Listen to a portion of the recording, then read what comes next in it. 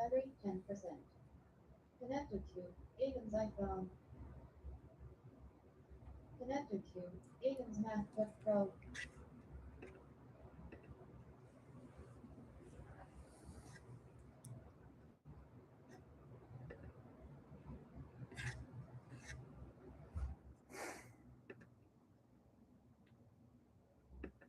Aiden's MacBook Pro is connected.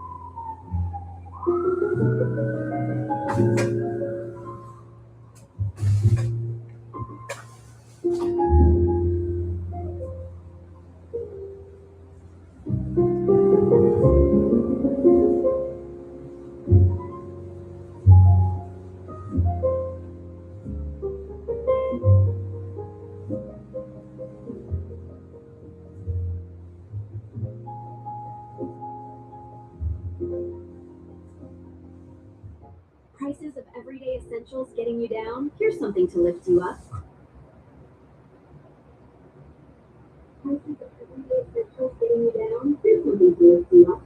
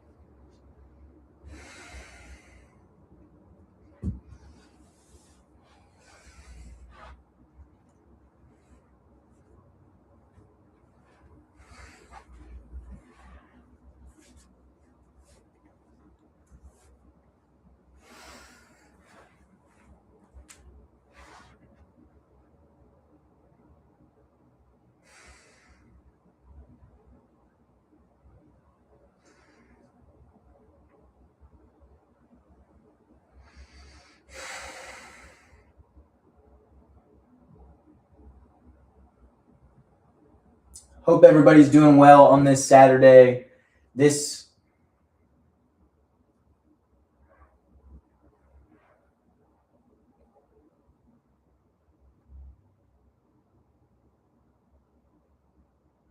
Hope everybody's doing well on this Saturday. Just wanted to show you my setup for the next 11 and a half hours. We'll be reading till 3 a.m. Check it out at Aiden Pay at fuck.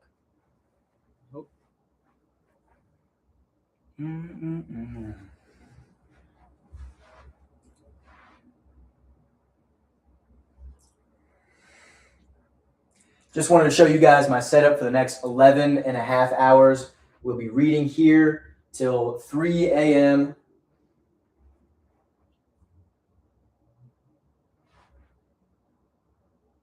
Sup, everybody. Wanted to show you guys my setup for the next 11 and a half hours. We'll be reading here till 3 a.m. Check it out if you got some time at YouTube at Aiden Patrick Kane. See you guys there. Sup, everybody.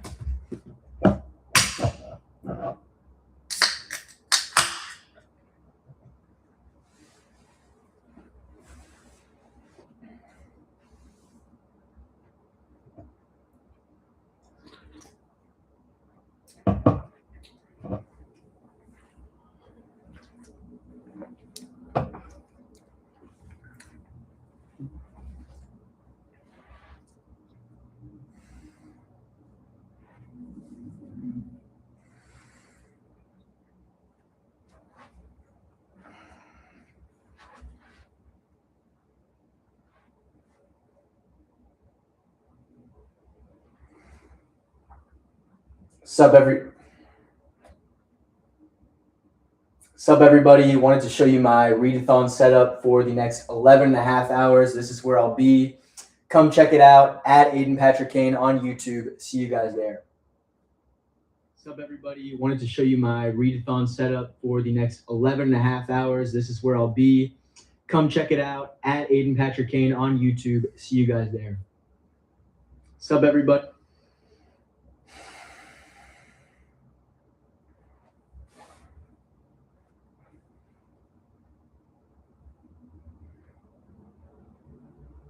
Sup everybody, wanted to show you my readathon. Sup every.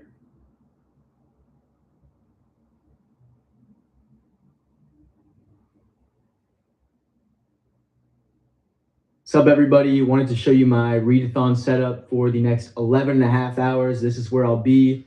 Come check it out at Aiden Patrick Kane on YouTube. See you guys there.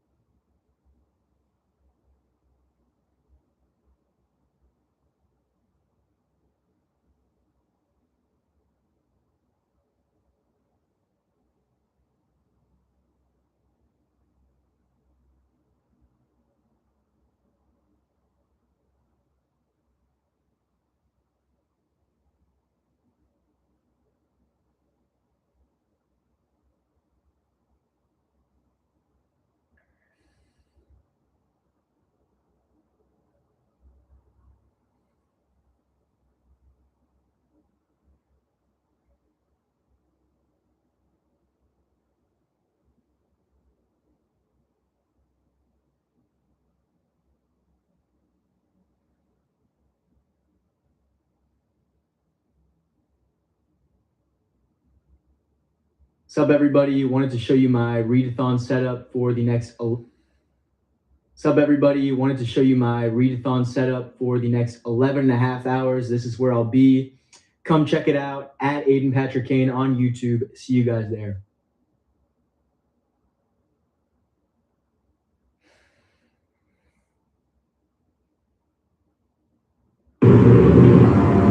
Hi, Justine. I thought you were doing an. So everybody, wanted to show you my readathon setup for the next 11 and a half hours. This is where I'll be. Come check it out at Aiden Patrick Kane on YouTube. See you guys there. Sup everybody, wanted to show you my.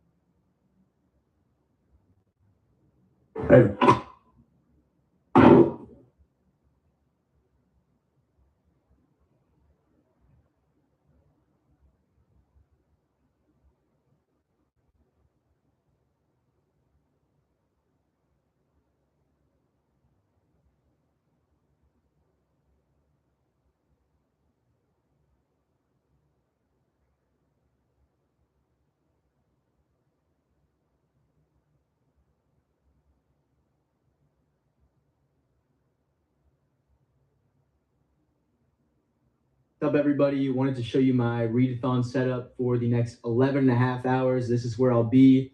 Come check it out at Aiden Patrick Kane on YouTube. See you guys there. What's up, everybody? Wanted to show you my readathon setup for the next 11 and a half hours. This is where I'll be. Come check it out at Aiden Patrick Kane on YouTube. See you guys there.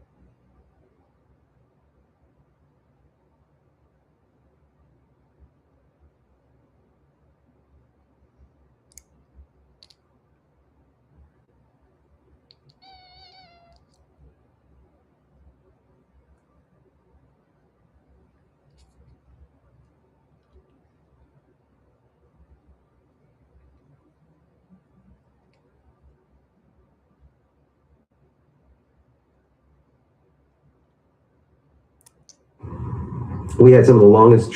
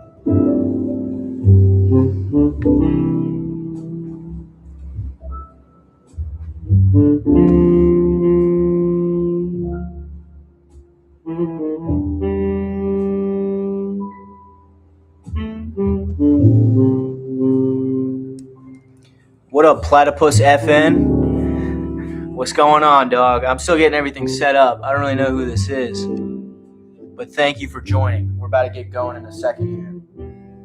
I can't tell if I should stay on jazz or if that's not stimulating enough and I should get some classic rock instrumentals.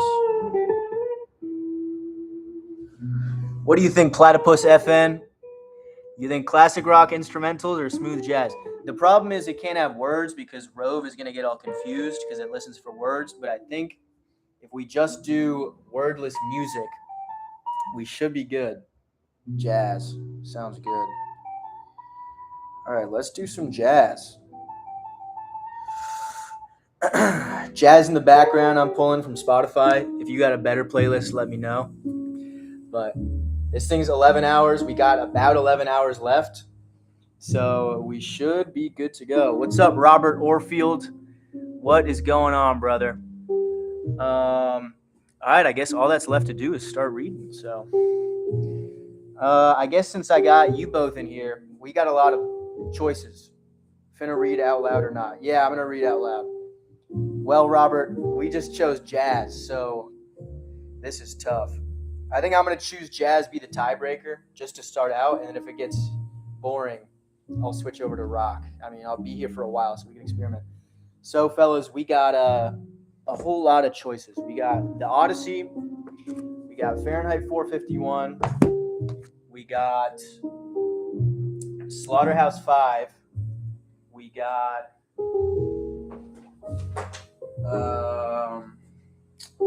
Dan Hurley. So let me know what you guys want me to start with. I was thinking Slaughterhouse 5 just because I've gotten a lot of recommendations for it, but you guys are the ones here, not the people who recommended them. So I'm up to you guys. In the meantime, we got some Monster, we got some water because I'm about to be reading out loud for rotating hours. So it turns out if I read for 12 hours straight, which was the original plan, I would get significant vocal damage.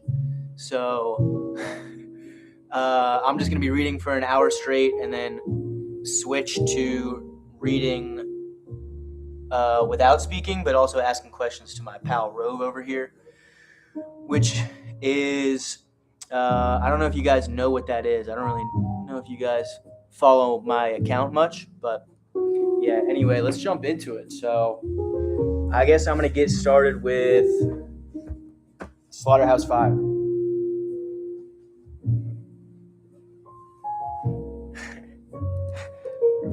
All right, let's get this going.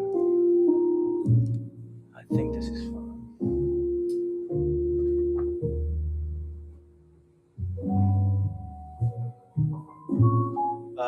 Let me plug in Rove as well here.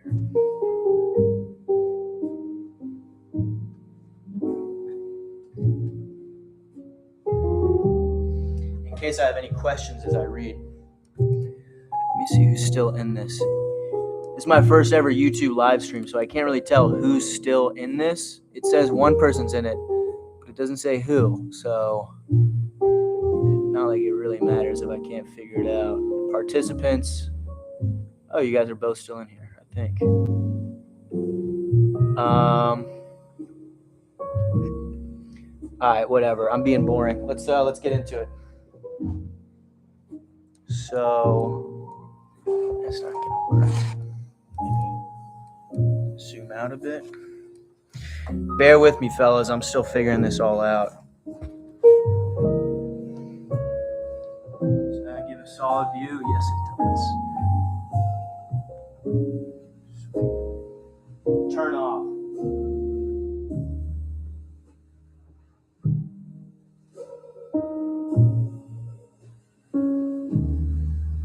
What's up?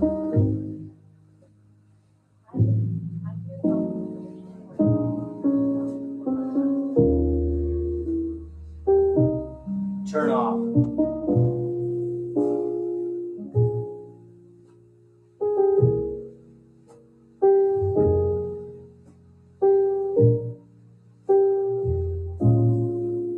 Hello?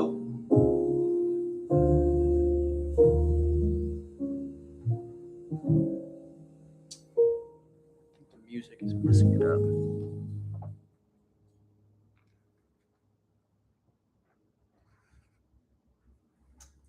What's up? I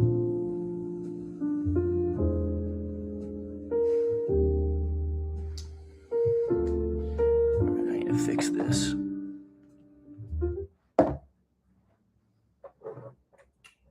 What's up?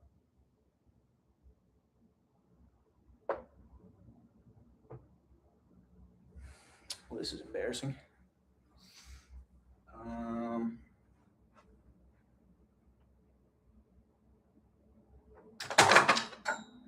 Jesus. Oh, brother. This is a tough first hour. I'm going to get through it. All right, let me set this up.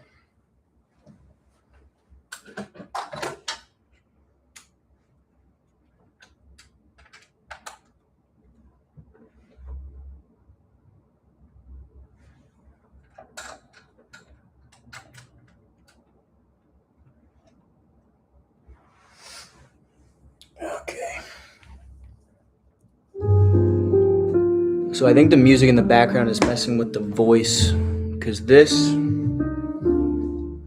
device, I don't know if you are familiar with the one on the stand over there, is kind of designed for when it's silent because usually I read when it's quiet, so that's kind of how I designed it, but hopefully this thing works this time around.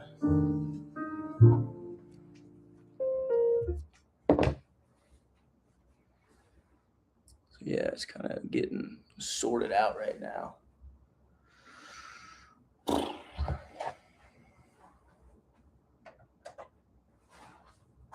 What's up?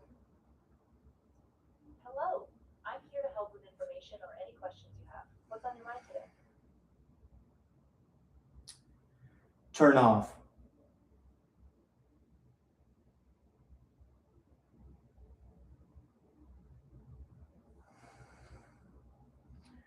What's 9 times 10? 9 times 10 is 19.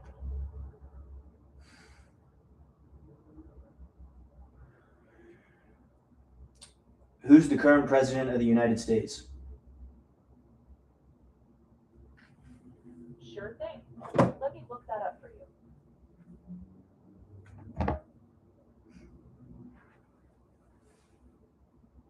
As of May 2nd, 2026, the current president of the United States is Donald J. Trump, who began his second term in January 2025.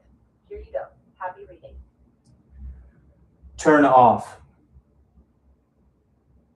Good night. Happy reading. Fantastic. All right, so now it's not listening anymore, which is perfect. Kind of concerning that took so many tries, but all the logs of what's going on the computer went to a different computer I can code on, so I'll be able to figure that out later. But anyway, we're good to go now, so time to start reading. Also, did you have a preference for which one I start reading or what? Because otherwise I'm going to start with this one. Let me get Subway Surfers going again.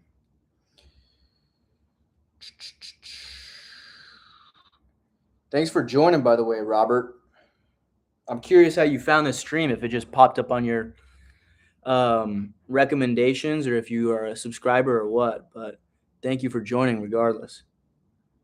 Gonna be here till 3 a.m. Eastern, so I'll be here for a while. All right. Fire TV app. Connecting to the TV. There we go. Oh my God. I don't know what's going on with this TV today. A lot of technical difficulties, man. A lot of technical difficulties. Oh my gosh.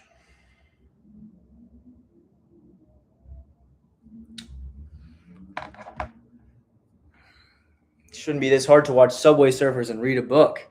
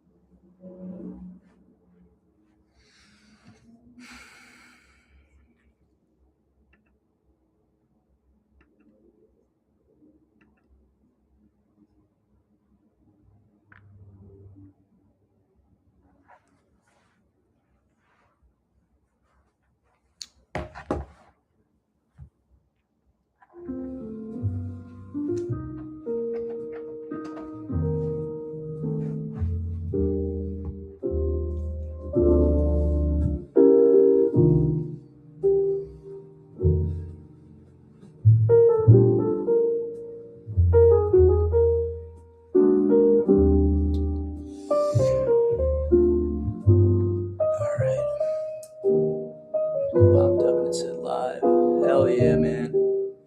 Sweet. Because I have more like followers and stuff on Instagram, but it's pretty much all my friends.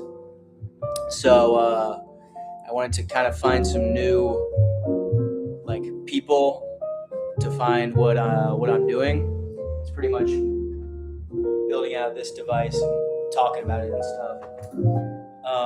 And so I wanted to go on YouTube to get more because none of my friends really follow my YouTube channel. I have like 80 subscribers and it's all organic people that I don't know. So I figured to get more people that I don't know following what I'm doing, I try out YouTube. So that's awesome that you found me organically. All right, let's see if this works here. Do you like to read, Robert? I'd imagine you do if you saw my live. Or no? Here we go. Good so far.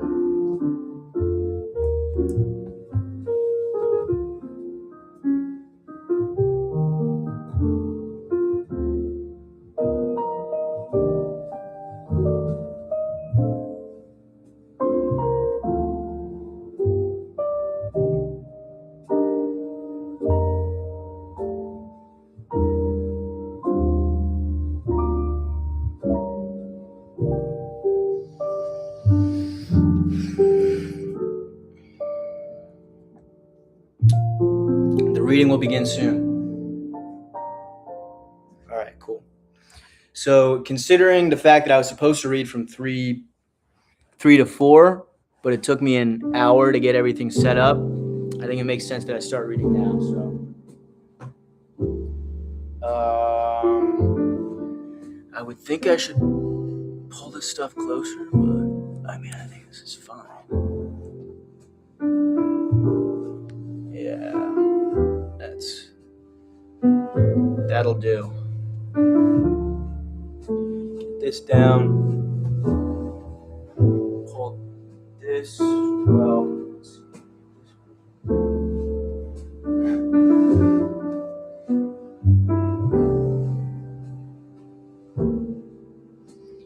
I'm on a book about a person living through racism. What's the book? And is it good?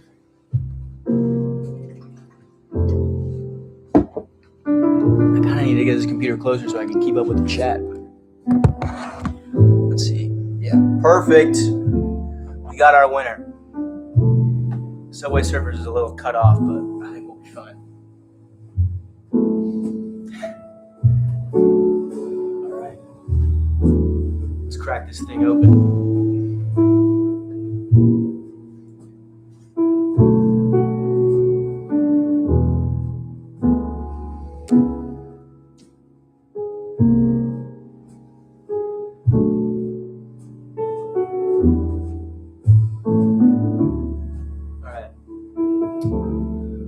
All this happened, more or less. The war parts, anyway, are pretty much true. One guy I knew really was shot in Dresden for taking a teapot that wasn't his.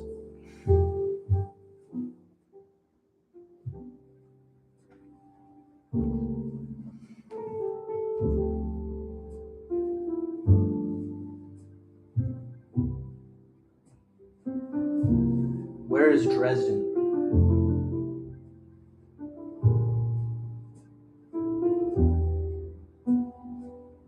Hello? Hi there. How can I assist you today? Where is Dresden? Dresden is a city in eastern Germany, located on the banks of the Elbe River near the border of the Czech Republic. It's known for its art museums, architecture, and rich history. Now you know where it is.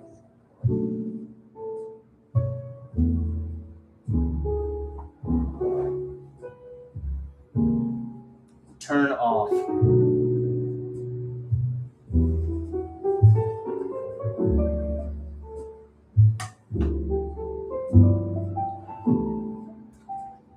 Turn off.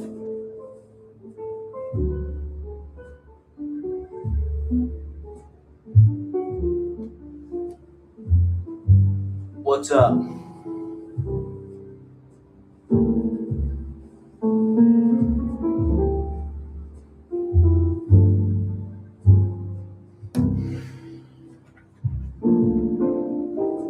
What's up? God. Oh, this is brutal.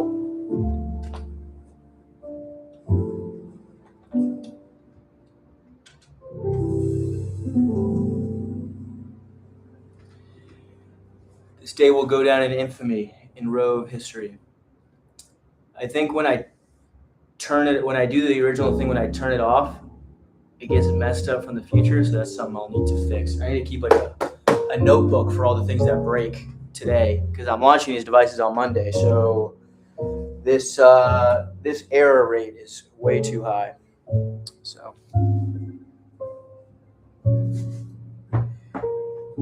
pretty funny, it works all the time until I go on live. But hey, that's the business. If you want to sell a product, man, got to be ready for some stuff to go wrong.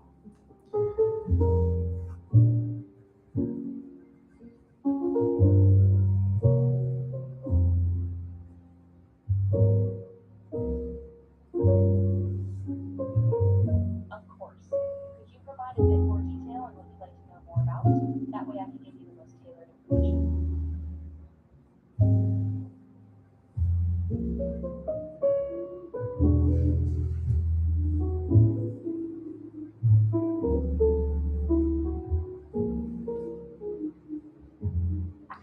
What do you call a deer with no eyes? Sure. Deal with no eyes typically refers to the ability to navigate challenges without visual input. This could be exploring ways to develop other senses, using tools like echolocation or assistance devices. Would you like more information on a particular approach? What do you call a deer with no eyes? A deal with no eyes is often referred to as a blind deal, meaning an agreement or transaction. Holy without hell. details. This is ugly, man. It's a good thing you're the only one on here. Would you like to dive into examples? What do you call a deer with no eyes? That's a play on words. It's commonly called a no-eye deer, which sounds like no idea. It's a pun, combining the idea of not having an answer with a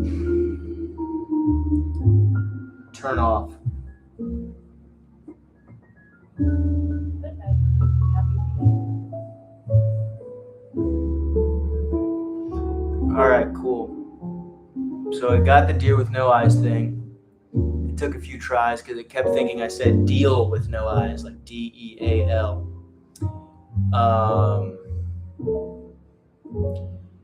Jeez. That's not good. All right. Not responding at the right time. It's weird. If you know anything about computers and know what a Raspberry Pi is, I had a prototype with a Raspberry Pi 5, and it was like perfect and worked like all the time. But it was too expensive, so I moved down to a Raspberry Pi 4, and now it's a bit less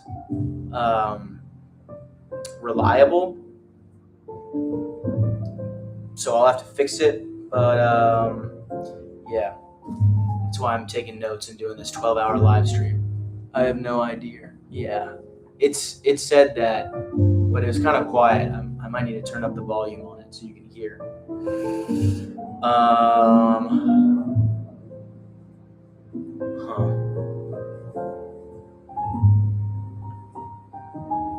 Jeez. All right. Anyway, not responding at the right time. We got our note down. Now we're going to move on. All right.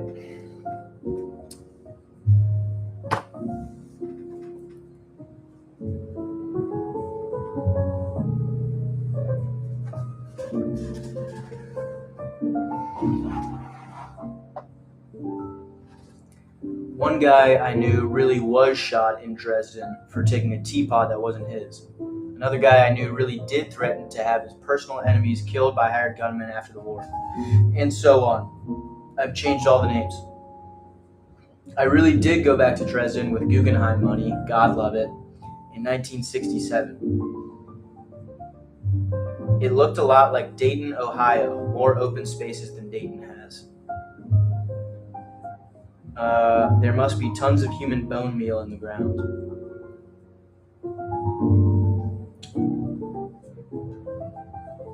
I went back there with an old war buddy, Bernard V. O'Hare, and we made friends with a cab driver who took us to the slaughterhouse where we had been locked up at night as prisoners of war. His name was Gerhard Mueller. He told us that while he was a prisoner of war, he told us that he was a prisoner of the Americans for a while. We asked him how it was to live under communism, and he said that it was terrible at first because everybody had to work so hard and because there wasn't much shelter or food or clothing. But things were much better now. He had a pleasant little apartment, and his daughter was getting an excellent education. His mother was incinerated in the Dresden firestorm. So it goes. He sent O'Hare a postcard at Christmas time, and here's what it said. I wish you and your family also, as to your friend... Wait a minute.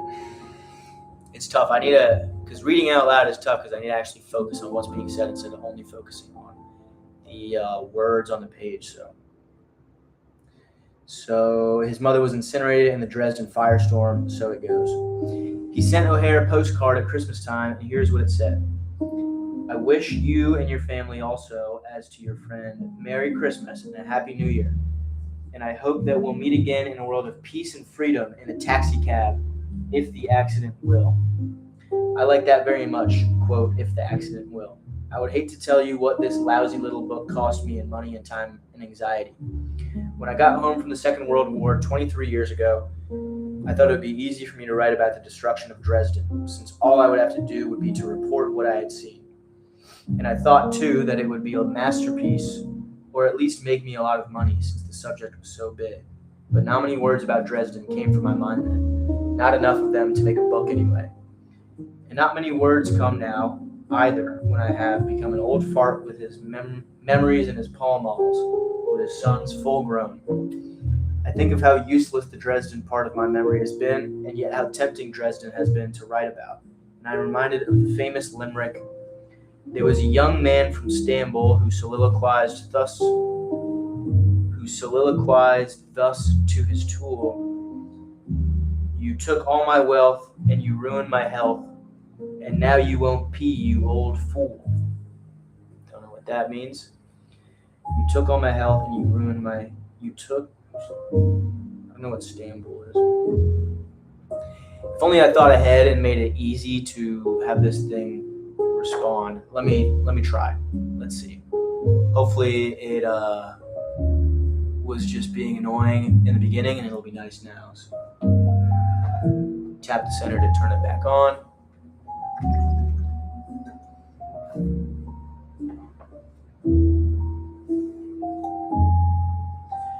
What's up?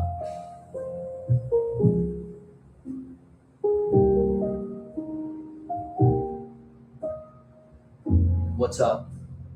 Hello, I'm here to help with information, answers, or anything you're curious about. What can I assist you with today? What is Stambul? Spelled Stamboul. It looks like there might be a slightly different spelling. The correct spelling of the city is Istanbul, with an I at the start. Istanbul is a major city in Turkey, historically known as Byzantium and later Constantinople. It's famous for its rich history and caravan Asia. What did I say? You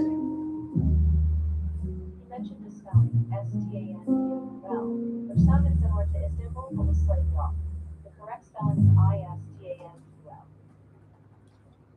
Is there a version of that spelled Stam as in moose, Boul? No, Istanbul is an alternate spelling. It's difficult to find research. Historically, Istanbul was an older transliteration, but today the standard form is Istanbul. If you're exploring older texts, Guess it's Istanbul. that's where you use Istanbul. Turn off. Good night. Happy day. All right, well, that one worked, I guess, in a way. All right, so Stambul, I guess, is Istanbul. So, good to know, I think. I mean, geez, this thing is really kicking me in the shins here. Anyway, there was a young man from Stambul who soliloquized thus to his tool. I don't know what that means, but maybe his tool is just whatever he works with. You took all my wealth, and you ruined my health, and now you won't pee, you old fool. Oh, I think his tool is his, okay. And I'm reminded, too, of the song that goes, my name is Jan Janssen, I work in Wisconsin, I work in a lumber mill there. The people I meet when I walk down the street, they say, what's your name? And I say, my name is Jan Janssen, I work in Wisconsin. And so on to infinity. Interesting start to the book. Over the years, people I've met have often asked me what I'm working on, and I've usually replied that the main thing was a book about Dresden. I said that to Harrison Starr, the movie maker, one time, and he raised his eyebrows and inquired, is it an anti-war book? Yes, I said, I guess. You know what I say to people when I hear they're writing anti-war books? No. What do you say, Harrison Starr? I say, why don't you write an anti-glacier book instead? What he meant, of course, was that there would always be wars, that they were as easy to stop as glaciers. I believe that too. And even if wars didn't keep coming like glaciers, there would still be plain old death. Brutal. 3 dots, so end of that little section. When I was somewhat younger, working on my famous Dresden book, I wonder if he ever actually made the book, I asked an old war buddy named Bernard V. O'Hare if I could come to see him. Is that the same Bernard V. O'Hare? Yeah. It's weird that he reintroduced him. He said he had an old war buddy named Bernard V. O'Hare twice now. So, anyway, I asked if I could come see him. He was a district attorney in Pennsylvania. I was a writer on Cape Cod. We had been privates in the war, infantry scouts. We had never expected to make any money after the war, but we were doing quite well. I had the Bell Telephone Company find him for me. They are wonderful that way. I have this disease late at night sometimes involving alcohol and the telephone. I get drunk and I drive my wife away with a breath like mustard gas and roses. And then, speaking gravely and elegantly into the telephone, I ask the telephone operators to connect me with this friend or that one, from whom I have not heard in years. I got O'Hare on the line in this way. He is short and I'm tall. We were Mutt and Jeff in the war. We were captured together in the war. I told him who I was on the telephone. He had no trouble believing it. He was up, he was reading, everybody else in his house was asleep. Listen, I said, I'm writing this book about Dresden. I'd like some help remembering stuff. I wonder if I could come down and see you and we could drink and talk and remember. He was unenthusiastic. He said he couldn't remember much. He told me, though, to come ahead. I think the climax of the book will be Sorry, I should be more clear here. Quote, I think the climax of the book will be the execution of poor old Edgar Derby, I said. The irony is so great. A whole city gets burned down, and thousands of people are killed. And then this one American foot soldier is arrested in the ruins for taking a teapot, and he's given a regular trial, and then he's shot by a firing squad. Said O'Hare. Don't you think that's really where the climax should come? And then O'Hare said, I don't know anything about it. That's your trade, not mine. And then 3 dots, so we're on to the next. As a trafficker in climaxes and thrills and characterization and wonderful dialogue and suspense and confrontations, I had outlined the Dresden story many times. The best outline I ever made, or anyway, the prettiest one, was on the back of a roll of wallpaper. I need to reread that. As a trafficker in climaxes and thrills and was on the back of a roll of wallpaper. Okay. I used my daughter's crayons, a different color for each main character. One end of the wallpaper was the beginning of the story, and the other end was the end. And then there was all that middle part, which was the middle. And the blue line met the red line, and then the yellow line, and the yellow line stopped because the character represented by the yellow line was dead, and so on. The destruction of Dresden was represented by a vertical band of orange cross-hatching, and all the lines that were still alive passed through it, came out the other side. I need to read that again. The destruction of Dresden was represented by a vertical band of orange cross-hatching, and all the lines that were still alive passed through it, came out the other side. The end, where all the lines stopped, was a beet field on the Elbe outside of Howe. The rain was coming down. The war in Europe had been over for a couple of weeks. We were formed in ranks with Russian soldiers guarding us. Englishmen, Americans, Dutchmen, Belgians, Frenchmen, Canadians, South Africans, New Zealanders, Australians, thousands of us about to stop being prisoners of war. And on the other side of the field were thousands of Russians and Poles and Yugoslavians and so on, guarded by American soldiers. An exchange was made there in the rain, 1 for 1. O'Hare and I climbed into the back of an American truck with a lot of others. O'Hare didn't have any souvenirs. Almost everybody else did. I had a ceremonial Luftwaffe saber, still do. The rabid little American I call Paul Lazaro in this book had about a quart of diamonds and emeralds and rubies and so on. He had taken these from dead people in the cellars of Dresden. So it goes. An idiotic Englishman who had lost all his teeth somewhere had a souvenir in a canvas bag. The bag was resting on my insteps. He would peek into the bag every now and then, and he would roll his eyes and swivel his scrawny neck, trying to catch people looking covetously at his bag. And he would bounce the bag on my insteps. I thought this bouncing was incidental, but I was mistaken. Get comfortable.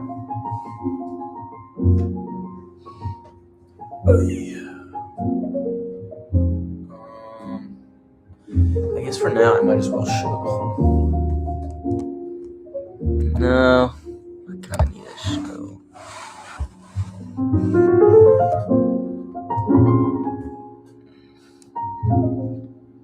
Yeah, I guess it works. Robert, thanks for hanging out, dude. Oh, geez, it's just me in here. Why did it say there was somebody left?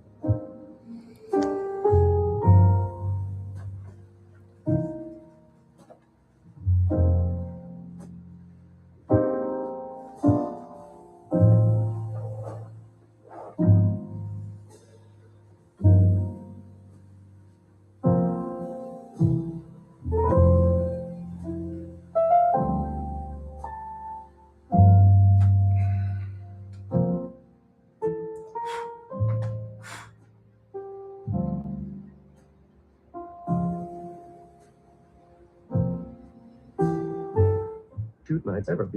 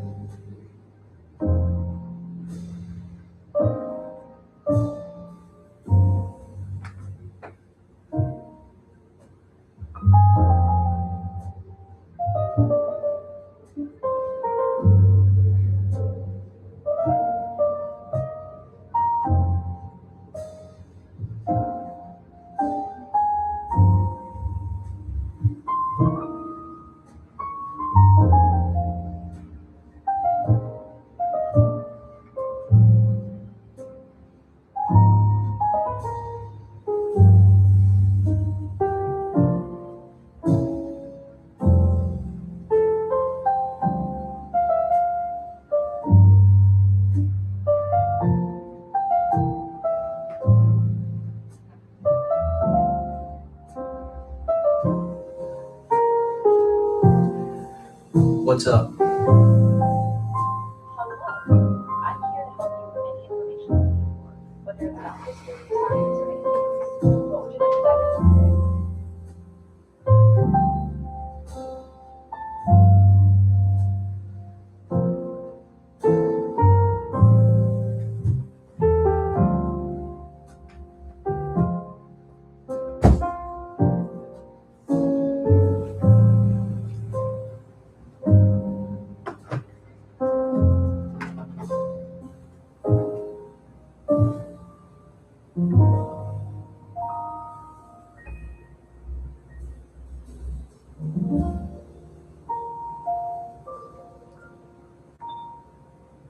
Turn off.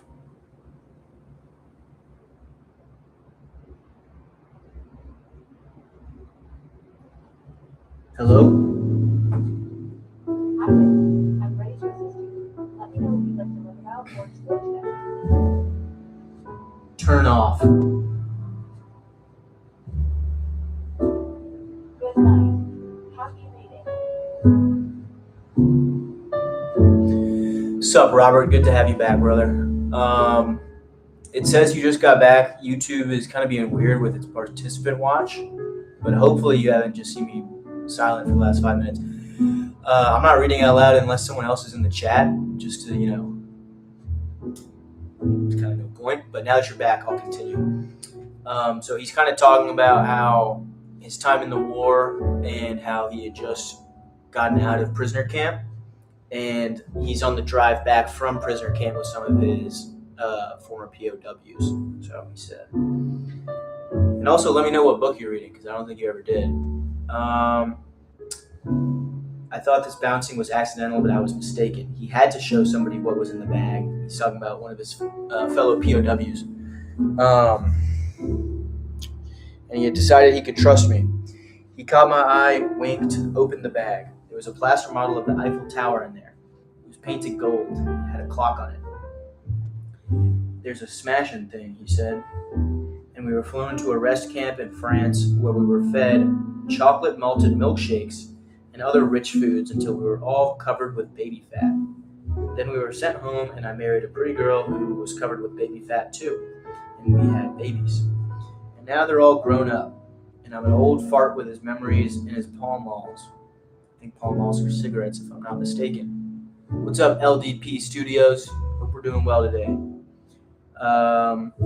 My name is Jan Janssen. I work in Wisconsin. I work in a lumber mill there. Also, LDP, I'm reading Slaughterhouse 5 by Kurt Vonnegut. Never read it before. Got it recommended a bunch, so liking it so far. We're about 8 pages in. Hopefully we finish it by 3 a.m. We'll see. Sometimes I try to call up old girlfriends on the telephone late at night after my wife has gone to bed. Operator, I wonder if you could give me the number of a Mrs. So-and-so. I think she lives at such and such. I'm sorry, sir. There is no such listing. Thanks, operator. Thanks just the same. And I let the dog out, or I let him in, and we talk some. I let him know I like him, and he lets me know he likes me. You're all right, Sandy, I'll say to the dog. You know that, Sandy? You're okay. Sometimes I'll turn on the radio and listen to a talk program from Boston or New York. I can't stand recorded music if I've been drinking a good deal. Interesting. Change today. music. Anyway, sooner or later I go to bed and my wife asks me what time it is.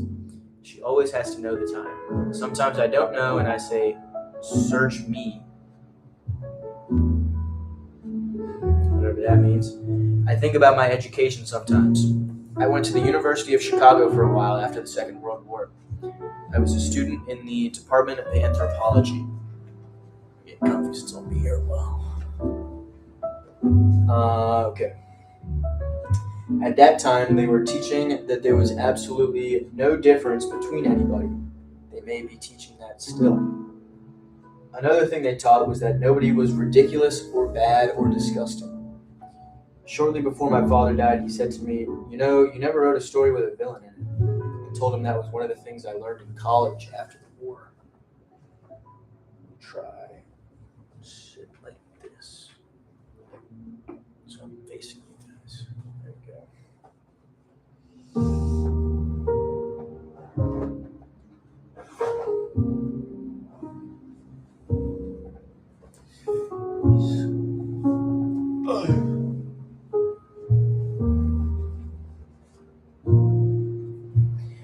While I was studying to be an anthropologist, I was also working as a police reporter for the famous Chicago City News Bureau for $28 a week.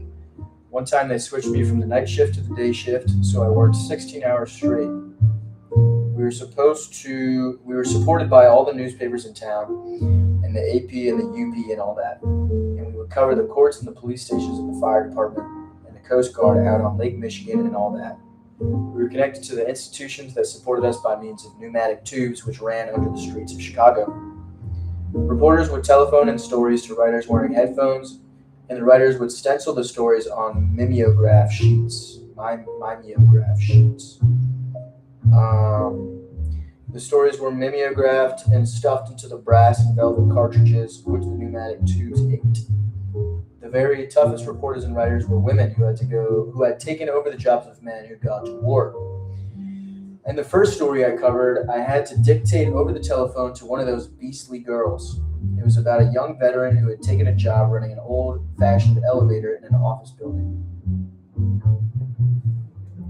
Got an ad on the Subway servers. It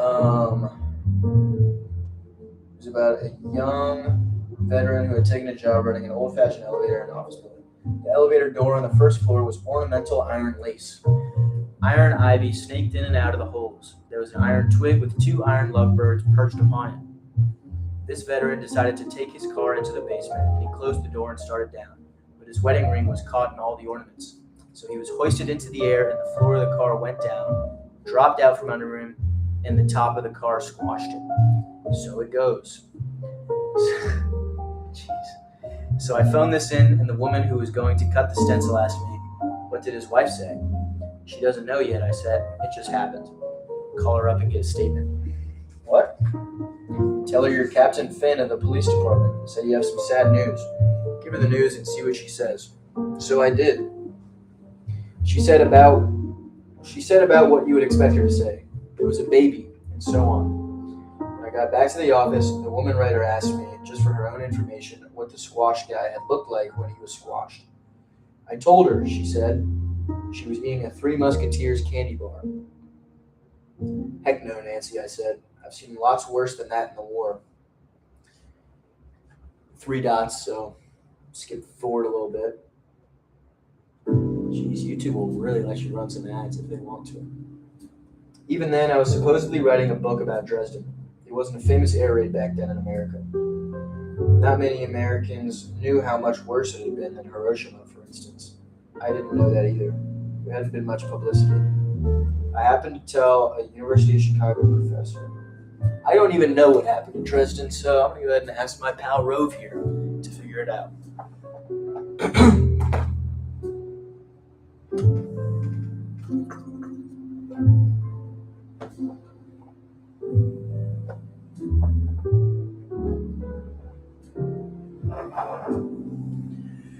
What's up? Hello, I'm here to help with any questions or information you need. What would you like to know more about?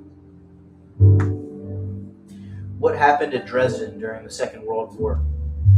In February 1945, the city of bombed by Allied forces, resulting in widespread destruction and a significant loss of life. This attack is known for its intensity and the high number of casualties. Let me know if you'd like more details or have another topic in mind. I'm here to help. Could you say what you said about Dresden again? Of course. During World War II in February 1945, Dresden was severely bombed by Allied forces, causing massive destruction and a large number of civilian casualties. This raid remains one of the most controversial and devastating airstrikes in the war.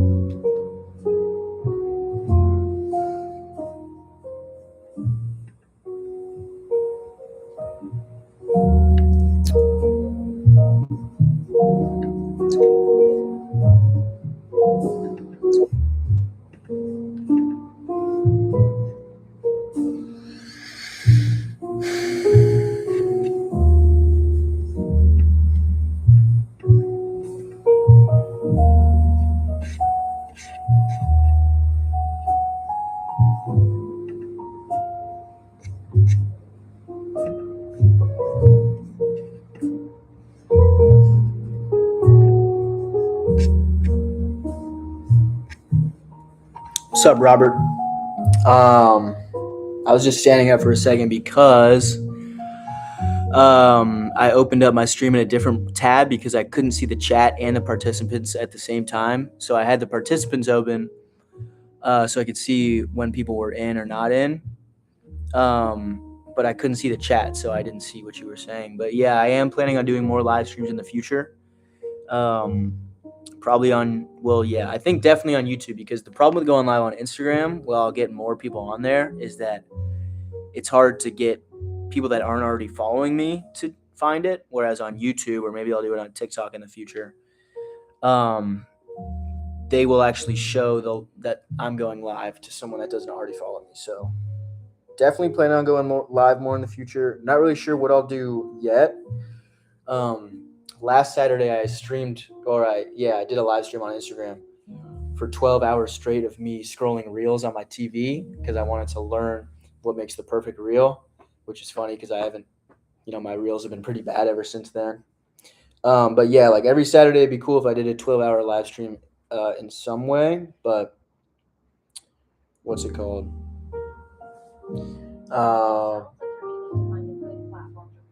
I forgot. Rove was still on.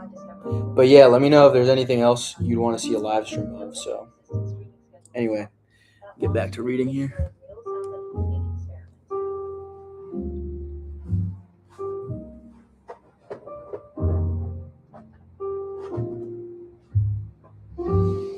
Turn off.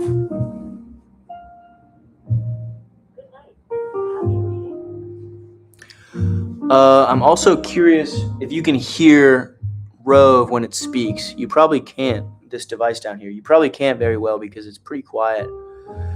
And it's kind of far away. The problem is, to fix it, I need to go and do some coding work, but my laptop's in use right now. Didn't really think this through, but what are you gonna do? Hopefully people still get something out of me reading to them for the next 12 hours. All right. Midnight Without a Moon. Nice. All right. Let's go.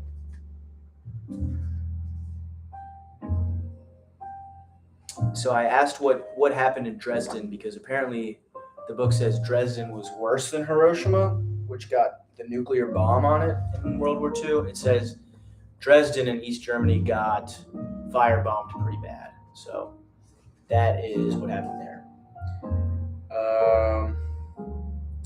All right. I happened to tell a University of Chicago professor at a cocktail party about the raid as I had seen it, about the book I would write. He was a member of a thing called the Committee on Social Thought. And he told me about the concentration camps and about how the Germans had made soap and candles out of the fat of dead Jews and so on. Jeez, that's tough. All I could say was, I know. World War II had certainly made everybody very tough, and I became a public relations man for General Electric in Schenectady.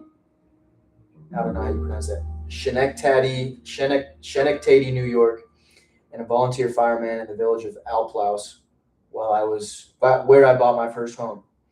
My boss there was one of the toughest guys I ever hoped to meet. He had been a lieutenant colonel in public relations in Baltimore. While I was in Schenectady, how do you pronounce that? Let me ask Rove here. Also, subscribe if you haven't already so you can see my stream next Saturday. It's going to be awesome. Better than this. Don't know what it's going to be yet, but... How do I pronounce Schenectady, New York? Sure. Lady Liberty is another name for the Statue of Liberty, a colossal neoclassical sculpture on Liberty Island in New York Harbor, dedicated in 1886. It was a gift from France and is a symbol of freedom and democracy. No, how do I pronounce the town in New York spelled Schenectady?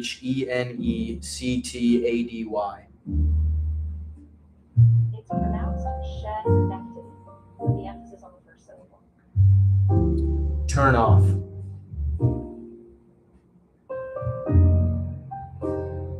Good night. Happy reading.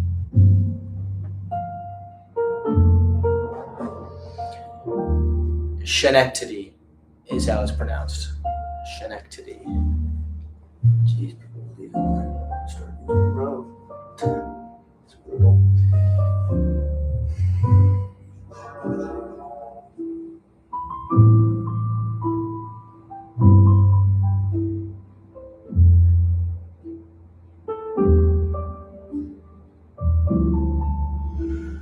Schenectady. I didn't even pay attention.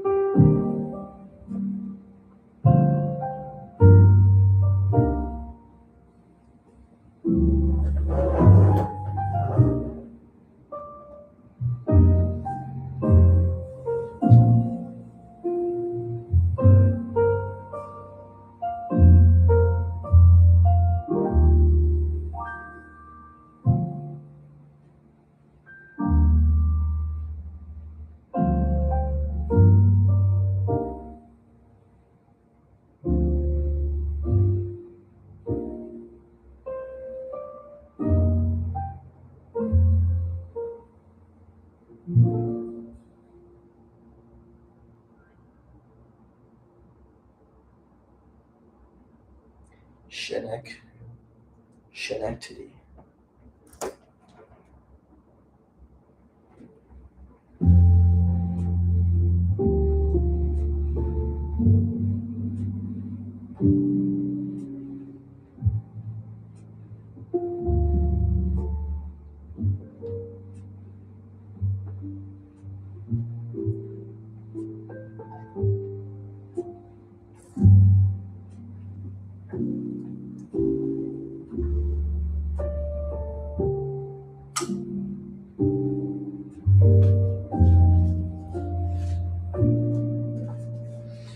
My wife and I had lost our baby fat. Those were our scrawny years. We had a lot of scrawny veterans and their scrawny wives for friends. The nicest veterans in Schenectady, I thought, the kindest and funniest ones, the ones who had hated war the most, were the ones who really fought. I wrote the Air Force back then, asking for details about the raid on Dresden, who ordered it, how many planes did it, why they did it, what desirable results there had been, and so on. I was answered by a man who, like myself, was in public relations. He said that he was sorry, but that the information was top secret still. I read the letter out loud to my wife and I said, "Secret? My God, from whom?" We were United World Federalists back then. I don't know what we are now. Telephoners, I guess. We telephone a lot. Or I do, anyway, late at night. A couple of weeks, this almost reads like a journal of him over like the years since the war, which I kind of like so far. A couple of weeks after I telephoned my old war buddy, Bernard V. O'Hare, I really did go to see him. That must have been in 1964 or so, whatever the last year was for the New York World's Fair. Ehu fugaces labuntur ani. My name is Jan Janssen. There was a young man from Istanbul. I took 2 little girls with me, my daughter Nanny and her best friend Allison Mitchell. They had never been off Cape Cod before. When we saw a river, we had to stop so they could stand by it and think about it for a while. They had never seen water in that long and narrow, unsalted form before. The river was the Hudson. There were carp in there, and we saw them. They were as big as atomic submarines. We saw waterfalls too, streams jumping off cliffs into the valley of the Delaware. There were lots of things to stop and see, and then it was time to go, always time to go. The little girls were wearing white party dresses and black party shoes, so strangers would know at once how nice they were. "Time to go, girls," I'd say, and we would go. And the sun went down, and we had supper in an Italian place, and I knocked on the front door of the beautiful stone house of Bernard V. O'Hare. I was carrying a bottle of Irish whiskey like a dinner bell. I met his nice wife, Mary, to whom I dedicate this book. I dedicate it to Gerhard Mueller, the Dresden taxi driver, too. Mary O'Hare is a trained nurse, which is a lovely thing for a woman to be. Mary admired the 2 little girls I brought, mixed them in with her own children, sent them all upstairs to play games and watch television. It was only after the children were gone that I sensed that Mary didn't like me or didn't like something about that night. She was polite but chilly. "It's a nice, cozy house you have here," I said, and it really was. "I fixed up a place where you can talk and not be bothered," she said. "Good," I said, and I imagined 2 leather chairs near a fire in a paneled room where 2 old soldiers could drink and talk. But she took us into the kitchen. She had put 2 straight-back chairs at a kitchen table with a white porcelain top. That tabletop was screaming with reflected light from a 200-watt bulb overhead. Mary had prepared an operating room. She put only 1 glass on it, which was for me. She explained that O'Hare couldn't drink the hard stuff since the war. So we sat down. O'Hare was embarrassed, but he couldn't tell me what was wrong. I couldn't imagine what it was about me that could burn up Mary so. I was a family man. I'd only been married once. I wasn't a drunk. I hadn't done her husband any dirt in the war. She fixed herself a Coca-Cola, made a lot of noise banging the ice cube tray in the stainless steel sink. Then she went into another part of the house, but she wouldn't sit still. She was moving all over the house, opening and shutting doors, even moving furniture around to work off anger. I asked O'Hare what I'd said or done to make her act that way. "It's all right," he said. Don't worry about it. It doesn't have anything to do with you. That was kind of him. That was kind of him. That was kind of him. He was lying. It had everything to do with me. So we tried to ignore Mary and remember the war. I took a couple of belts of the booze I brought. We would chuckle or grin sometimes as though war stories were coming back, but neither one of us could remember anything good.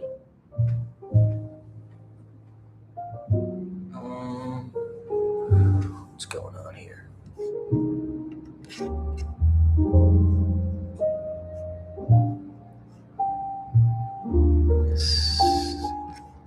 Huh.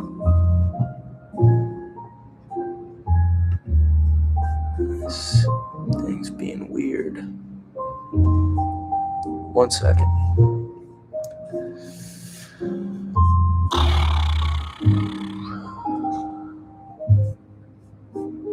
What's going on with the chat? The freaking chat is being weird.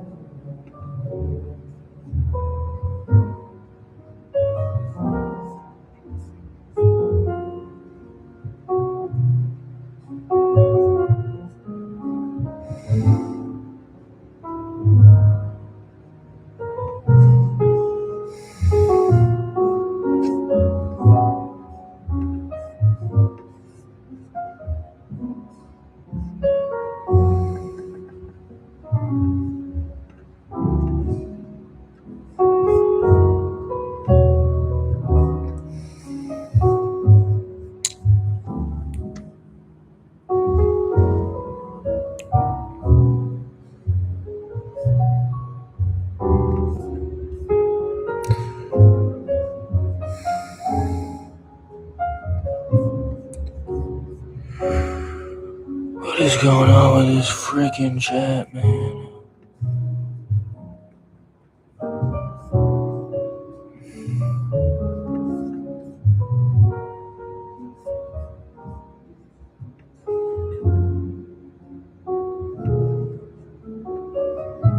There we go. Cool.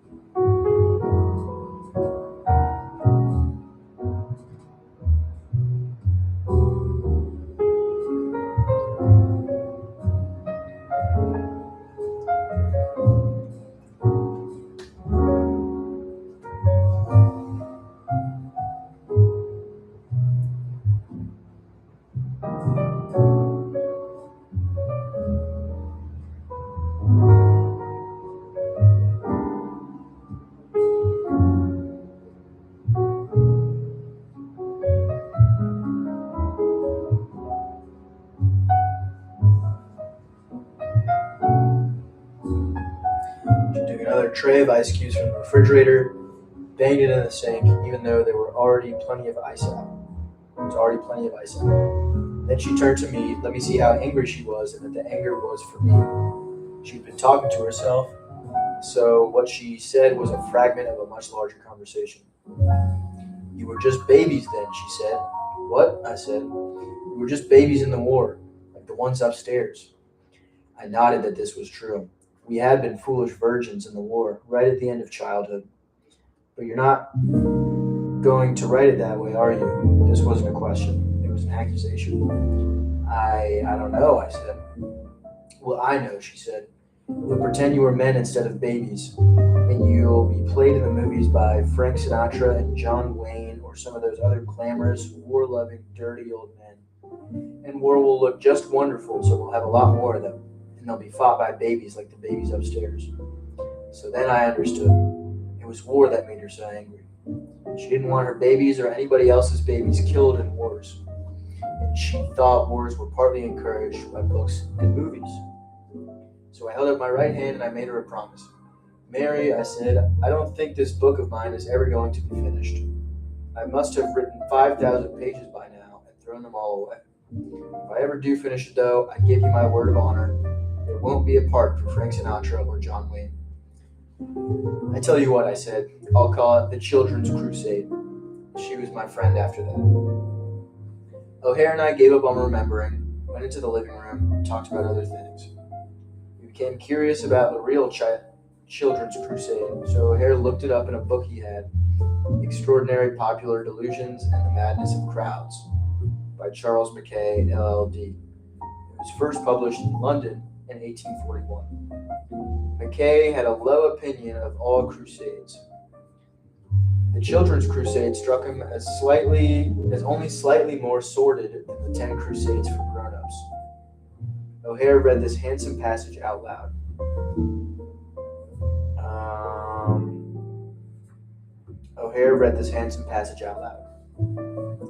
History, in her solemn page, informs us that the Crusaders were but ignorant and savage men, that their motives were those of bigotry unmitigated, and that their pathway was one of blood and tears. Romance, on the other hand, dilates upon their piety and heroism and portrays in her most glowing and impassioned hues a virtue and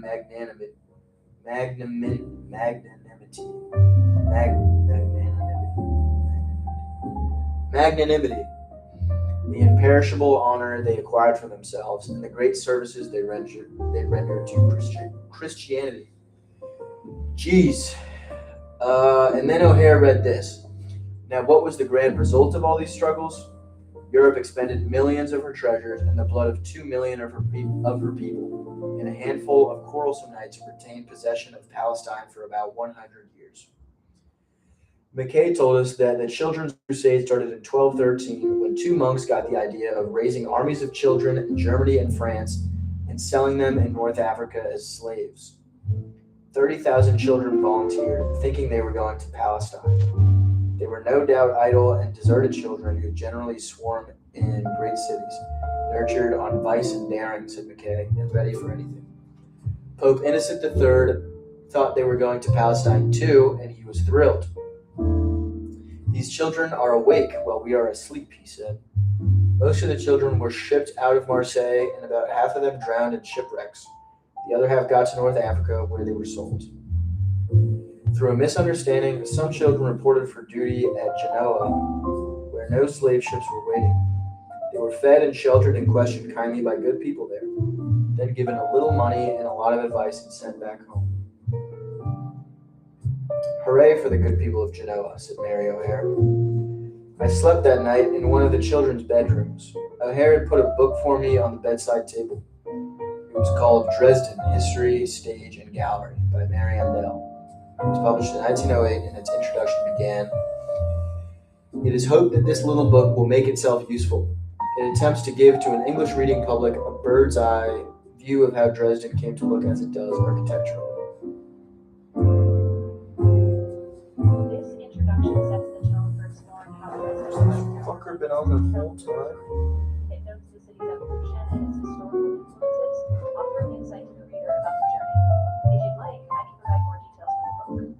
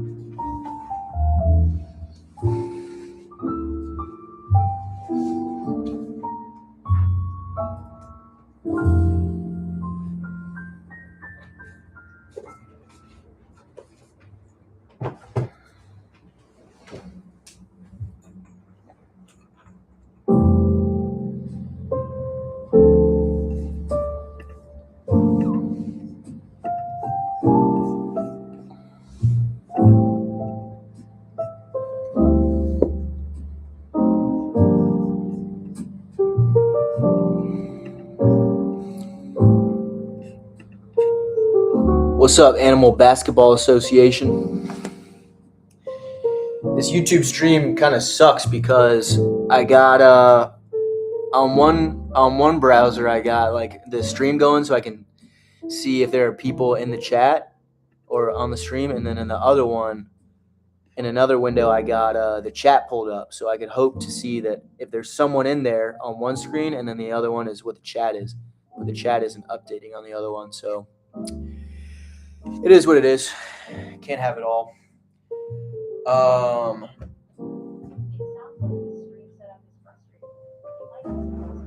But yeah, I'll be reading till 6. Who else in this bit? Looks like it's just you right now. There was someone named Robert that was hanging out in here for a little bit. They'll probably come back in a second. He's been in and out, but yeah.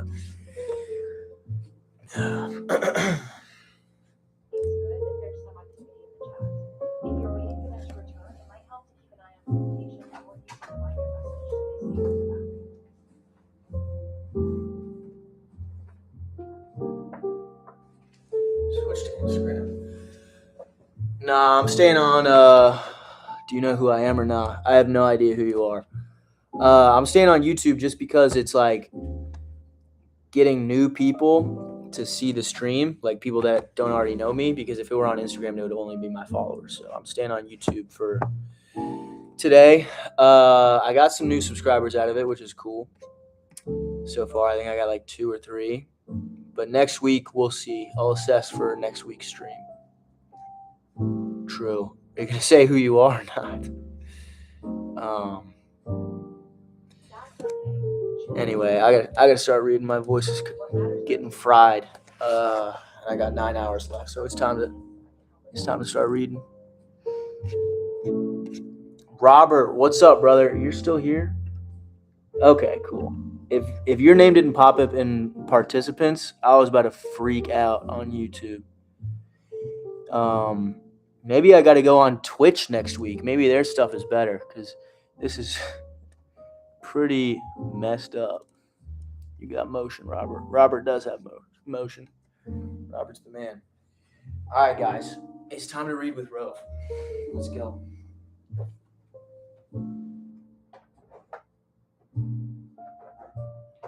What's up? Understood. I'll be here to support the reading session. Just let me know what you'd like to focus on. Here we go.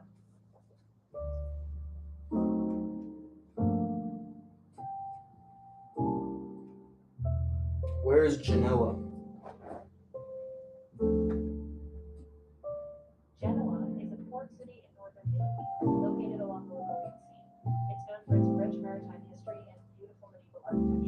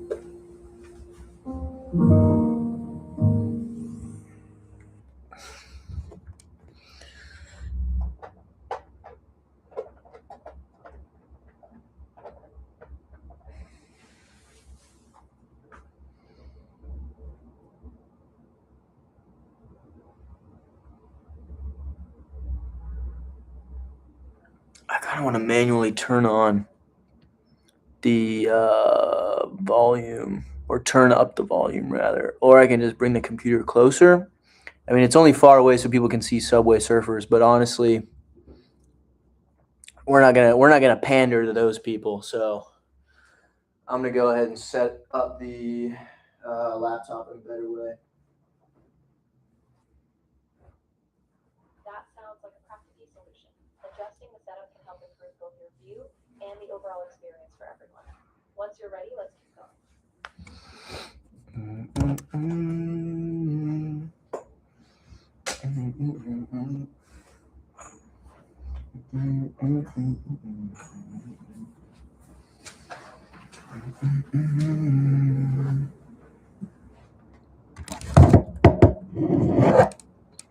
Facts.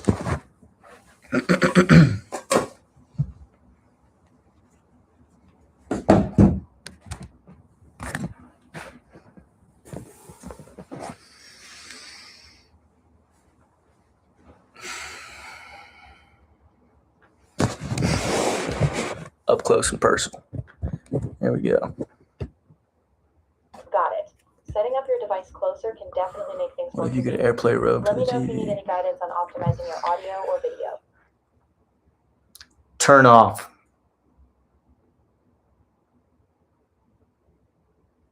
Good night. Happy reading. All right, so now it's not listening. It's a good question. I wonder if I could. I don't think I could on this stream, just because that would take me. Geez, I'm not gonna get much reading done at all. But when you didn't command him, so Rove talks whenever it hears words. So that's why, like, when it heard the music, it wouldn't respond. But if I start talking, that's when it's gonna respond, and that is because, like, you know, if you're just reading by yourself and not on a YouTube live stream, you're not really going to be, it's not really going to be a problem. So yeah, that's why.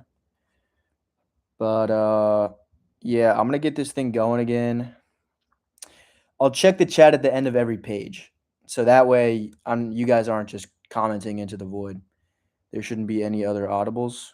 What does that mean?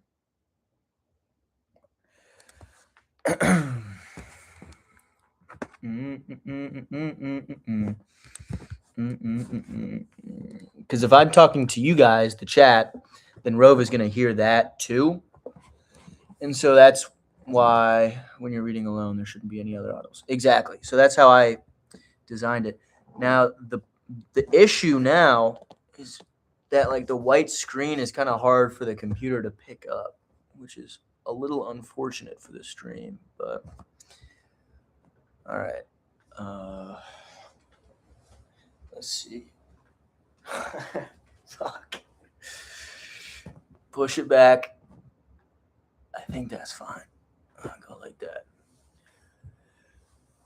I feel like I just had it in a decent spot. All right, I'm gonna say something to Rove, and then you guys tell me if you can hear it or not.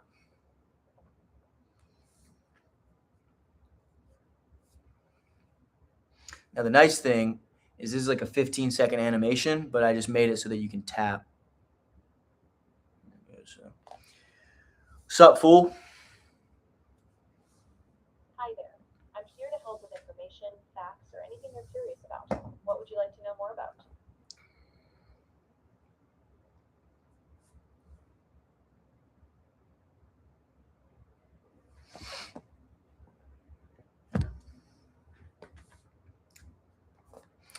Tell me something cool about Kurt Vonnegut. I'm reading one of his books. Kurt Vonnegut was known for his dark humor and satirical style, often blending science fiction with social commentary. His most famous works include Slaughterhouse-Five and Cat's Cradle. In fact, he often explored themes like free will, fate, and the absurdity of war.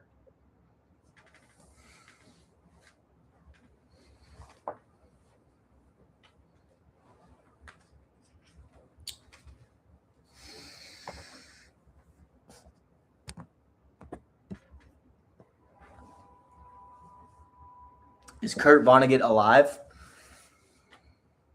Kurt Vonnegut passed away in 2007. He left behind a rich legacy of literature, with many of his books still widely read today. Show me images of Kurt Vonnegut.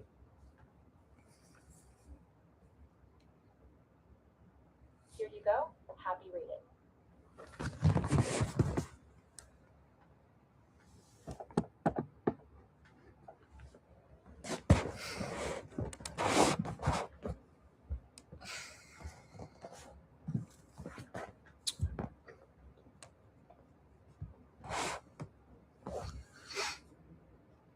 Thank you.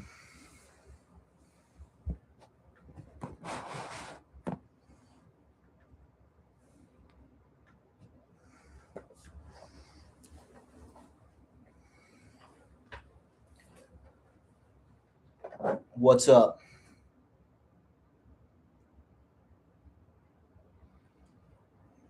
That's not good. I'm sorry those images didn't meet your Okay, expectations. cool. We're good. Would you like me That to was try weird. searching for something more specific? No, thank you. No problem at all. If you need any other details or assistance, just let me know.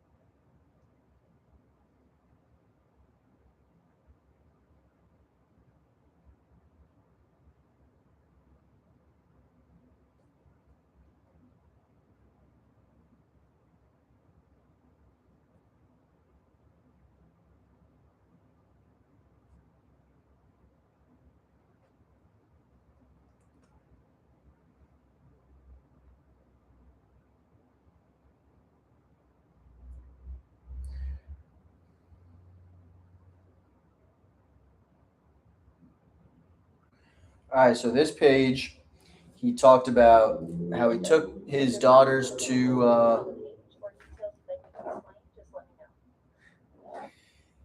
He talked about how he took his daughters to the World's Fair. Thought it was pretty cool, and then he started talking about how he taught creative writing at the University of Iowa for a little while, and also worked on the famous book about Dresden, which he's been talking about a good bit.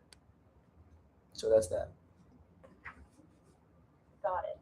Vonnegut indeed taught creative writing at the University of Iowa for several years, and his experiences in Dresden during World War II deeply influenced his book Slaughterhouse-Five. That's a pivotal part of his work.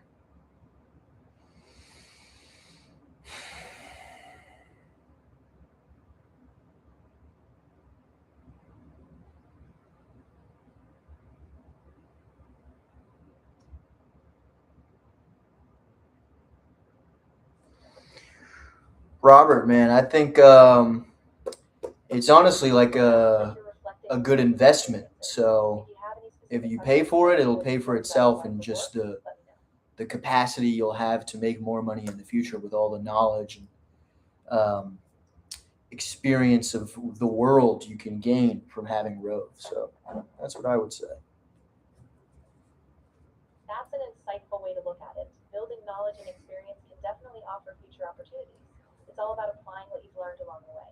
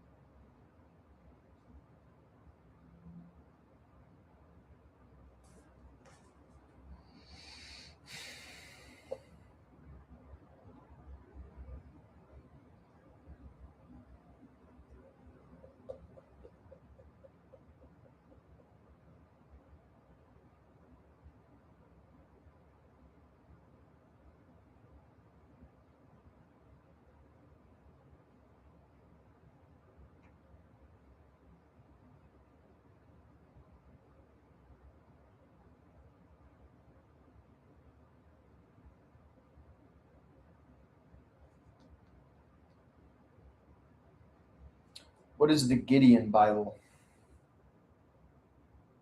The Gideon Bible is a version of the Bible distributed by the Gideon's International Organization, known for placing copies in hotels, hospitals, and schools. It's typically the New Testament or full Bible, often provided free of charge. This tradition began in 1899.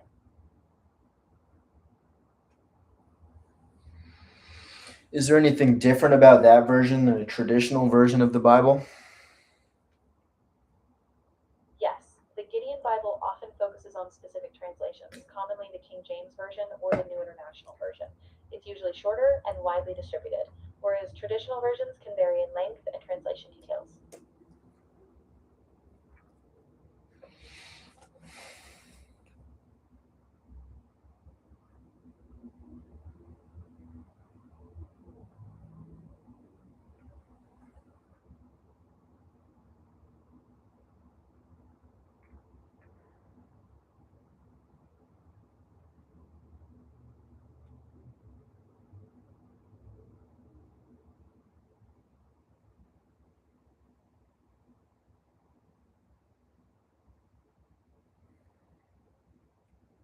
What's the story of Sodom and Gomorrah? The story of Sodom and Gomorrah comes from the Bible, where two cities are condemned because of their wickedness. In the narrative, God decides to destroy them, but Abraham pleads for their safety. Only Lot, his family, and a few others are spared. It's a tale often interpreted as a moral lesson on justice. Why was Lot and his family spared? Lot and his family were spared because Lot was seen as righteous, having shown hospitality and kindness, according to the narrative. God sent angels to warn them and guide them out before the destruction. This plot represents the importance of faith and obedience in that tradition. In what ways was Lot hospitable and kind in the story? Lot welcomed visitors into his home, offering them food and shelter, even when the townspeople surrounded his house demanding the guests be handed over. He protected the guests from harm, showing extreme hospitality and trying to prevent violence. Who were the guests, and why did the townspeople want to hurt them? The townspeople apparently wanted to harm the guests because of behavior interpreted as violent or wicked in the narrative. The guests were actually angels in disguise, sent to warn Lot. The emphasis in the story is on Lot's hospitality contrasted with the townspeople's aggression.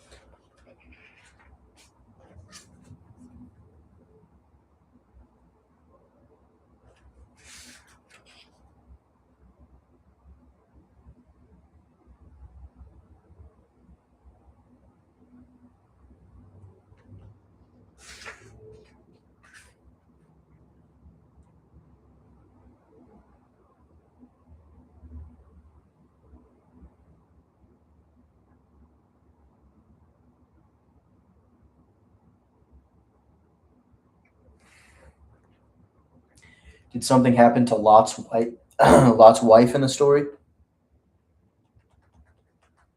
Yes, in the story, Lot's wife turned back as they were fleeing the city, and she was turned into a pillar of salt.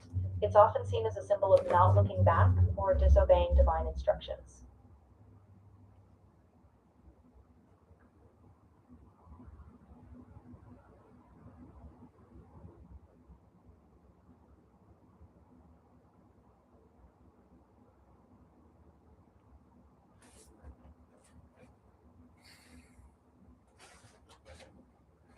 Who's Billy Pilgrim?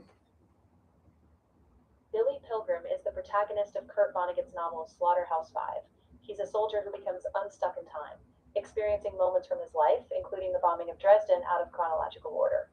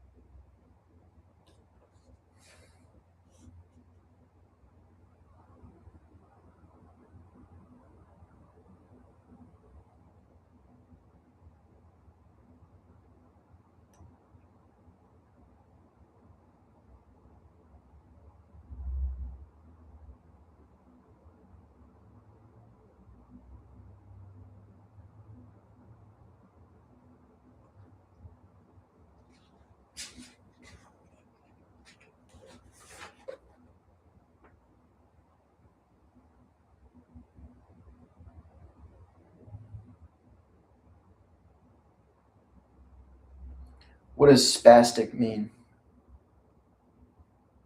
The word spastic originally referred to muscle spasm or contraction, but it's now considered outdated and offensive in many contexts. It's better to use precise terms like muscle spasticity or motor impairment when describing related conditions.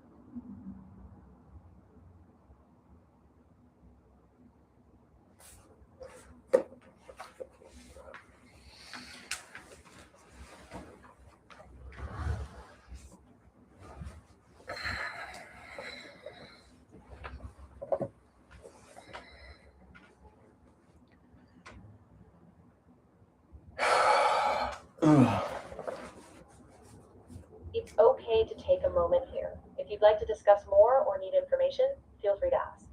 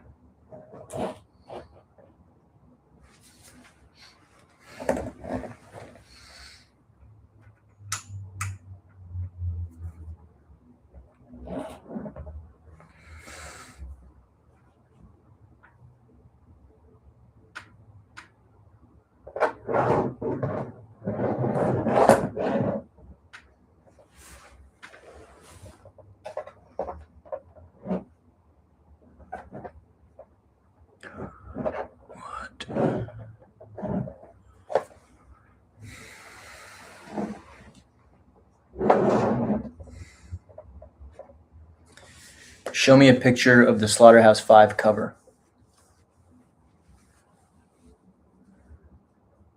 Here you go. Happy reading.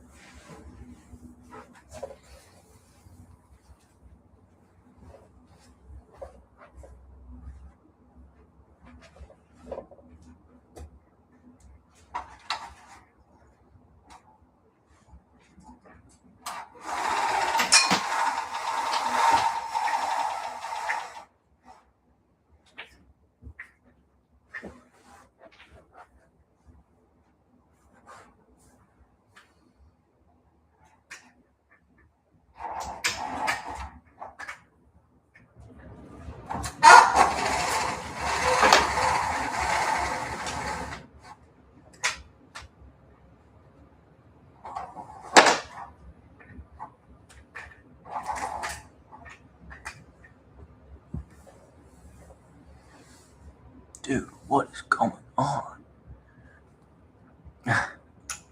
What?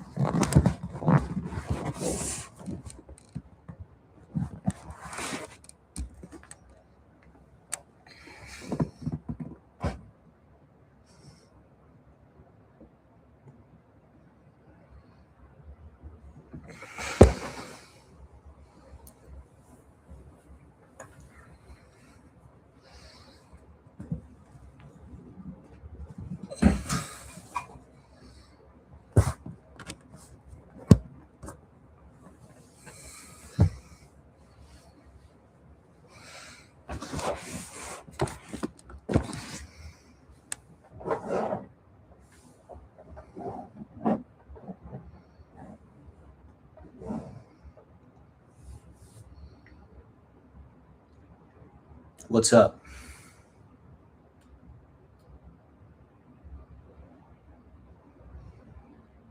What's up?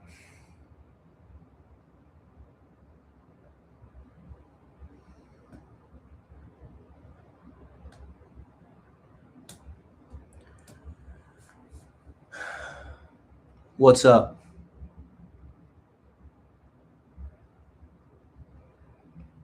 Hello?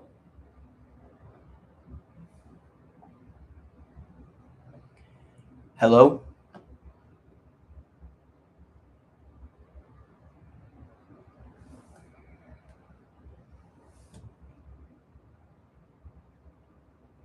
Hello?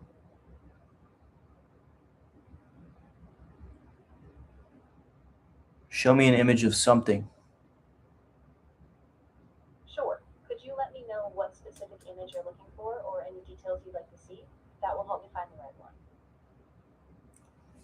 Show me an image of a waterfall.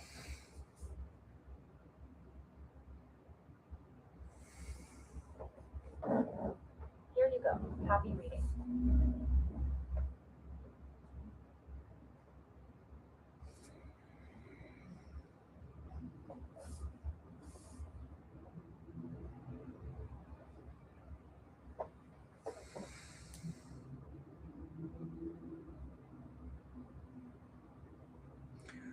Well, there we go.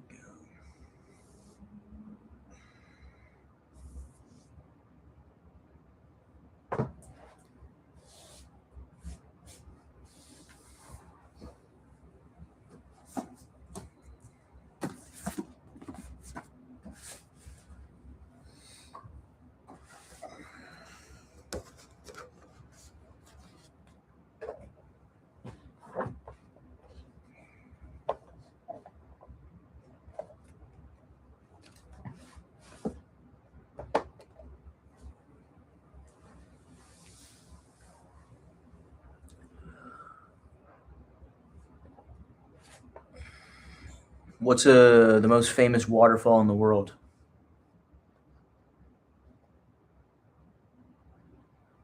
Here you go. Happy reading. Could you tell me what the most famous waterfall in the world is? One of the most famous waterfalls in the world is Victoria Falls, located on the border of Zambia and Zimbabwe. It's known for its incredible width and powerful flow, earning it the title of one of the 7 natural wonders.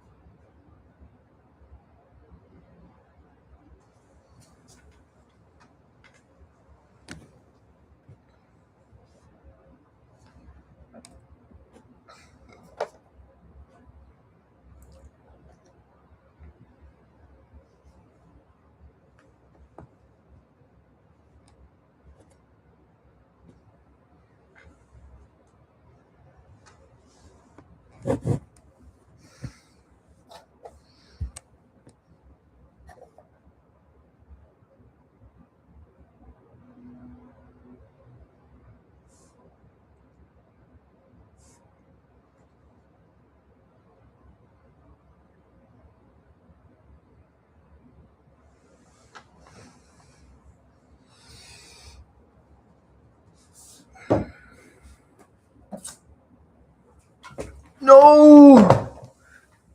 My white monster. Oh my god, dude, fuck.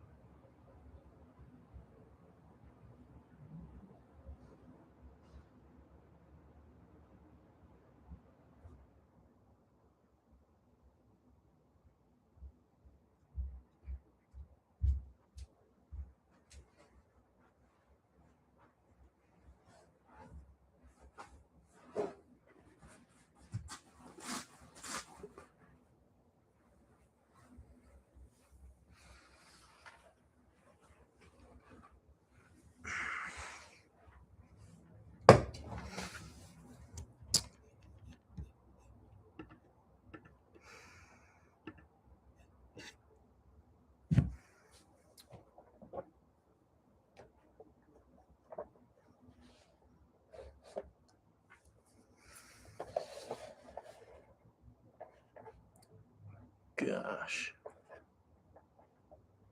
Why is... What? This is so weird. Um...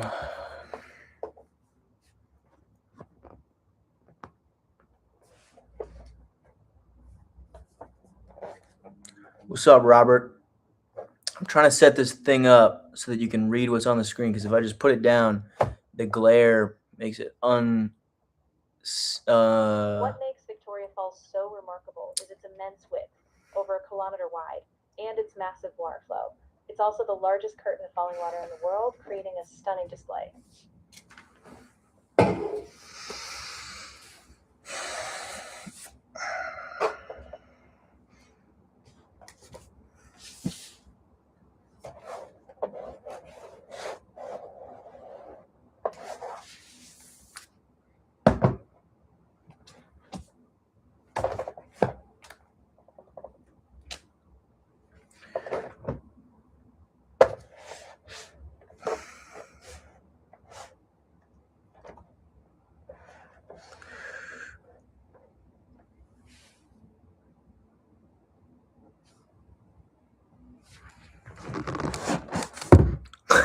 This is crazy. All right, that's going to have to do for now. All right. If you need anything else later, feel free to ask. I'm here to help.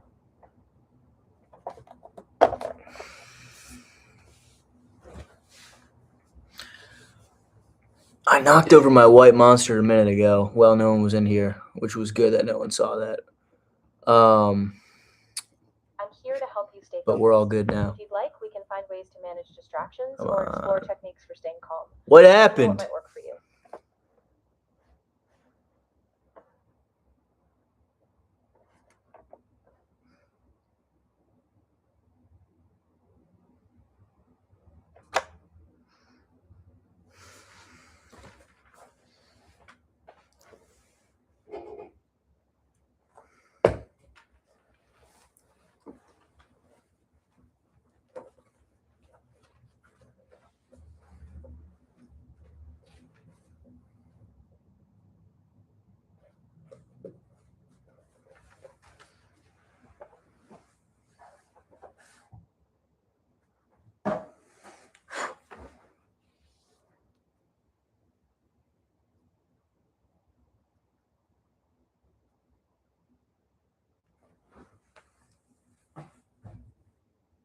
Battery 100%. Connected to Egan's iPhone. Connected to Egan's MacBook Pro.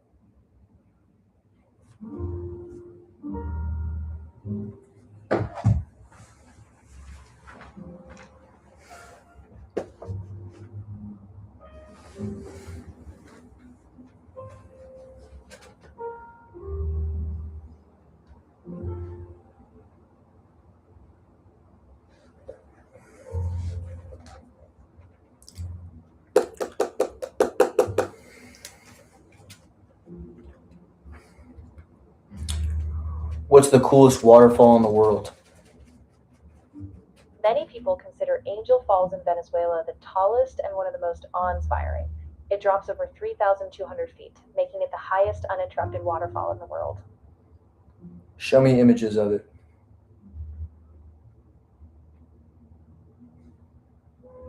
Here you go. Happy reading.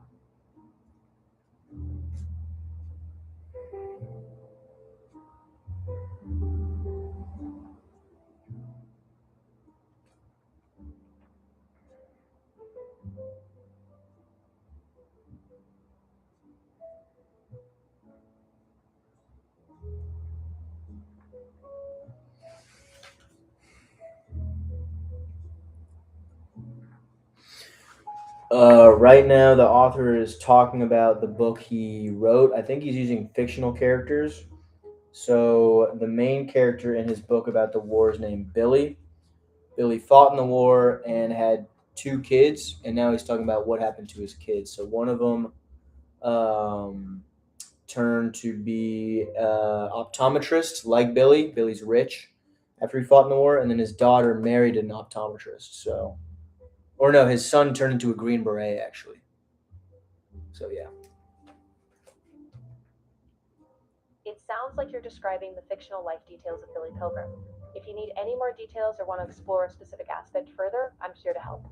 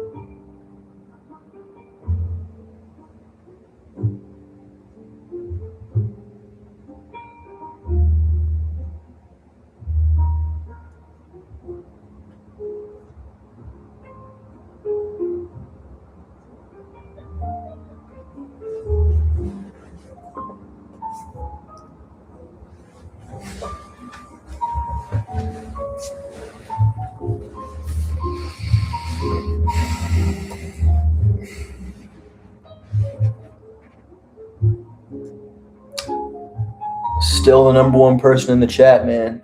Appreciate it, Robert. Huge. I'm here to assist. Let me know if you'd like more details or have another topic in mind.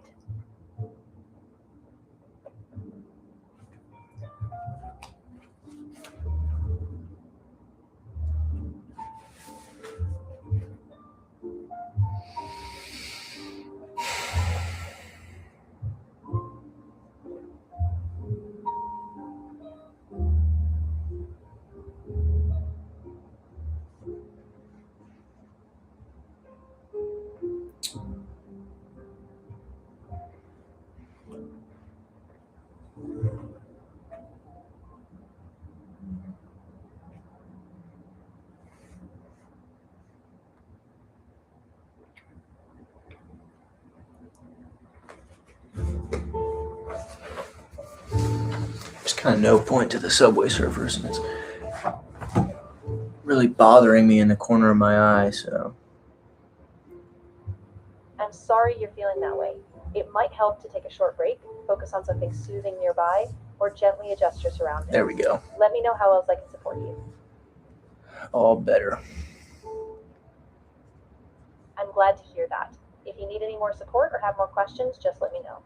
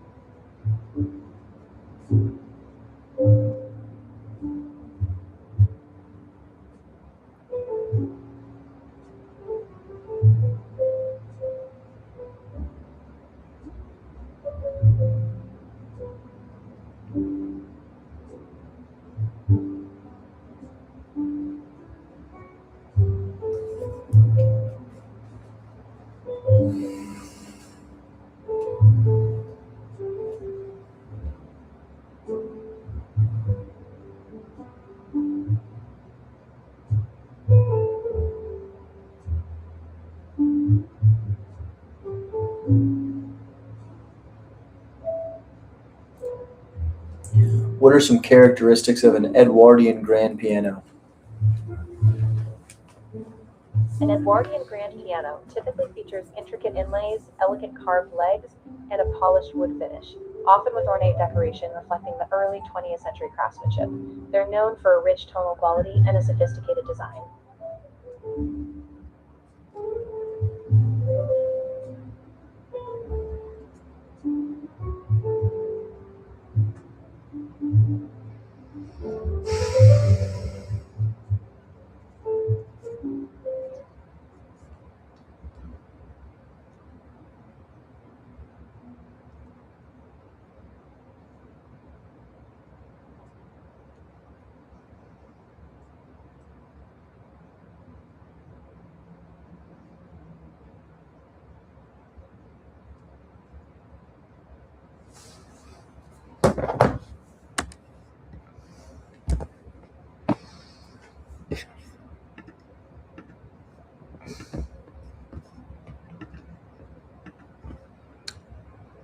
Turn off.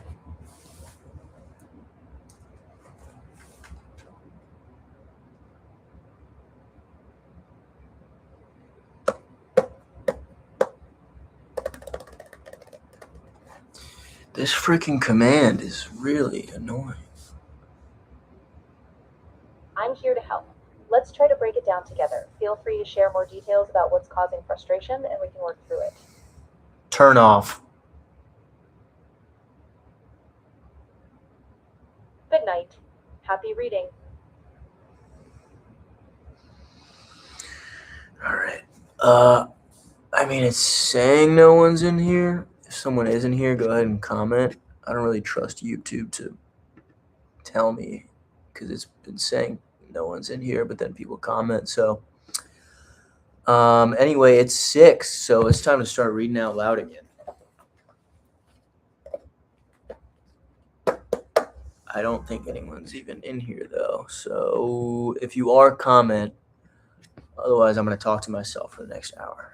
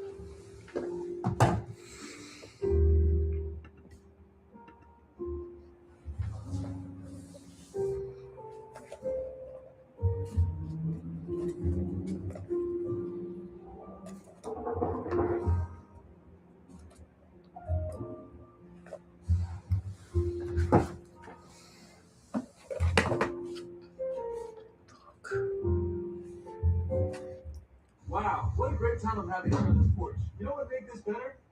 Live music. Come to these. Wow, what a great time. What's up, everybody? Wanted to show you my readathon setup for the next 11 and a half hours. This is where I'll be. What's up, everybody? Wanted to show you my, come check it out at Aiden Patrick Kane on YouTube. I'm having here on this porch.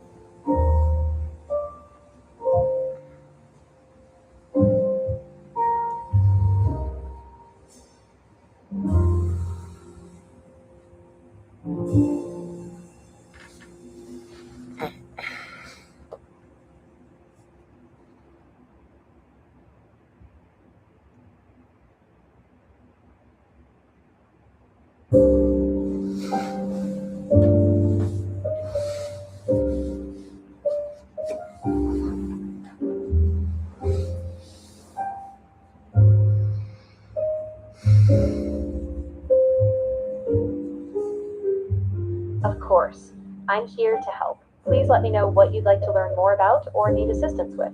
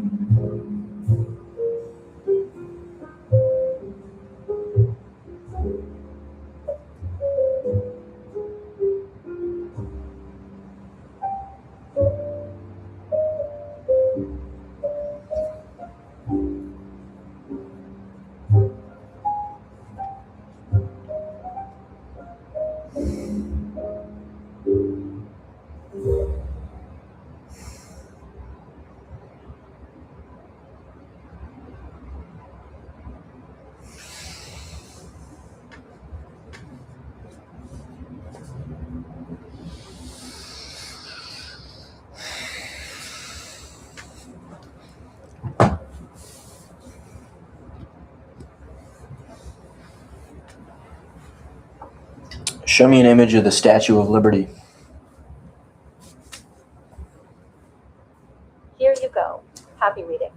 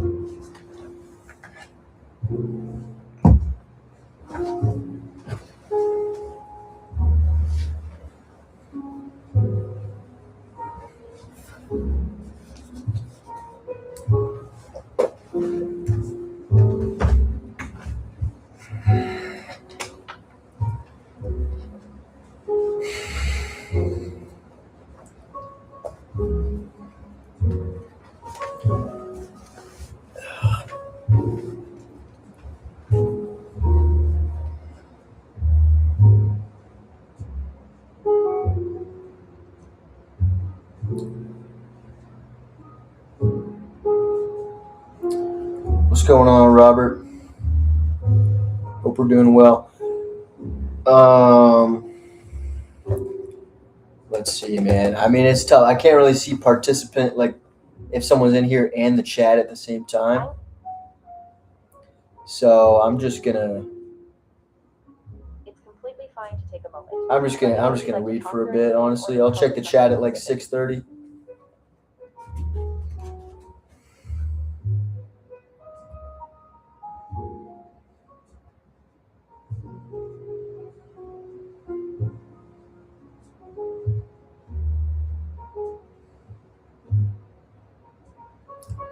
Is Vox spelled VOX Latin or Roman, or what is that word and what does it mean? It sounds like you're referring to the word vox, which is Latin and it means a voice. It's used in terms like vox populi, meaning voice of the people. That's the root of many words related to speaking or voice.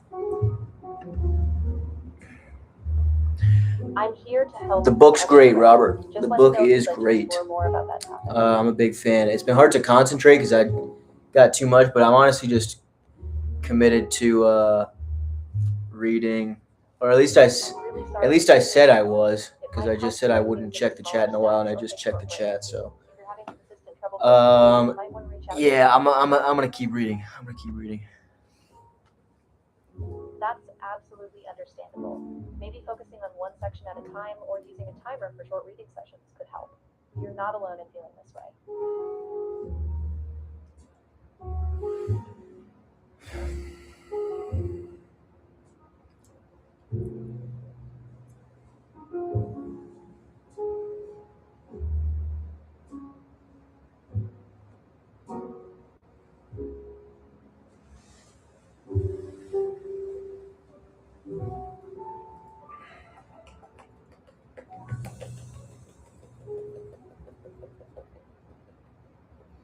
How do vacuums work?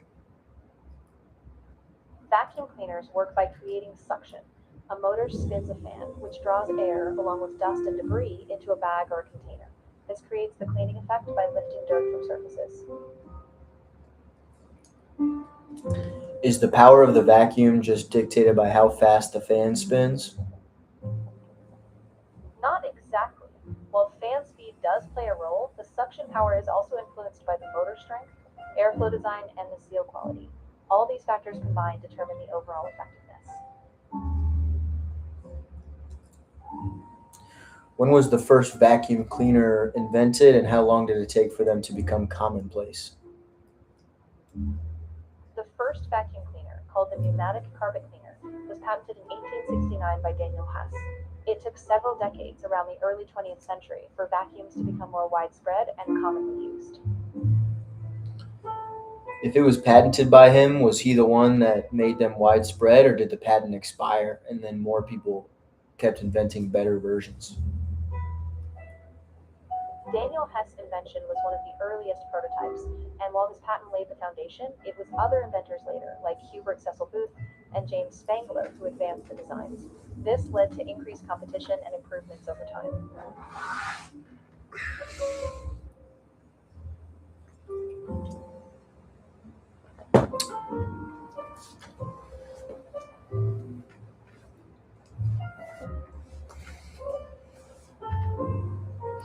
Did Hess go to college, or how was he qualified to make these?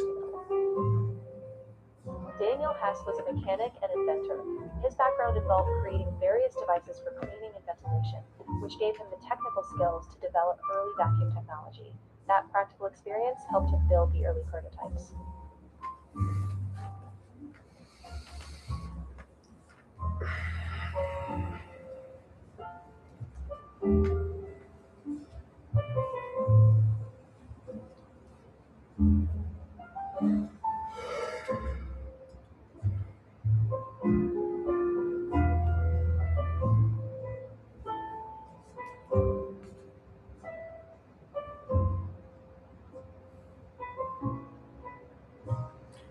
Who is North and South Carolina named after?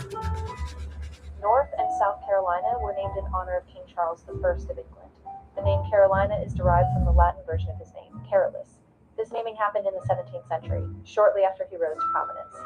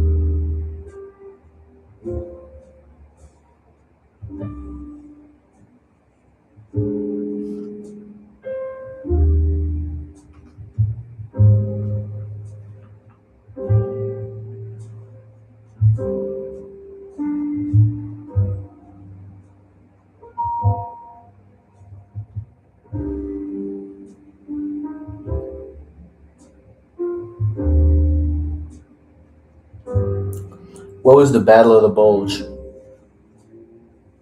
The Battle of the Bulge was a major World War II offensive launched by Germany in December 1944 in the Ardennes region of Belgium. It was a surprise attack aimed at splitting the Allied forces, but the Allies eventually repelled the offensive after intense fighting.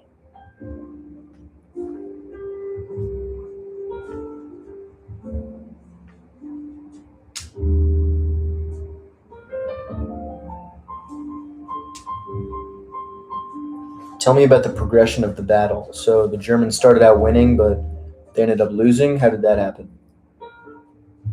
In the Battle of the Bulge, the Germans initially gained ground by advancing quickly, creating a bulge in the Allied lines.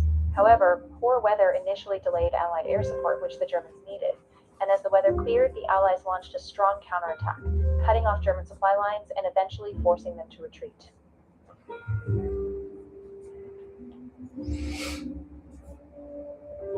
Who were the allies they fought? Was it just Americans and British or more? It involved not only American and British forces, but also Belgian and French units. The Allies rallied from multiple nations as well, contributing to the eventual success in repelling the offensive. Were the Belgians and French Axis at that point? Or not Axis, but like Nazi and whatever? Belgium and France were occupied by Nazi Germany at the time.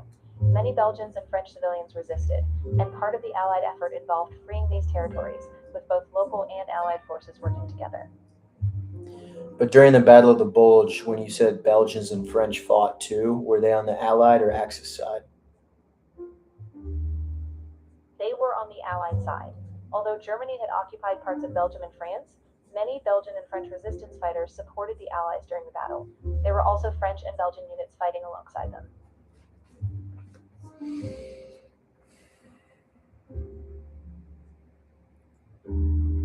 So were the Nazis outnumbered in the Battle of the Bulge, or how did they end up losing? The Nazis were not exactly outnumbered initially. Their success depended on speed and surprise. They eventually lost because Allied reinforcements arrived. Logistics broke down, winter cleared, and the Allies' counteroffensive overwhelmed them. What was the biggest battle of World War II? The biggest battle of World War II was the Battle of Stalingrad, fought between the Soviet Union and Germany from 1942 to 1943. It was one of the largest and deadliest battles, with over 2 million casualties. Exactly. The scale and intensity of the Battle of Stalingrad marked it as a turning point, and the Soviet victory significantly weakened the German forces on the Eastern Front. If you'd like more details, I can share them.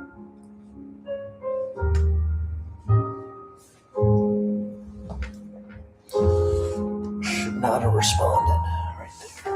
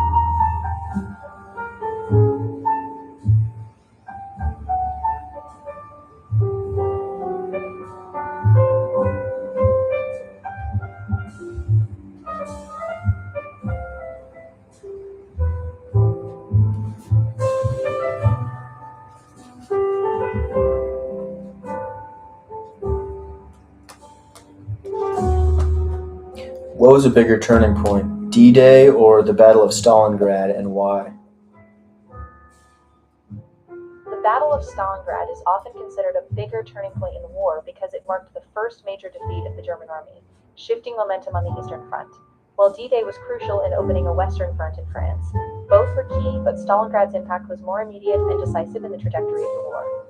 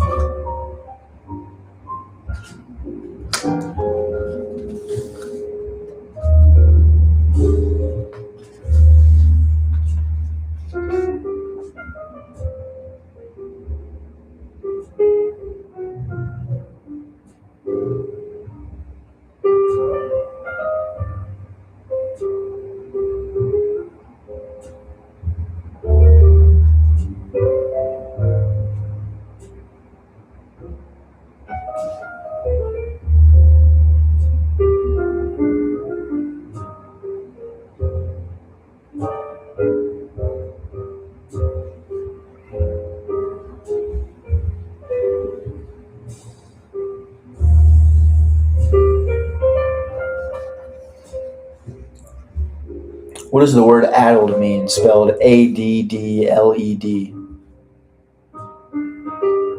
Addled, spelled A-D-D-L-E-D, means confused, muddled, or unable to think clearly. It's often used to describe someone who's mentally disoriented or frazzled.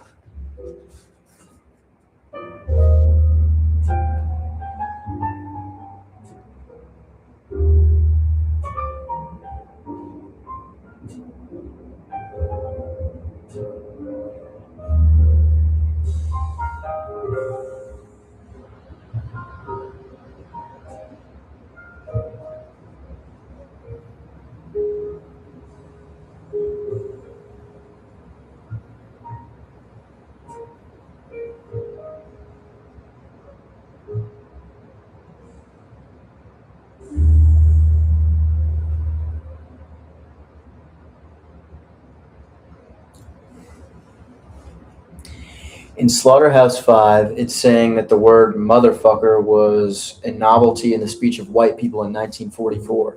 So if that's the case, where did it originate from? The term likely originated in the African American vernacular, from African American English in the late 19th to early 20th century, and it evolved into broader usage over time. This highlights how language evolves through different communities and experiences.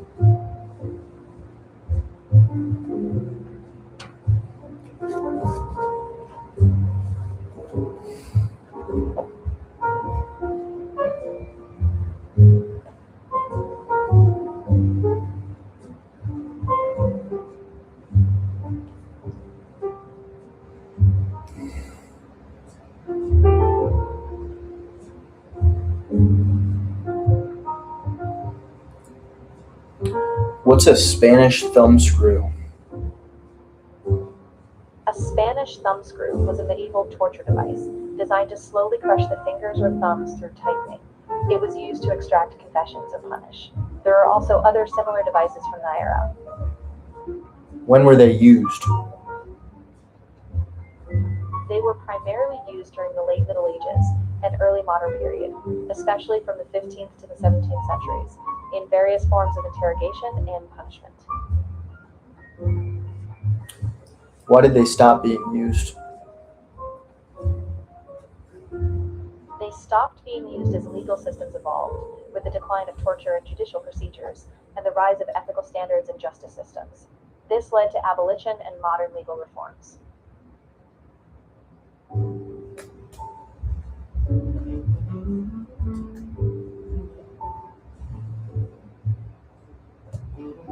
Show me images of a Spanish thumb screw.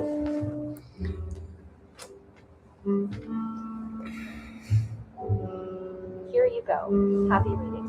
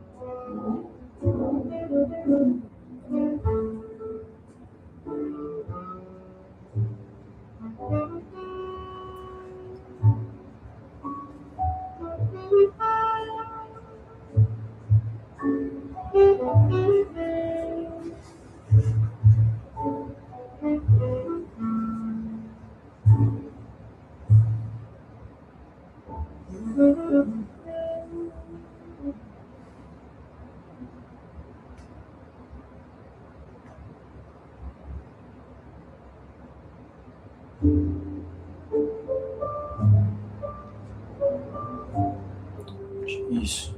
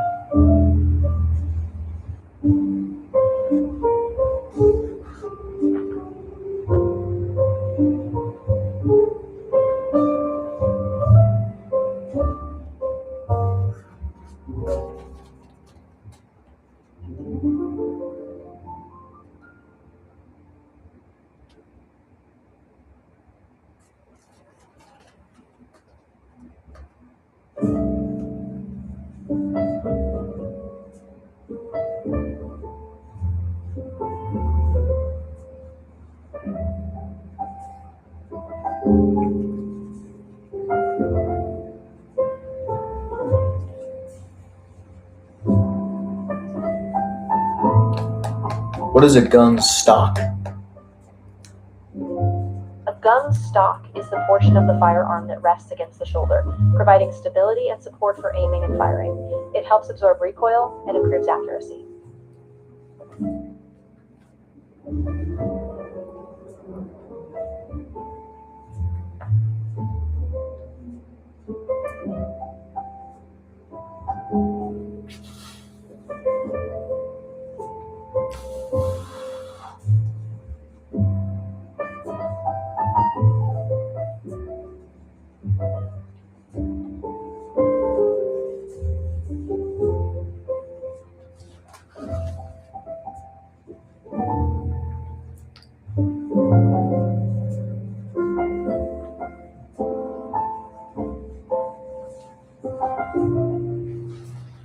What does the term rank and file mean? The term rank and file refers to the ordinary members of an organization, such as military personnel or employees, as opposed to leaders or officers. It emphasizes the base level members who carry out the main work.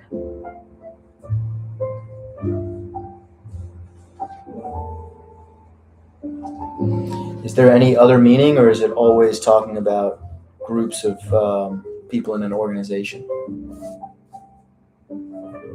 Rank and file can also refer more generally to the whole body of members, or the typical level of participants in any group. It's not limited to just organizations. It can apply to broader contexts as well. I ask because I'm reading here about characters going into a forest, and the author said the pines were planted in ranks and files, and I'd never really seen the term used like that before. Got it. In that context, rank and file simply refers to the orderly arrangement of the trees, with straight lines. It's a more literal application of the phrase, describing the visual pattern.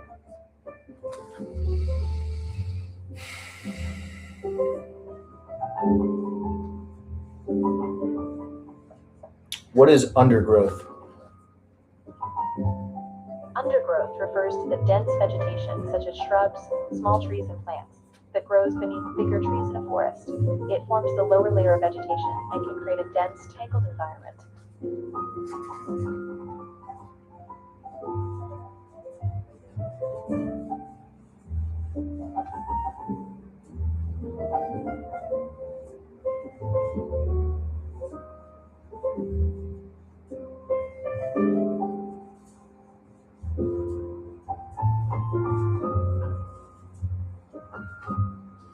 Where does the term Tweedledee and Tweedledum come from? The term Tweedledee and Tweedledum comes from Lewis Carroll's Through the Looking Glass, published in 1871. They were characters representing two similar, indistinguishable individuals. The names have since come to represent any two indistinguishable things or people.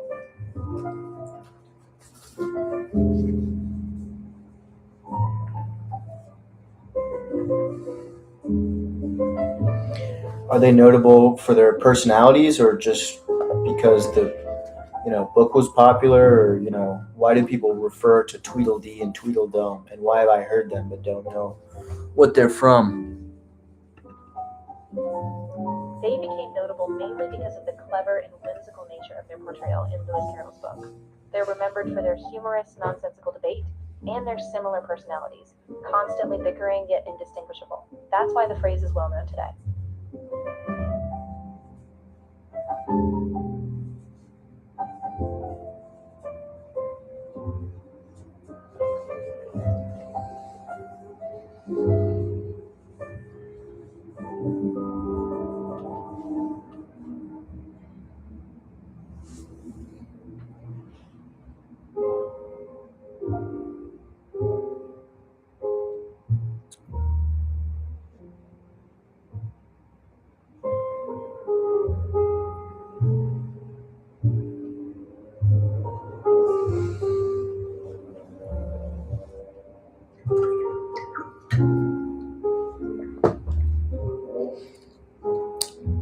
Is that a good book? Through the Looking Glass, like its predecessor Alice's Adventures in Wonderland, is considered a classic.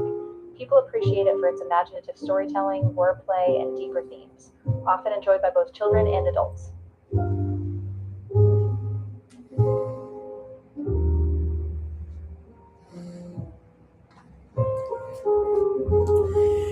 How come book prices are always more expensive in Canada than in the USA when it's printed on the back of the book? For example, my book right now is $19.99 in USA and $26 in Canada. That's quite common due to currency differences, import fees, and distribution costs. Publishers often set different prices for different markets to account for these factors. So Canadians always have to pay more because of import fees, or what? Not always, but it's often due to higher import duties, shipping costs, currency differences, and other expenses that get passed on. The difference is generally related to market conditions.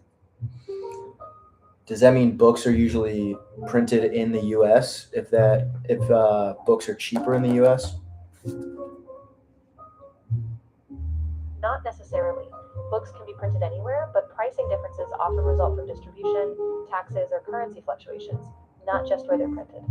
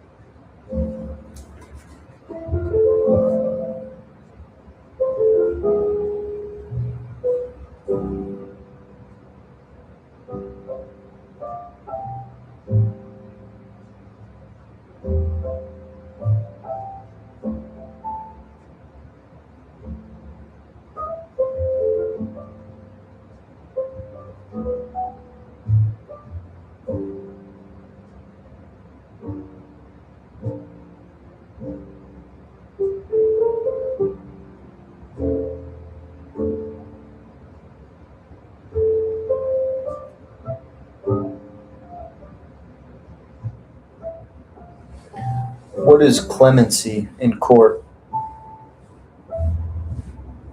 Clemency in court refers to the act of reducing a sentence, granting a pardon, or showing leniency to someone convicted of a crime. It's usually considered by a governor, president, or an official with the authority to lessen punishment.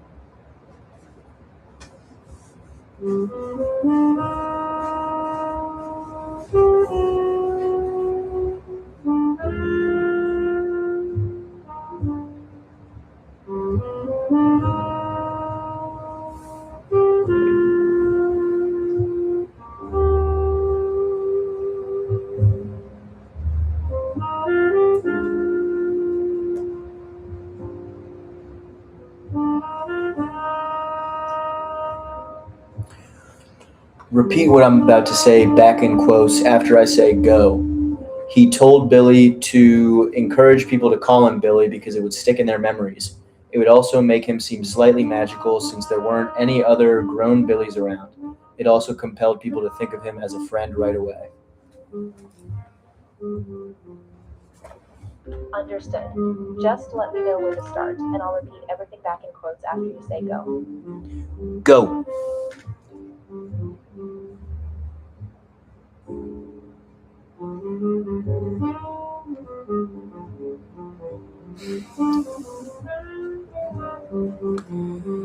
Hello?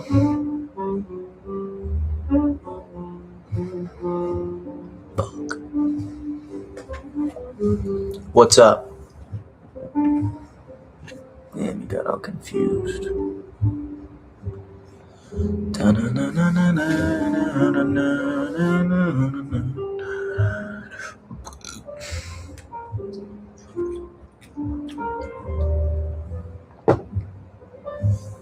What's up?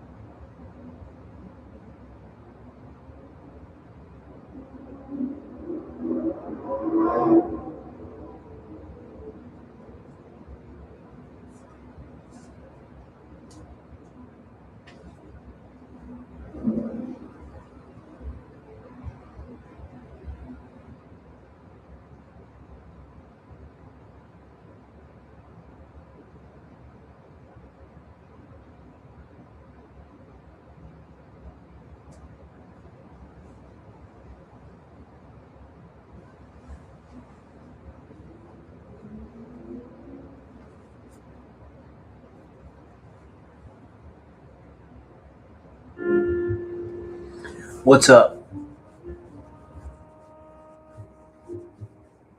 Hello?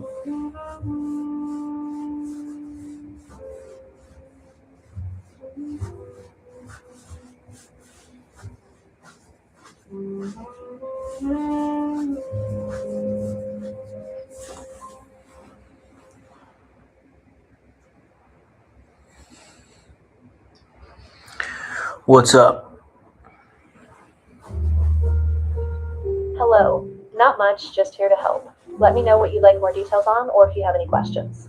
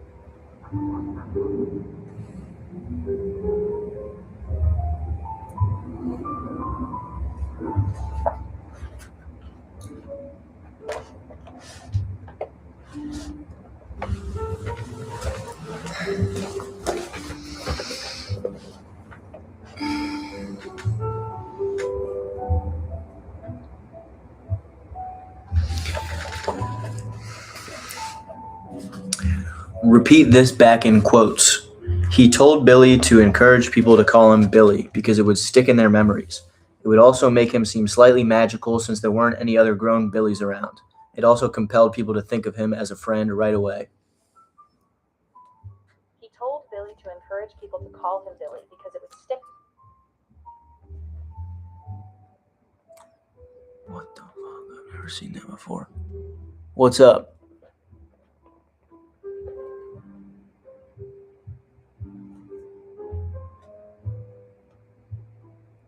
Jeez.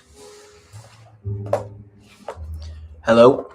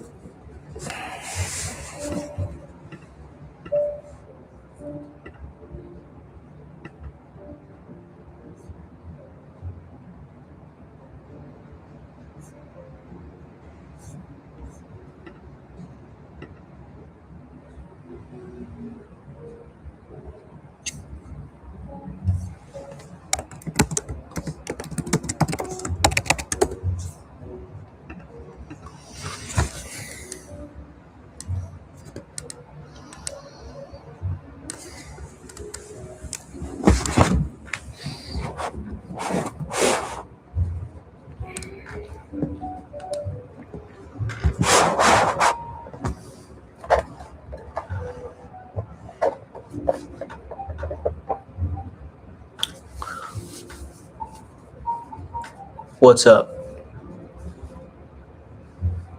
Hi there. I'm here to help with information, facts, or anything you're curious about. What would you like to know?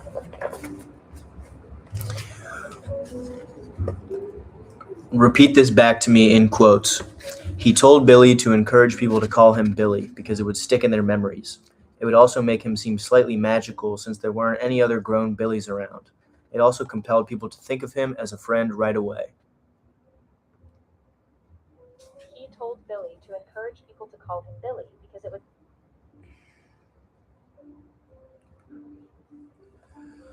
What the fuck is this happening? I'm here to help.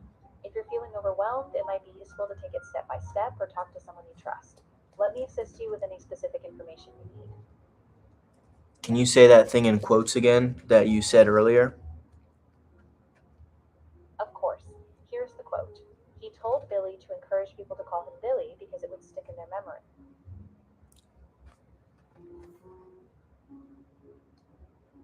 What? What is going on? Oh my god. All right. I can fix this. All right. What's up?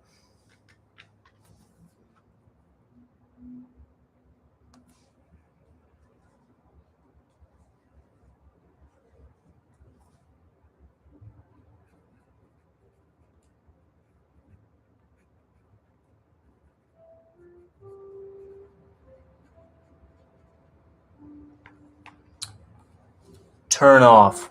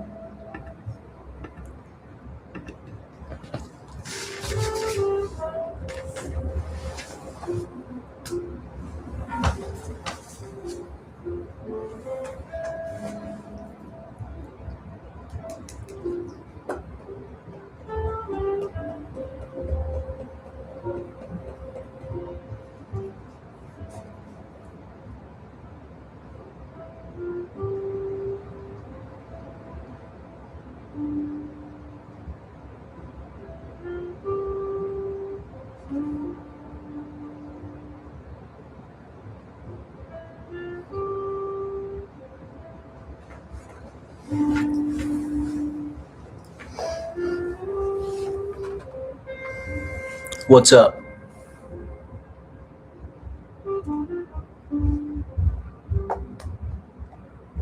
What's up? Hello.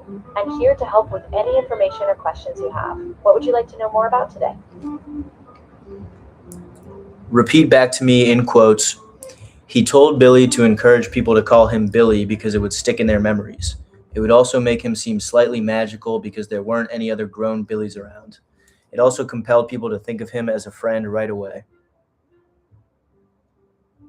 Sure, he told Billy to encourage people to call him Billy because it would stick in their memories. Why does this keep happening? Wow. That has happened like 3 times in a row, so definitely going to fix it tomorrow. It sounds like you're dealing with That's so something weird. recurring. It's great that you're planning to address it soon. If you'd like help brainstorming solutions or steps to Good fix thing I'm it, doing the let me know. readathon.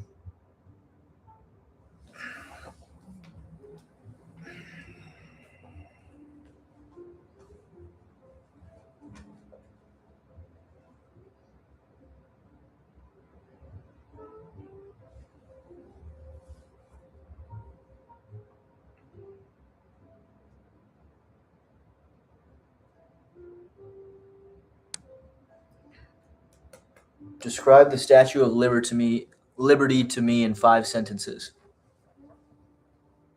The Statue of Liberty is a colossal sculpture on Liberty Island in New York. Let's see if it's the length of the response that's the problem.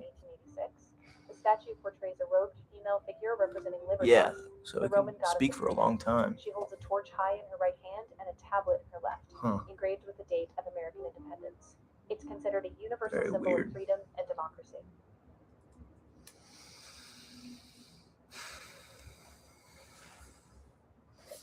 So whoever's in the chat right now or whoever's watching right now, you can see kind of why I'm doing this, because for some reason that thing where I try and get it to repeat something in quotes, if it speaks for longer than like a sentence or two, it'll just stop halfway through, which is weird. So I'm gonna have to fix it tomorrow, but good to know before I start selling these things.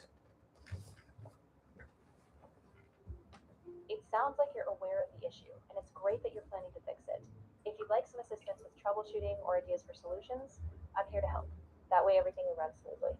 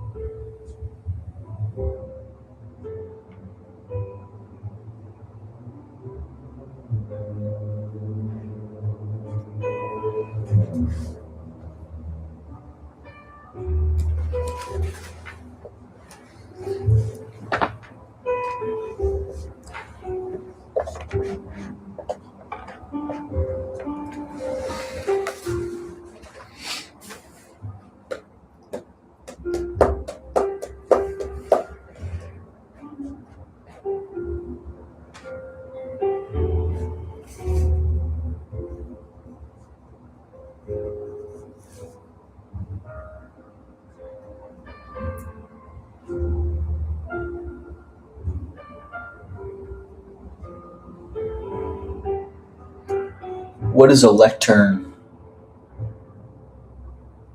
A lectern is a stand used to hold books or notes while someone is speaking or presenting. It often has a slanted top so the speaker can easily read from it. You'll often see it in classrooms, conferences, or places of worship.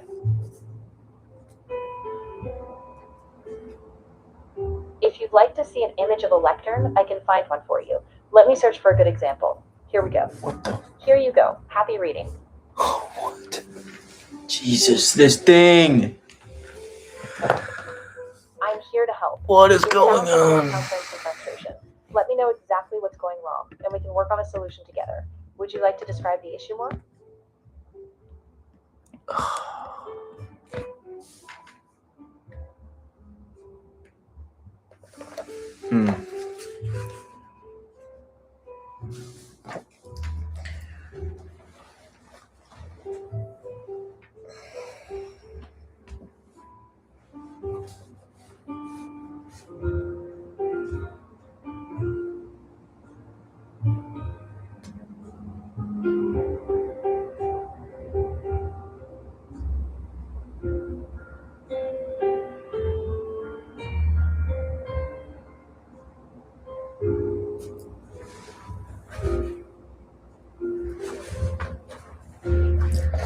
What's a waif? Spelled W-A-I-F. A waif is a term used to describe a person who is very thin, often homeless or neglected, typically evoking fragility. It's often associated with vulnerability and can describe either a child or an adult. The term is sometimes used in literature and art to evoke sympathy.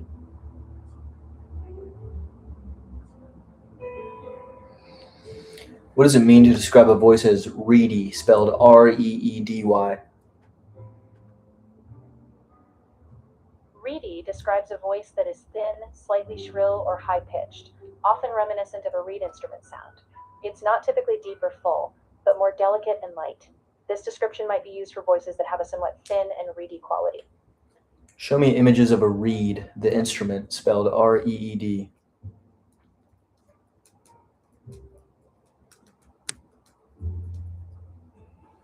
Here you go. Happy reading.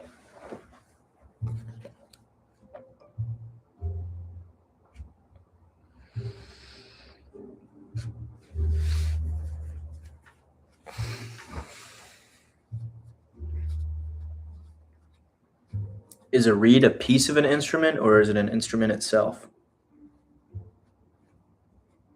A reed is actually a piece of an instrument. It's a thin strip of material that vibrates to produce sound, commonly used in woodwind instruments like clarinets or saxophones.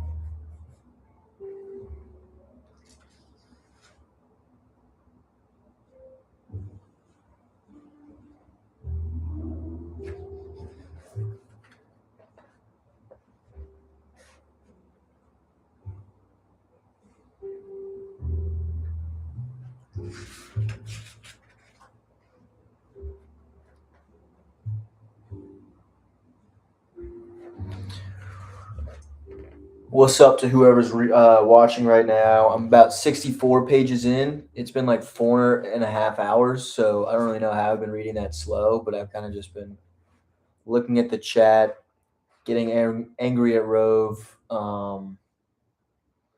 And yeah, so if I'm gonna finish this book, I'm gonna have to start trying a bit harder here. But having a good time, enjoying myself. Very fun readathon so far. So, and by the way, I'm reading Slaughterhouse 5. In case you were wondering. Got it. You're reading Sorrow and Bliss by Meg Mason. It's a well-regarded novel about mental health and personal relationships. You're making good progress. Just a bit more focus and you'll be on track. This is horrible advertising. Oh my god. Oh jeez. I'm sorry you're feeling frustrated. It can be really annoying when distractions pop up. It might help to minimize interruptions or create a focused space. Let me know how I can support you. Take a deep breath. And if you want help going through the next part of the book, feel free to let me know. We can break it down step by step.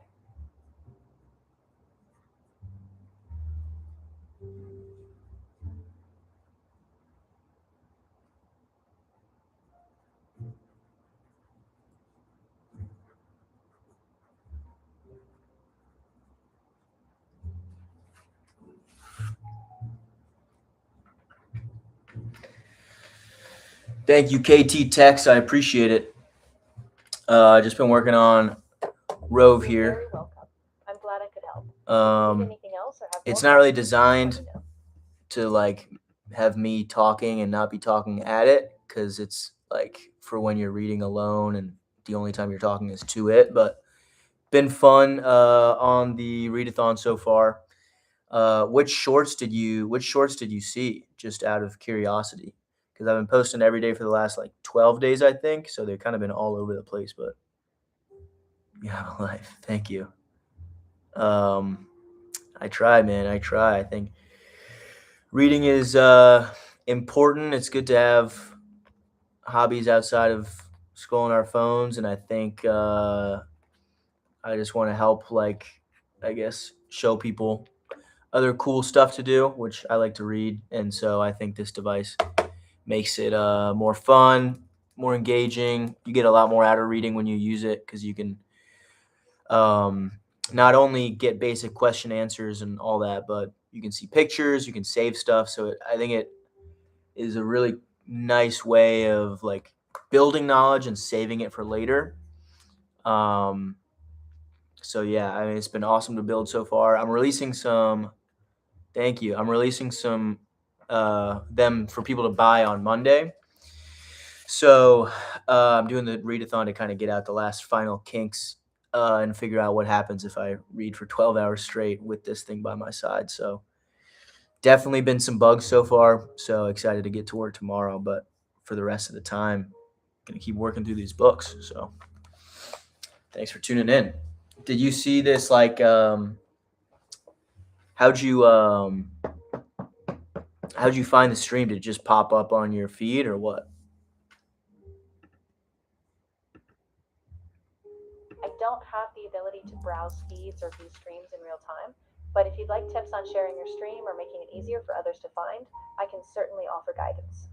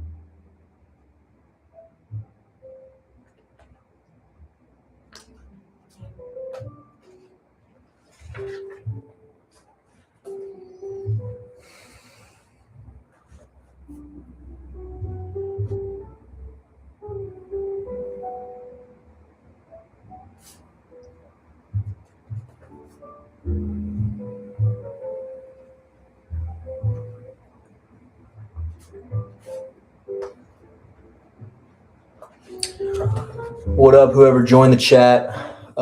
Still reading Slaughterhouse 5 right now. Have been for the last 5 hours now, so it's been great so far. awesome that you're diving so deep into it. Slaughterhouse-Five certainly has some powerful themes. If you need any details or help with the plot, just let me know.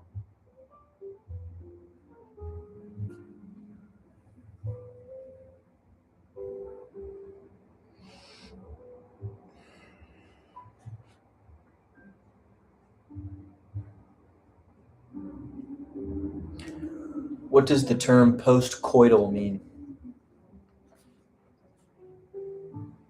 Postcoital refers to the period after sexual intercourse. It's often used to describe feelings, behaviors, or physical states following that event. The term comes from Latin roots, post meaning after, and coital related to sexual union. Thanks. You're welcome. If you need more details or have other questions, feel free to ask.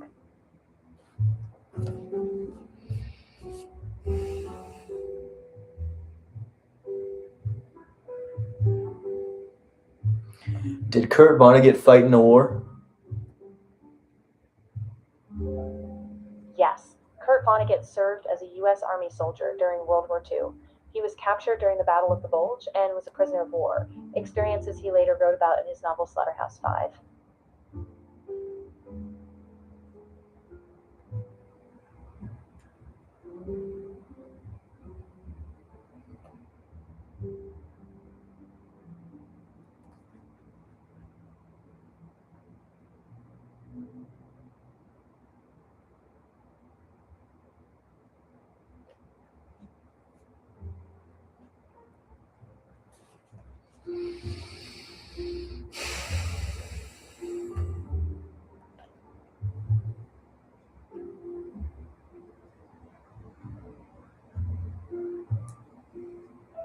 Was Slaughterhouse-Five Vonnegut's first book?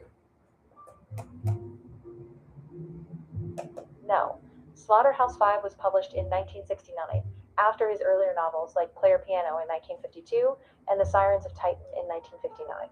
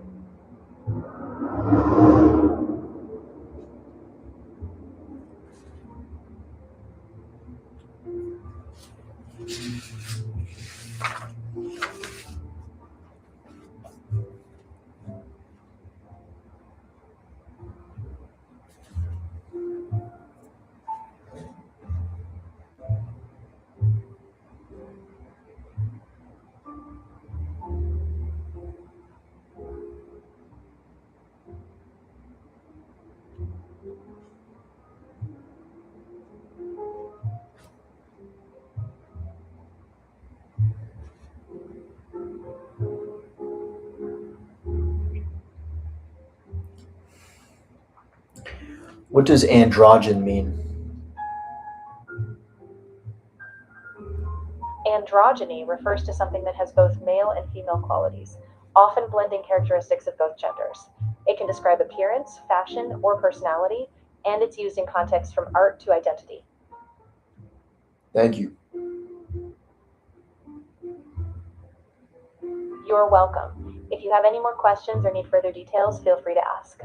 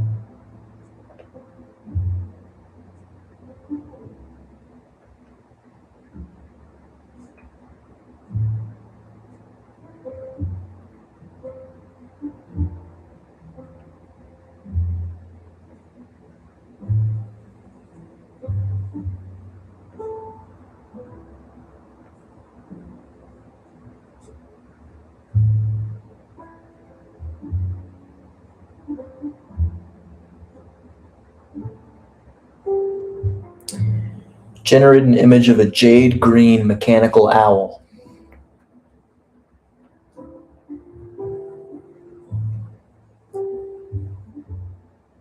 On it.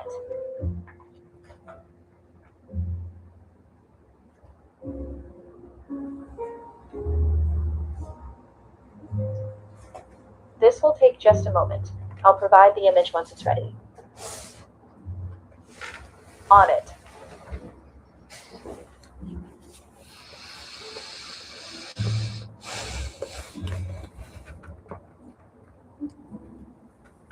It's being generated now. I'll let you know as soon as it's ready.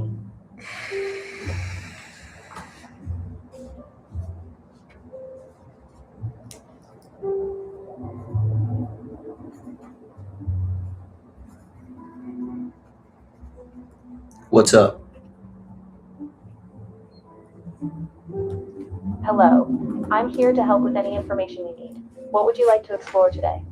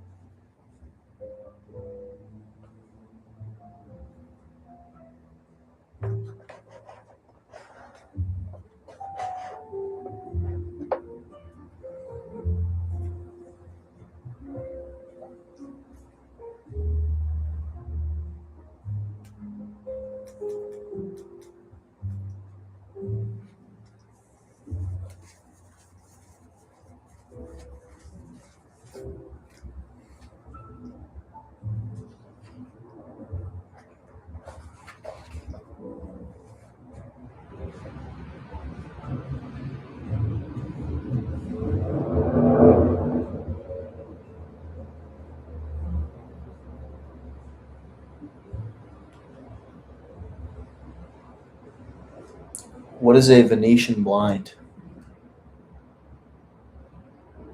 A Venetian blind is a type of window covering made of horizontal slats that can be tilted to control light and privacy. The slats are typically made of materials like wood, metal, or plastic.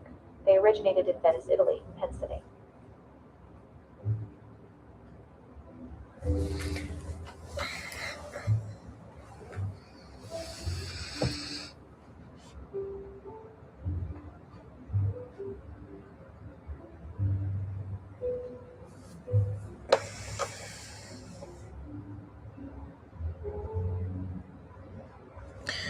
Show me images of Venetian blinds. Yes, Venetian blinds are adjustable blinds with horizontal slats that can be tilted to control light. They're commonly made from wood, metal, or plastic, and they're called Venetian because they originated in Venice. Show me images of Venetian blinds.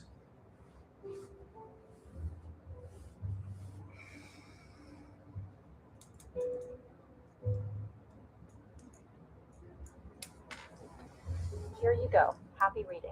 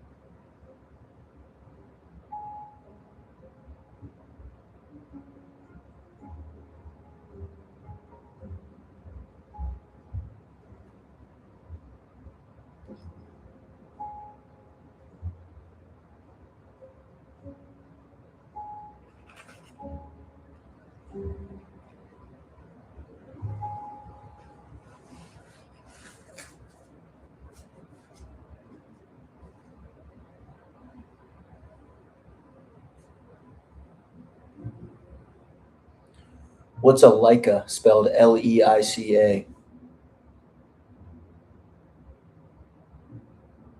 A Leica, spelled Leica, is a renowned German brand known for making high-quality cameras, often favored by professional photographers. They're especially famous for their clarity, precision, and durability.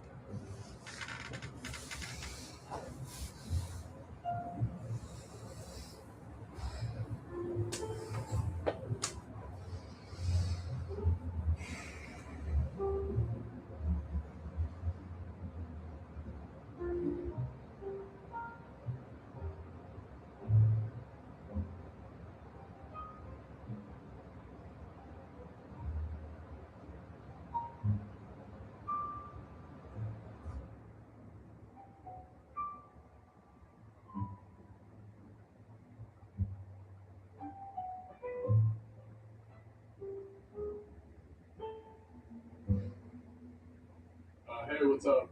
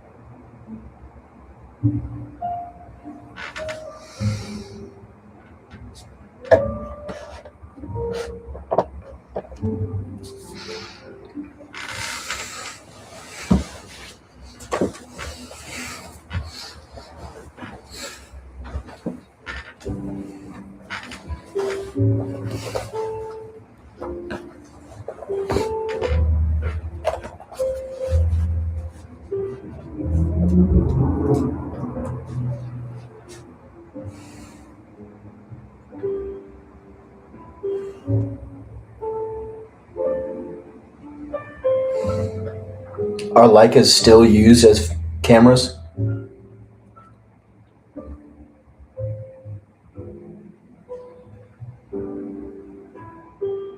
Sure thing. Let me look that up for you.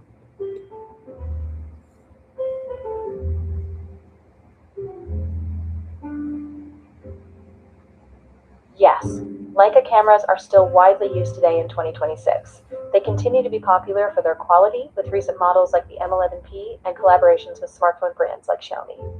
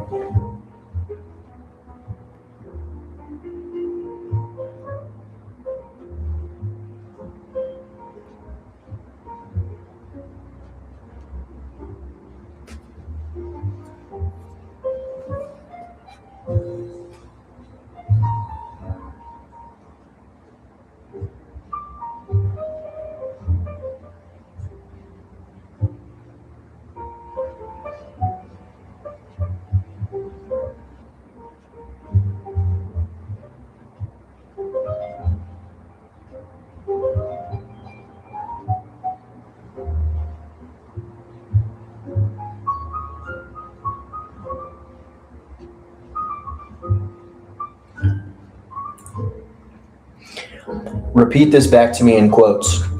God grant me the serenity to accept the things I cannot change, courage to change the things I can, and wisdom always to tell the difference.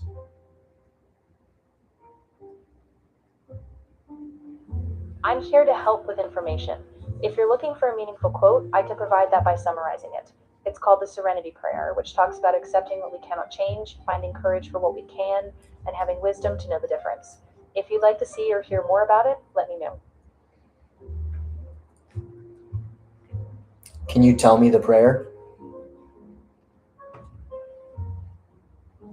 Of course. The prayer goes like this: God, grant me the serenity to accept the things I cannot change, the courage to change the things I can, and the wisdom to know the difference. This is a widely known and often recited prayer. Save that.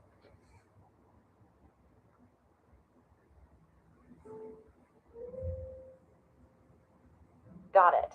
The text has been saved. If you need anything else, let me know. Sup, Robert? How we doing, brother? Hope your day's been good so far. Still reading Slaughterhouse 5. Great book so far. Definitely recommend. That's wonderful to hear. Slaughterhouse 5 is a powerful novel, and it really stands out for its unique structure and themes. If you want to discuss any part of it or need more details, just let me know.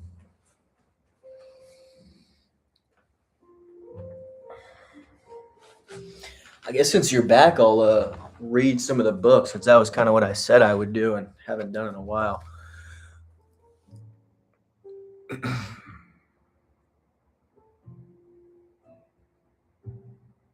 That sounds like a great plan.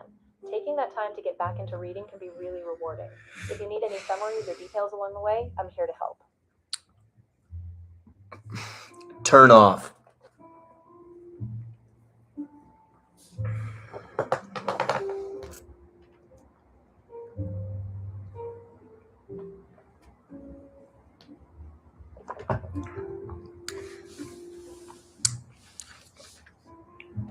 Turn off.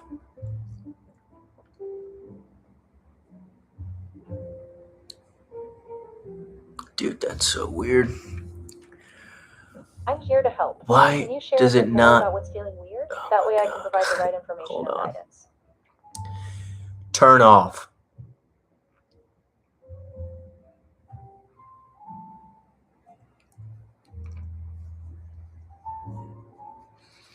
Please turn off.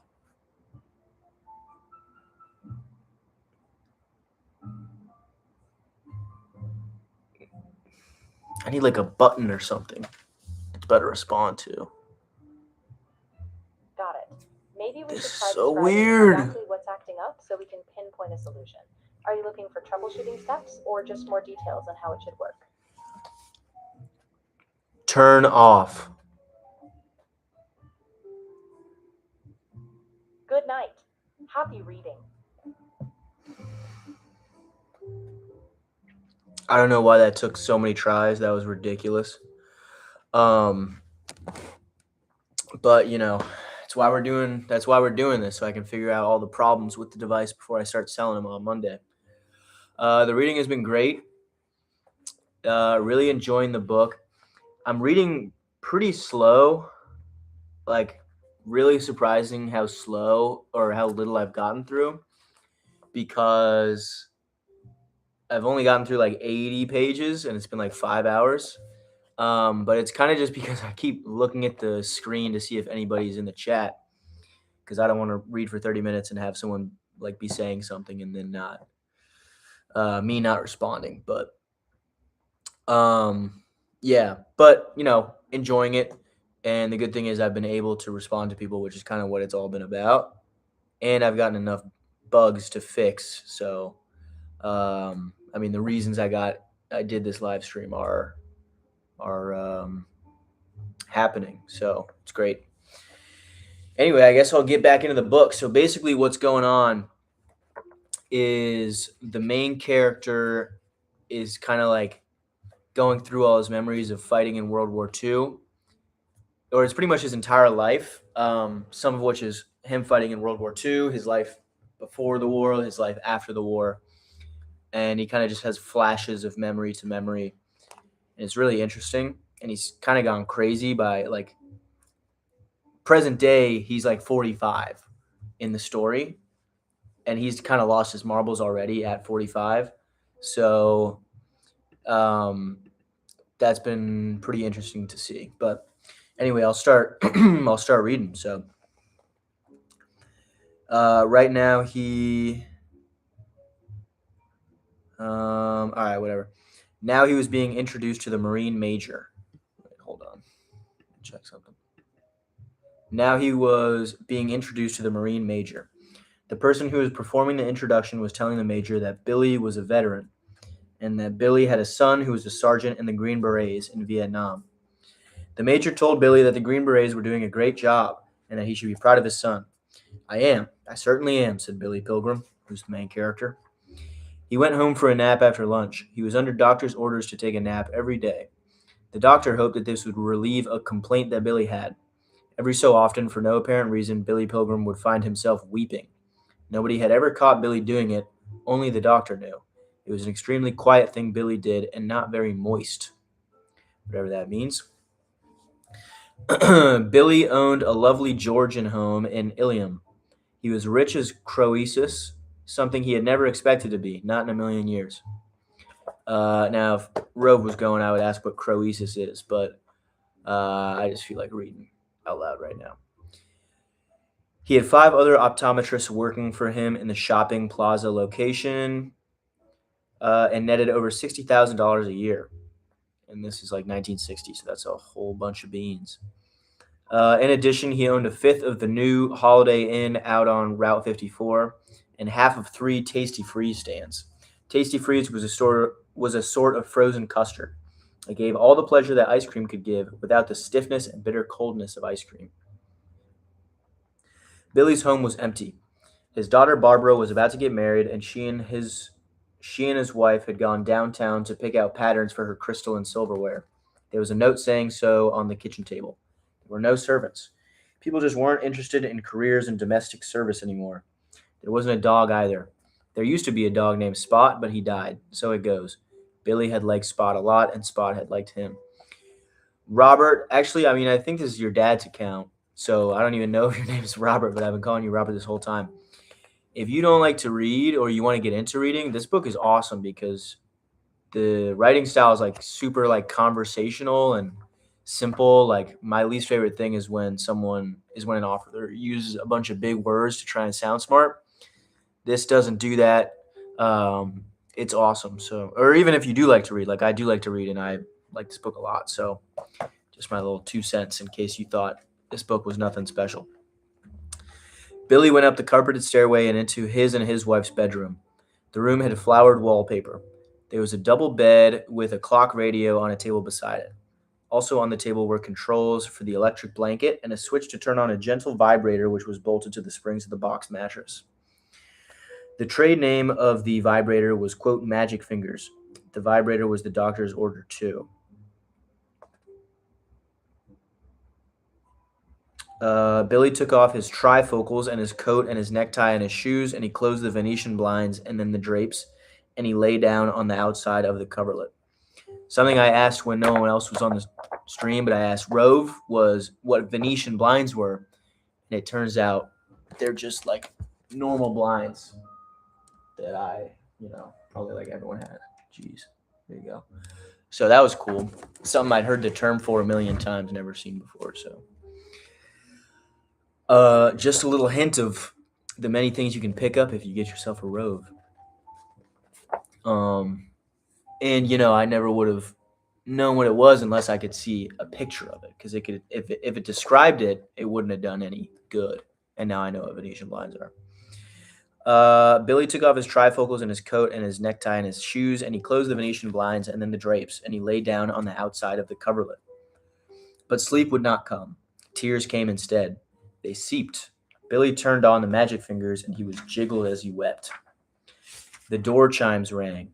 Billy got off the bed and looked down through a window at the front doorstep to see if somebody important had come to call. There was a crippled man down there, as spastic in space as Billy Pilgrim was in time. Convulsions made the man dance flappingly all the time, made him change his expressions too, as though he were trying to imitate various famous movie stars. Another cripple was ringing a doorbell across the street. He was on crutches. He had only one leg. He was so jammed between his crutches that his shoulders hit his ears.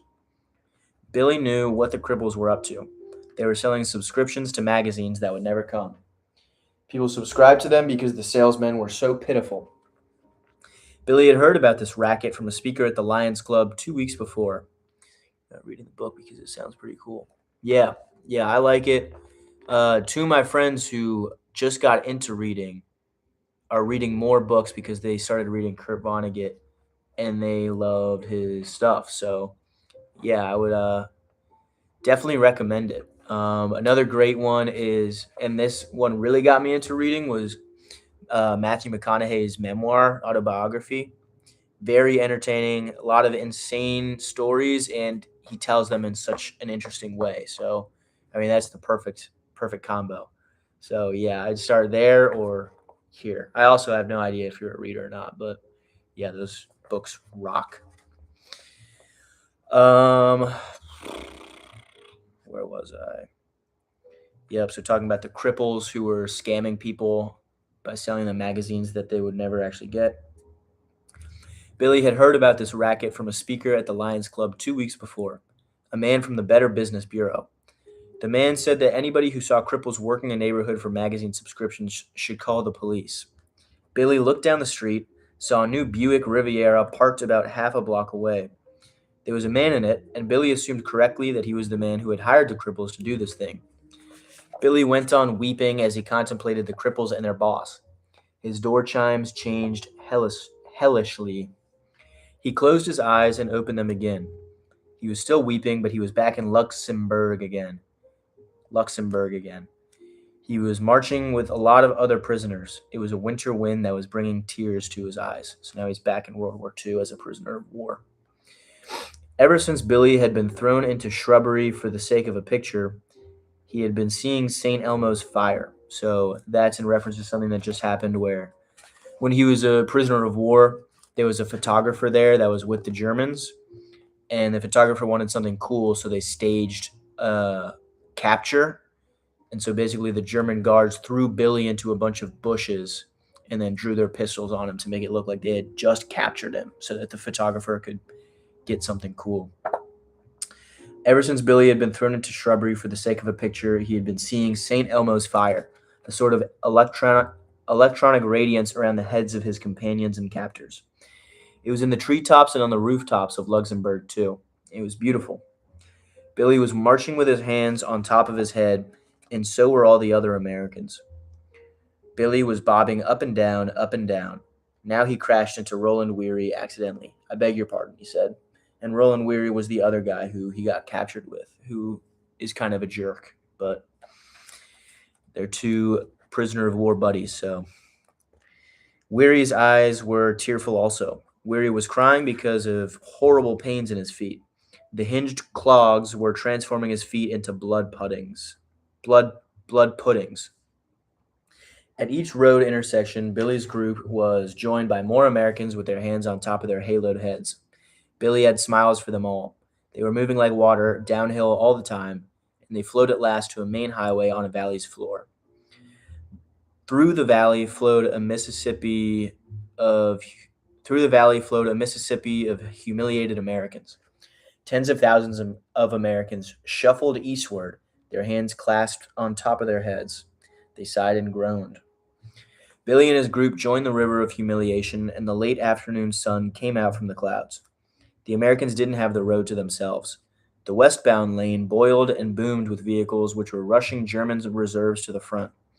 The reserves were violent, wind-burned, bristly men. They had teeth like piano keys. They were festooned with machine gun belts, smoked cigars, and guzzled booze. They took wolfish bites from sausages, patted their horny palms with potato masher grenades. One soldier in black was having a drunk hero's picnic all by himself on top of a tank. He spit on the Americans. The spit hit Roland Weary's shoulder, gave Weary a foragery of snot and blutwurst and tobacco juice and schnapps. So just a bunch of gross stuff. Billy found the afternoon stingingly exciting. There was so much to see. Dragon's teeth, killing machines, corpses with bare feet that were blue and ivory. So it goes. I need to reread that. Billy found the afternoon stingingly exciting. There was so much to see. Dragon's teeth, killing machines, corpses with bare feet that were blue and ivory. So it goes. All right. Bobbing up and down, Billy beamed lovingly at a bright lavender farmhouse that had been spattered with machine gun bullets. Standing in its cockeyed doorway was a German colonel. With him was his unpainted lady. Billy crashed into Weary's shoulder, and Weary cried out sobbingly, "Walk right, walk right." They were climbing a gentle rise now. When they reached the top, they weren't in Luxembourg anymore. They were in Germany, into enemy lines. A motion picture camera was set up at the border to record the fabulous victory. Two civilians in bearskin coats were leaning on the camera when Billy and Weary came by. They had run out of film hours ago, so I guess they just liked seeing all the prisoners pass by. One of them singled out Billy's face for a moment, then focused at infinity again. There was a tiny plume of smoke at infinity. There was a battle there. People were dying there. So it goes. And the sun went down, and Billy found himself bobbing in place in a railroad yard. There were rows and rows of boxcars waiting. They had brought reserves to the front. Now they were going to take prisoners into Germany's interior. Flashlight beams danced crazily. The Germans sorted out the prisoners according to rank. They put sergeants with sergeants, majors with majors, and so on. A squad of full colonels was halted near Billy. One of them had double pneumonia. He had a high fever and vertigo. As the railroad yard dipped and swooped around the colonel, he tried to hold himself steady by staring into Billy's eyes. I just had an idea. If you have any questions come up, like what something is, while I'm reading, I think it'd be cool if I turned Rove back on and then asked it for you. So, what a word means, context of something, like if you don't know what Luxembourg is, or if you want to see an image, like a map of Europe, or you want to generate an image, that would be cool too. So yeah, if that ever comes up. The colonel coughed and coughed, and then he said to Billy, "You one of my boys?" This was a man who had lost an entire regiment, about 4,500 men, a lot of them children, actually. Billy didn't reply. The question made no sense. "What was your outfit?" said the colonel. He coughed and coughed. Every time he inhaled, his lungs rattled like greasy paper bags. Could have used a comma there. Billy couldn't remember the outfit he was from. "You from the 451st? 451st what?" said Billy. There was a silence. "Infantry regiment," said the colonel at last. "Oh," said Billy Pilgrim. So yeah, main character Billy Pilgrim has kind of gone insane in the war. There was another long silence, with the colonel dying and dying, drowning where he stood, and then he cried out wetly, "It's me, boys. It's Wild Bob." This is what he had always wanted his troops to call him, Wild Bob. None of the people who could hear him were actually from his regiment, except for Roland Weary, and Weary wasn't listening. All Weary could think of was the agony in his own feet. But the colonel imagined that he was addressing his beloved troops for the last time, and he told them that they had nothing to be ashamed of, that they were dead Germans all over the battlefield who wished to God that they had never heard of the 451st. He said that after the war he was going to have a regimental reunion in his hometown, which was Cody, Wyoming. He was going to barbecue whole steers. Steers are cows. I think. It would be great to ask Rove. He said all this while staring into Billy's eyes. He made the inside of poor Billy's skull echo with balderdash. "God be with you, boys," he said, and that echoed and echoed. Then he said, "If you're ever in Cody, Wyoming, just ask for Wild Bob. I was there. So was my old war buddy Bernard V. O'Hare." Billy Pilgrim was packed into a boxcar. Yeah, let me say something in the chat real quick so anyone else can also ask questions to Rove if they come up, like you're confused on what something is or means or whatever while I'm reading.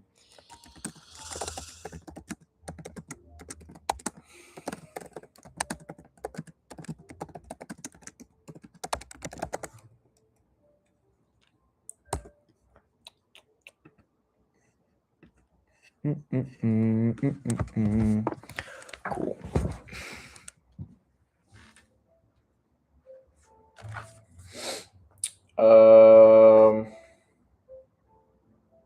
Okay.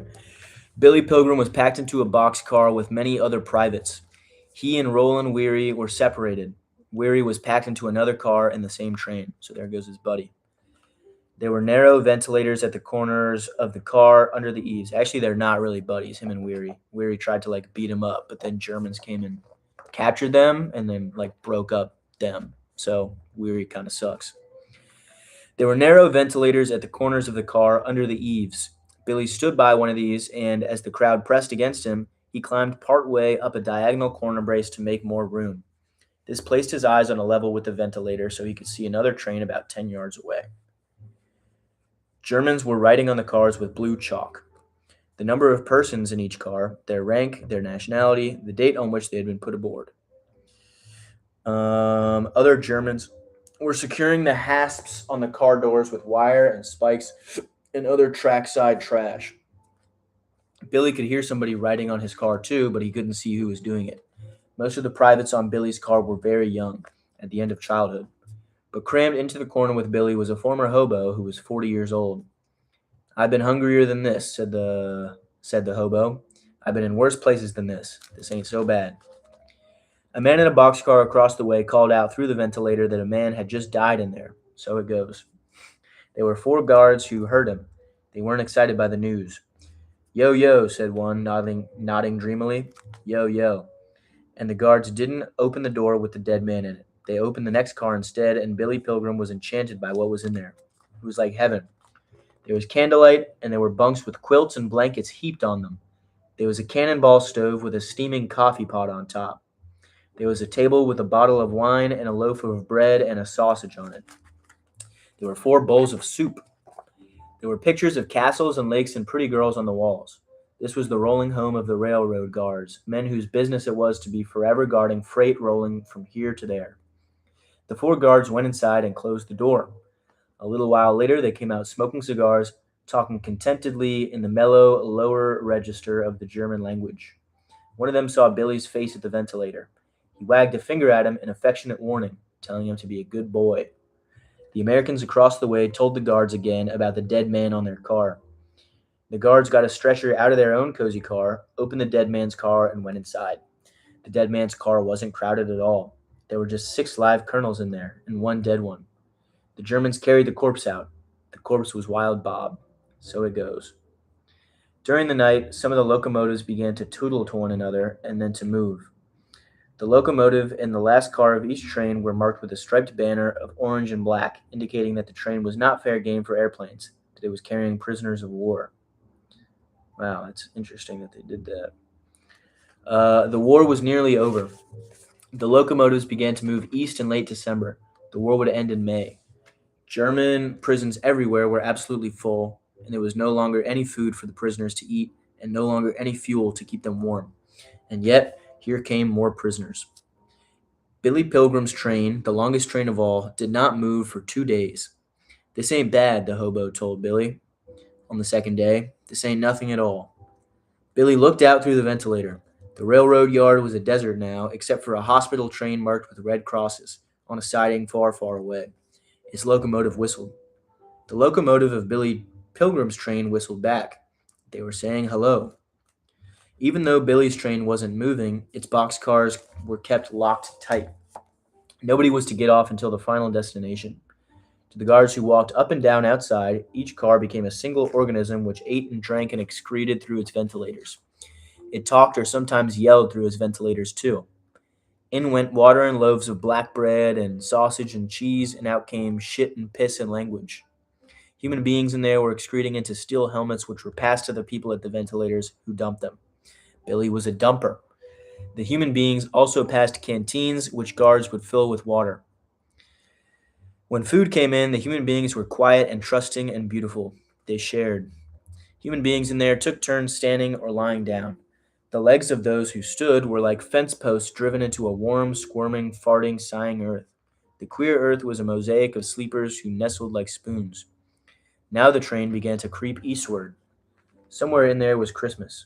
Billy Pilgrim nestled like a spoon with the hobo on Christmas night, and he fell asleep, and he traveled in time to 1967 again, to the night he was kidnapped by a flying saucer from Tralfamadore. If you're just hearing that for the first time, Tralfamadore was something that when he kind of went insane in 1967, which is present day in the book, he went on a radio show and said that he was captured by aliens on the planet Tralfamadore. And so that's kind of another example of how he lost his mind after the war. Chapter 4. Billy Pilgrim could not sleep on his daughter's wedding night. He was 44. The wedding had taken place that afternoon in a gaily striped tent in Billy's backyard. The stripes were orange and black. And I think at this point, Billy was insane too, at 44. Or not insane, but, saying he was captured by aliens. He was 44 on his daughter's wedding night. Billy and his wife, Valencia, nestled like spoons in their big double bed. They were jiggled by magic fingers. Valencia didn't need to be jiggled to sleep. Valencia was snoring like a bandsaw. I like that word, bandsaw. Where's my pencil? The poor woman didn't have ovaries or a uterus anymore. They had been removed. Damn, I lost my guys, man. What the hell happened? Oh, poo. Oh, bother. It's almost time to make dinner.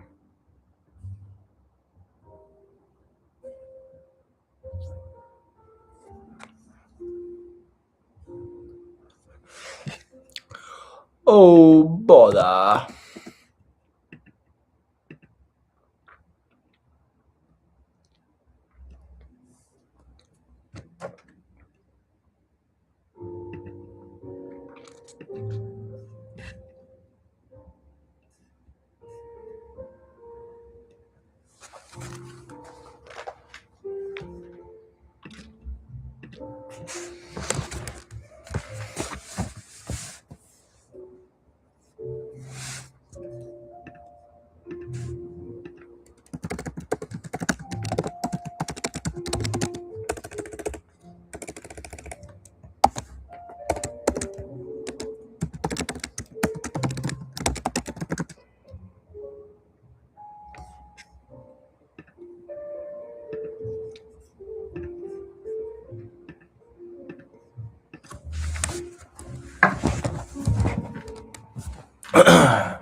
Back to the book.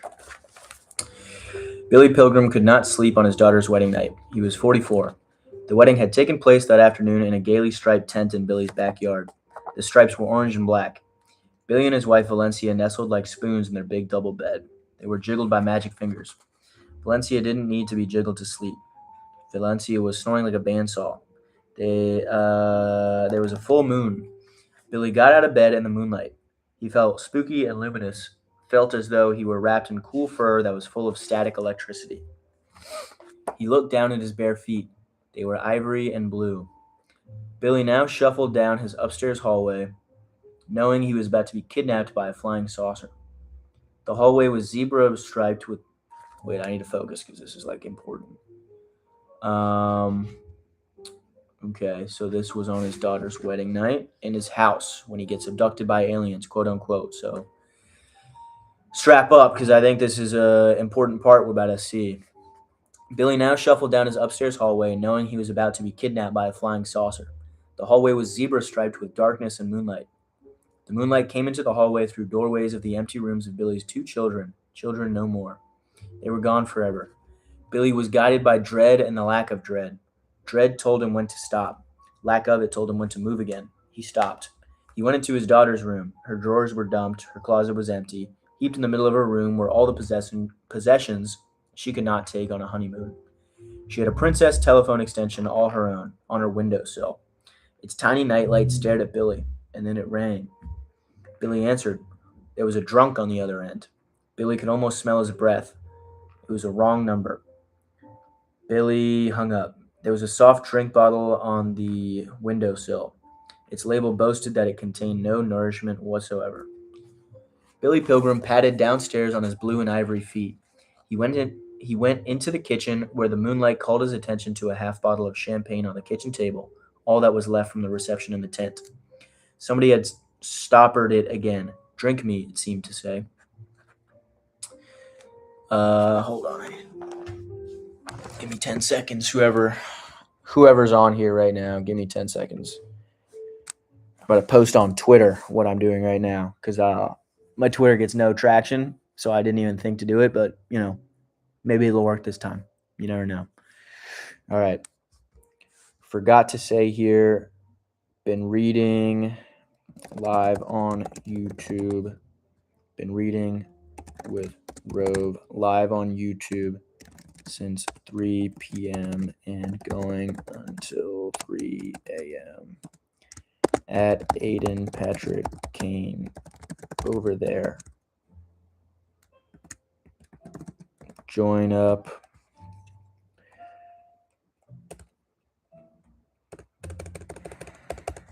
Forgot to say here, been reading with Rove live on YouTube since 3 p.m. and going until 3 a.m. at Aiden Patrick Kane over there. Post. Cool. All right, back to the book. Back to the book.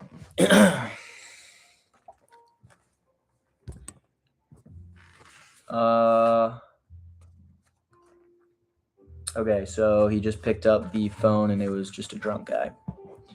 Billy Pilgrim padded downstairs on his blue and ivory feet. He went into the kitchen where the moonlight called his attention to a half bottle of champagne on the kitchen table, all that was left from the reception in the tent. Somebody had stoppered it again. Drink me, it seemed to say. So Billy uncorked it with his thumbs. It didn't make a pop. The champagne was dead. So it goes. Billy looked at the clock on the gas stove. He had an hour to kill before the saucer came. He went, what the heck? So he's just got to be making this up. He went into the living room, swinging the bottle like a dinner bell, turned on the television. He came slightly unstuck in time, saw the late movie backwards, then forwards again. It was a movie about American bombers in the Second World War and the gallant men who flew them. Damn. Why y'all leaving, man? What y'all leaving for? Alright, well, I mean, it's low-key time to make dinner type shit. Type shit.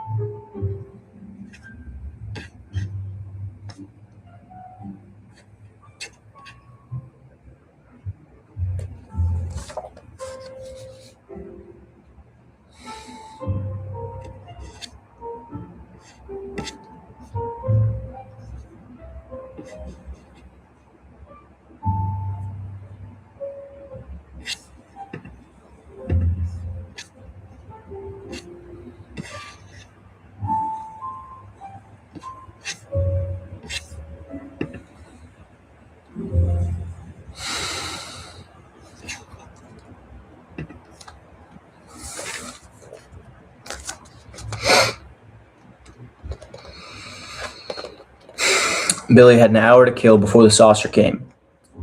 He went into the living room, swinging the bottle like a dinner bell, turned on the television. He came slightly unstuck in time, saw the late movie backwards, then forwards again. It was a movie about American bombers in the Second World War. Robert, what is up, brother? I mean, it is going to be tough to take your number one participant crown. Top fan. Yeah. Heck yeah, man. You rock. Truly do appreciate the support. And yeah, like I said, if you got questions while I'm reading, go ahead and ask. And I'll ask Rove. It'll be a cool old time. Whoop, whoop. Yeah, we are officially 4 minutes past halfway through. Been going at it for 6 hours. The stream says 5:54, but that's because it took me a few minutes to set up the stream. But yeah, we're halfway through. Feel like I just got started, and yet I've learned so much. 6 hours in, 90 pages in, kind of insane, but it's been a lot of fun. So anyway, back to the book. Not sure where you left off, but right now we're on his daughter's wedding night, and he went to sleep, woke up, and he said it's like an hour until he's going to get abducted by aliens. So if that's any hint, I feel like he's making it up. But he just grabbed no one else is around. Everyone's asleep. He just grabbed a champagne bottle, watched a movie, said he watched it backwards. So you can tell he's going insane. And he said, story says, seen backwards by Billy, the story went like this. American planes full of holes and wounded men and corpses took off backwards from an airfield in England. Over France, a few German fighter planes flew at them backwards, sucked bullets and shell fragments from some of the planes and crewmen. They did the same for wrecked American bombers on the ground, and those planes flew up backwards to join the formation. The formation flew backwards over a German city that was in flames. The bombers opened their bomb bay doors, exerted a miraculous magnetism which shrunk the fires, gathered them into cylindrical steel containers, and lifted the containers into the bellies of the planes. The containers were stored neatly in racks. The Germans below had miraculous devices of their own, which were long steel tubes. They used them to suck more fragments from the crewmen and planes. But there were still a few wounded Americans, though, and some of the bombers were in bad repair. Over France, though, German fighters came up again, made everything and everybody as good as new. Interesting. When the bombers got back to their... Yeah, he is going insane. When the bombers got back to their base, the steel cylinders were taken from the racks and shipped back to the United States of America, where factories were operating night and day, dismantling the cylinders, separating the dangerous contents into minerals. Touchingly, it was mainly women who did this work. The minerals were then shipped to specialists in remote areas. It was their business to put them into the ground, to hide them cleverly so they would never hurt anybody ever again. The American flyers turned in their uniforms, became high school kids. And Hitler turned into a baby, Billy Pilgrim supposed. That wasn't in the movie. Billy was extrapolating. Everybody turned into a baby, and all humanity, without exception, conspired biologically to produce two perfect people named Adam and Eve, he supposed. Jeez. Billy saw the war movies backwards, then forwards, and then it was time to go out into his backyard to meet the flying saucer. Out he went, his blue and ivory feet crushing the wet salad of the lawn. He stopped, took a swig of the dead champagne. It was like 7-Up. He would not raise his eyes to the sky, though he knew there was a flying saucer from Tralfamadore up there. He would see it soon enough, inside and out, and he would see, too, where it came from soon enough. Overhead, he heard the cry of what might have been a melodious owl, but it wasn't a melodious owl. It was a flying saucer from Tralfamadore, navigating in both space and time, therefore seeming to Billy Pilgrim to have come from nowhere all at once. Somewhere a big dog barked. The saucer was 100 feet in diameter, with portholes around its rim. The light from the portholes was a pulsing purple. The only noise it made was the owl song. It came down to hover over Billy and to enclose him in a cylinder of pulsing purple light. Now there was the sound of a seeming kiss as an airtight hatch in the bottom of the saucer was opened. Down snaked a ladder that was outlined in pretty lights like a Ferris wheel. Billy's will was paralyzed by a zap gun aimed at him from one of the portholes. It became imperative that he take hold of the bottom rung of the sinuous ladder, which he did. The rung was electrified so that Billy's hands locked onto it hard. He was hauled into the airlock and machinery closed the bottom door. Only then did the ladder, wound onto a reel in the airlock, let him go. Only then did Billy's brain start working again. There were 2 peepholes inside the airlock, with yellow eyes pressed to them. There was a speaker on the wall. The Tralfamadorians had no voice boxes. They communicated telepathically. They were able to talk to Billy by means of a computer and a sort of electric organ which made every earthling speech sound. "Welcome aboard, Mr. Pilgrim," said the loudspeaker. "Any questions?" Billy licked his lips, thought a while, inquired at last, "Why me?" "That is a very earthling question to ask, Mr. Pilgrim. Why you? Why us, for that matter? Why anything? Because this moment simply is. Have you ever seen bugs trapped in amber?" Yes, Billy, in fact, had a paperweight in his office, which was a blob of polished amber with 3 ladybugs embedded in it. "Well, here we are, Mr. Pilgrim, trapped in the amber of this moment. There is no why."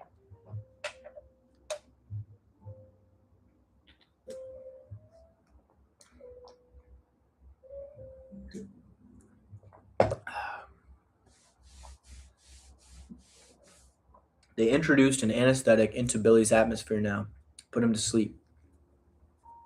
They carried him to a cabin where he was strapped to a yellow Barcalounger, which they had stolen from a Sears Roebuck warehouse. The hold of the saucer was crammed with other stolen merchandise, which would be used to furnish Billy's artificial habitat in a zoo on Tralfamador.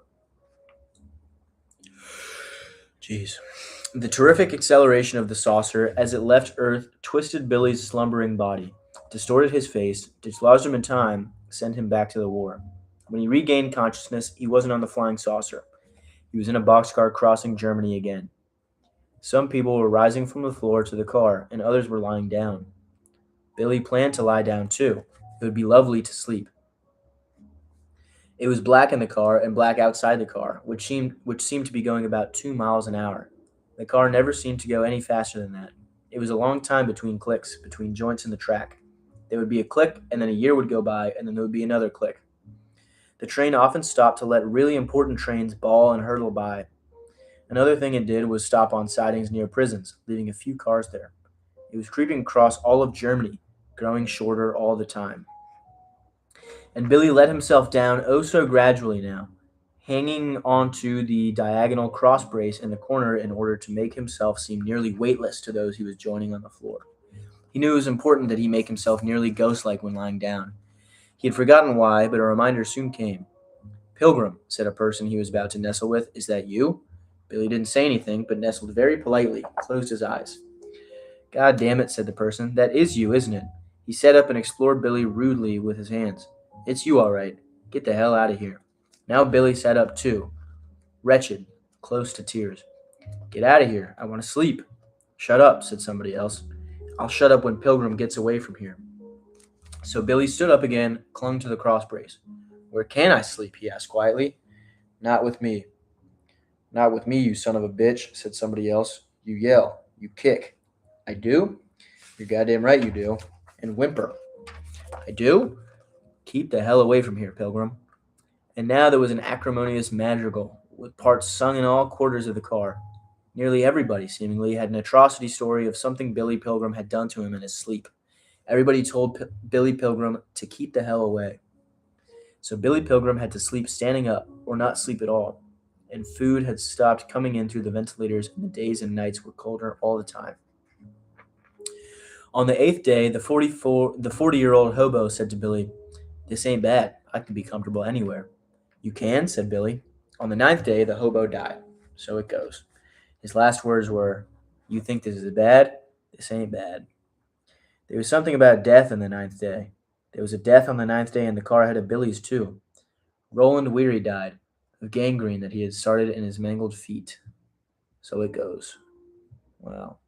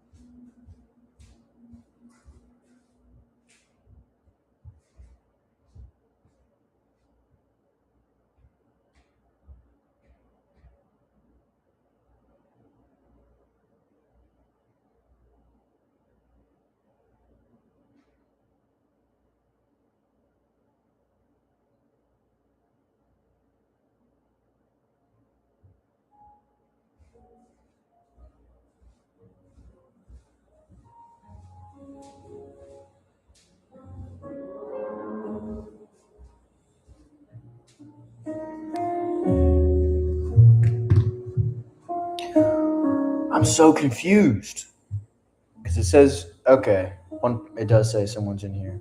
When you first said that, it said no one was in here. So then I was like, just not trusting if YouTube was telling me if anyone was ever in here. So, yeah. All right, making some dinner.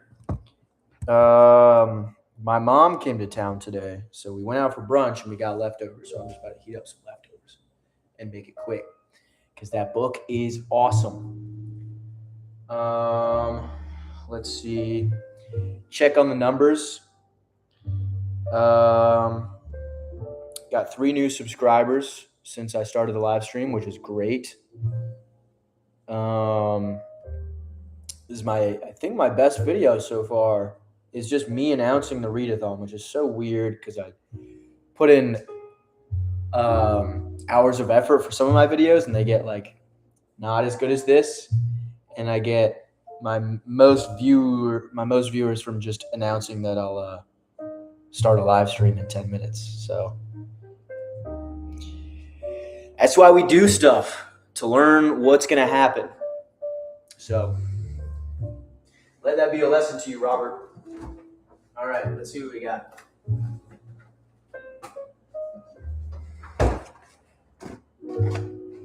We got some mac and cheese and some biscuits and eggs and sausage and stuff. I'm not really that hungry. I also got a roommate, so I can't eat all of it. I think I'm gonna have like half the mac and cheese and one of the 2 biscuits, and it's gonna be awesome. So yeah, man. I mean, in the meantime, yeah, man, I'm excited. In the meantime, I mean, interested to hear what you think about Rove, or just how you've liked the live stream so far. If you like to read, I mean, literally anything. I just don't want to sit here while you watch me make dinner. So, yeah, do you think Rove's cool? You think it's got a chance? You think some people will buy it? Or do you like the book so far?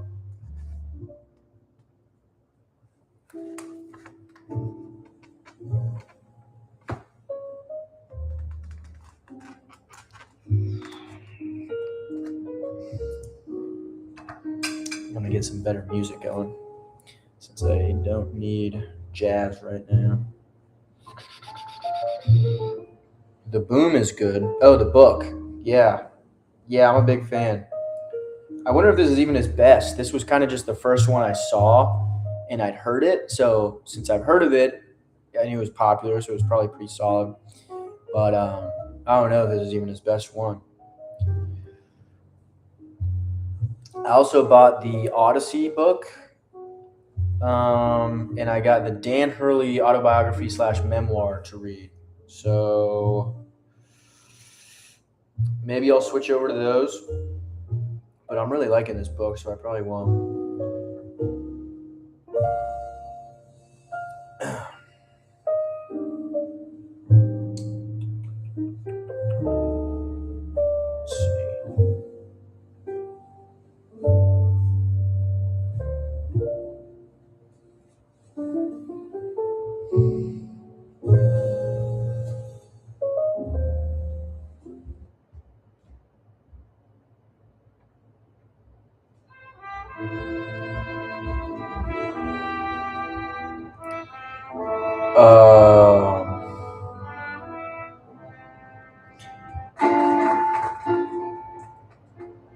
Yeah, it is.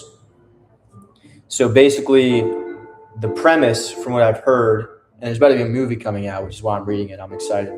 But the premise is there's like a war in ancient Greece, and the main character, Odysseus, is the leader. And so after him and his guys win the war, they are sailing back home. But on the voyage back home, a bunch of crazy stuff happens. He doesn't easily get back home. He has to, go through a bunch of stuff. And yeah, I don't really know what happens, but I know that's kind of the premise. So he's trying to head back home, and then a bunch of stuff stops him from doing that. Anyway, back to dinner. Have you heard Epic? Have you heard Epic? It's about that. No, I haven't.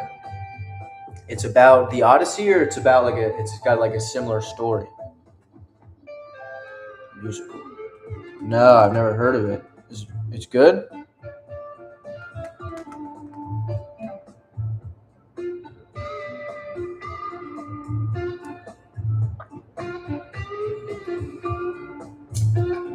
I'm usually not a big musical guy, but that just is because I haven't seen them very much. It's about the Odyssey. Have you seen it, or you just have heard of it?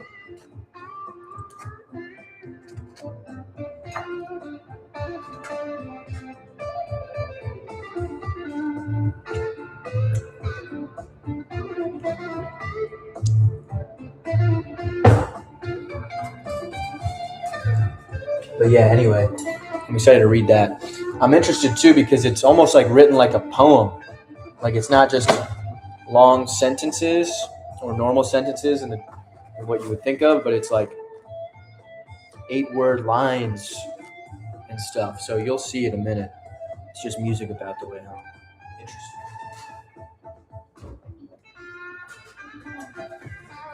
Yeah, no, I haven't heard of it or seen it, but if I like the book and movie so much, maybe I'll just want more and more Odyssey content, so then I'll get into that.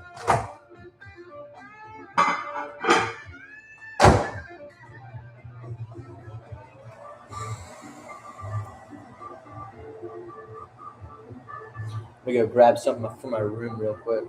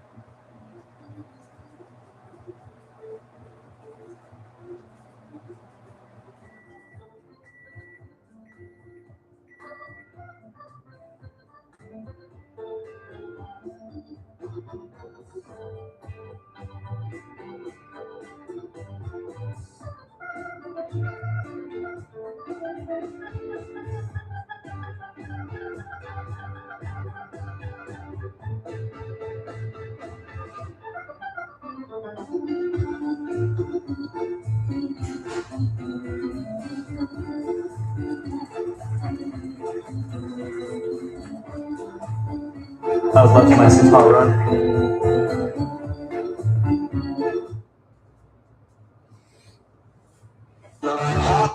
2 miles left in my 6-mile run. Cooking at a 740 average with 7 to 18 last. Sauconies. Well, don't spoil. Don't want any spoils.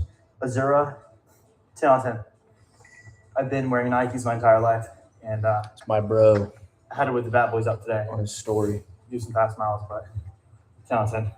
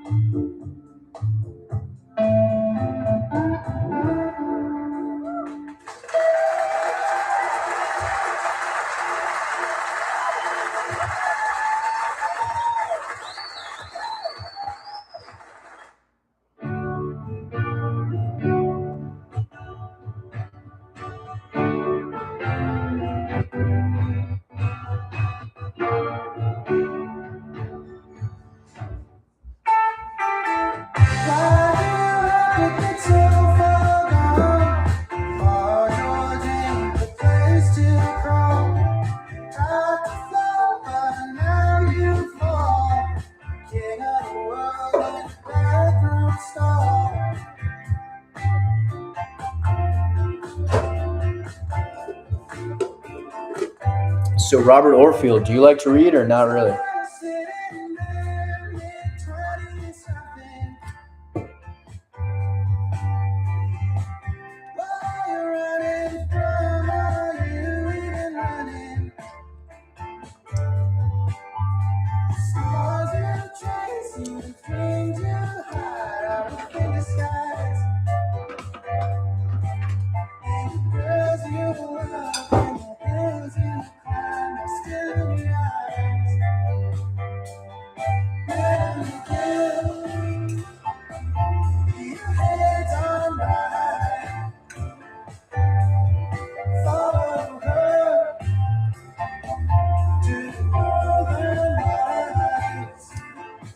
You got a favorite book? Or just something you're reading right now? Or not really?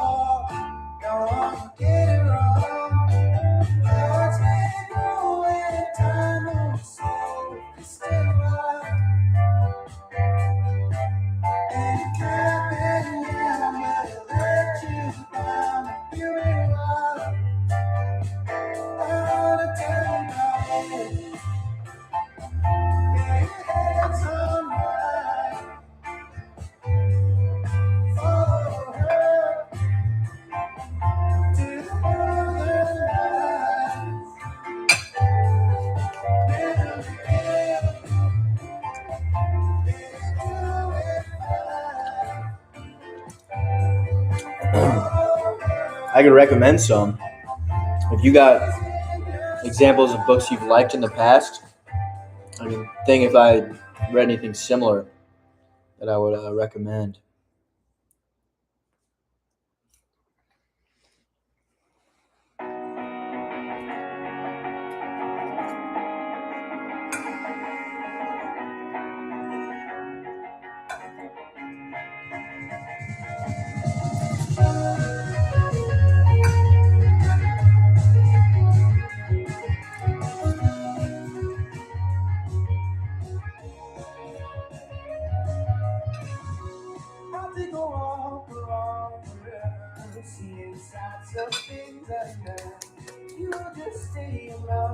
Yum.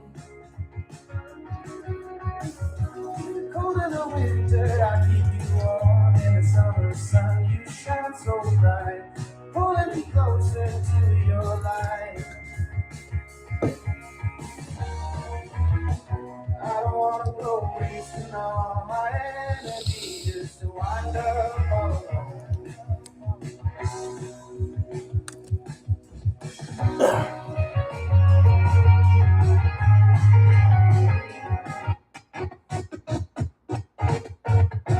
What the?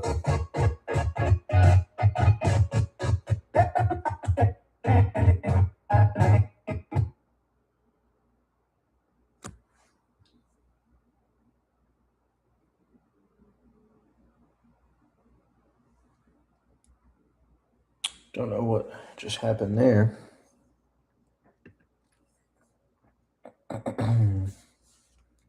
Battery 100%.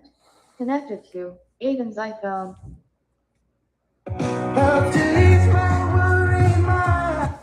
Connected to Aiden's MacBook Pro. I write a song for all to listen, but the words just point at you.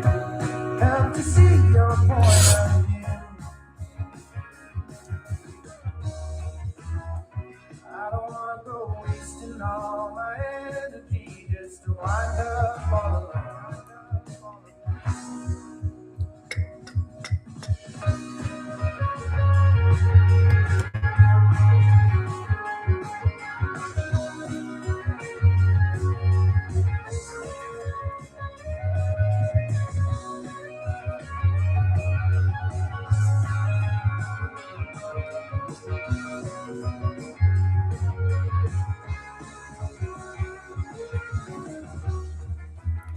Keeper of the Night by Annika Thor. I've never heard of it.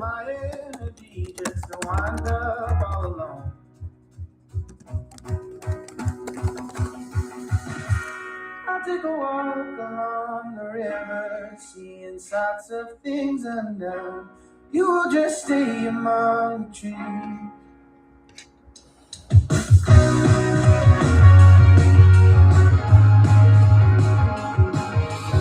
I'm not seeing anything.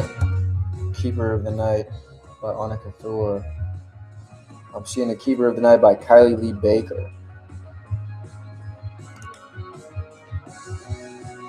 Looks cool.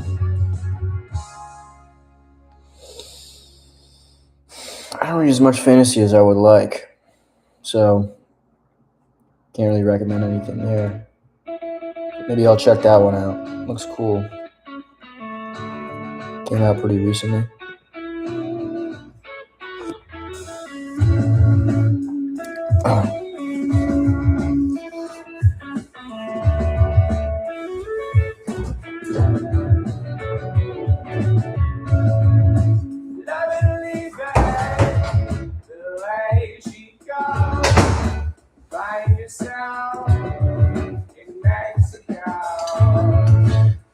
Song sucks.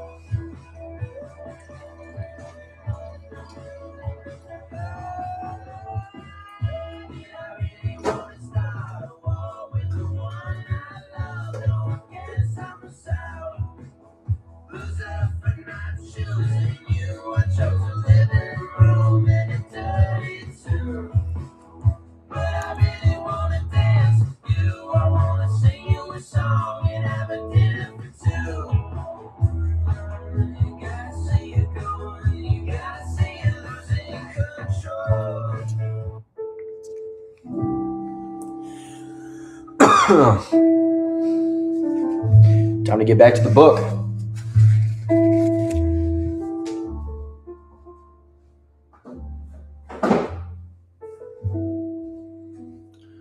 First thing I won't be done.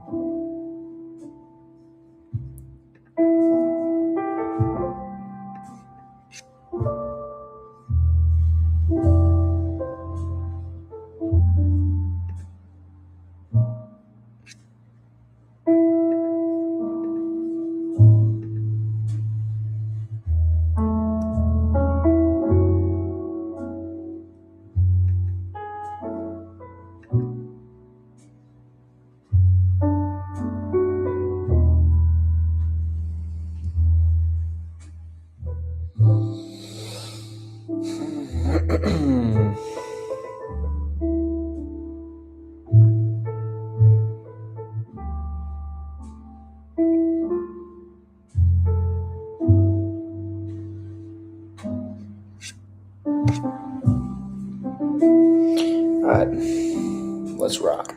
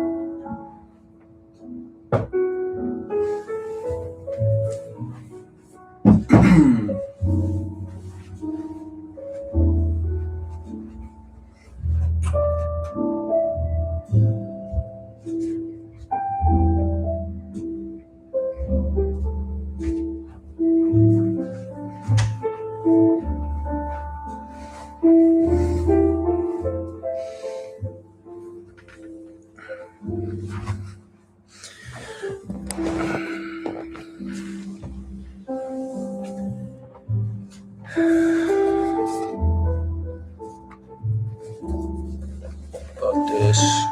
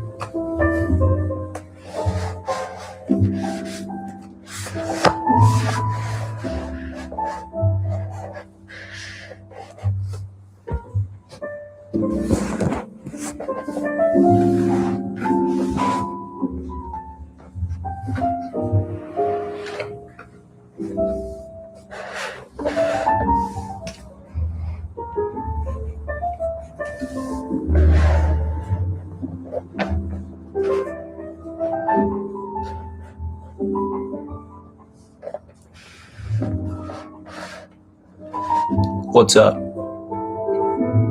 Not much, just here to help. How can I assist you today?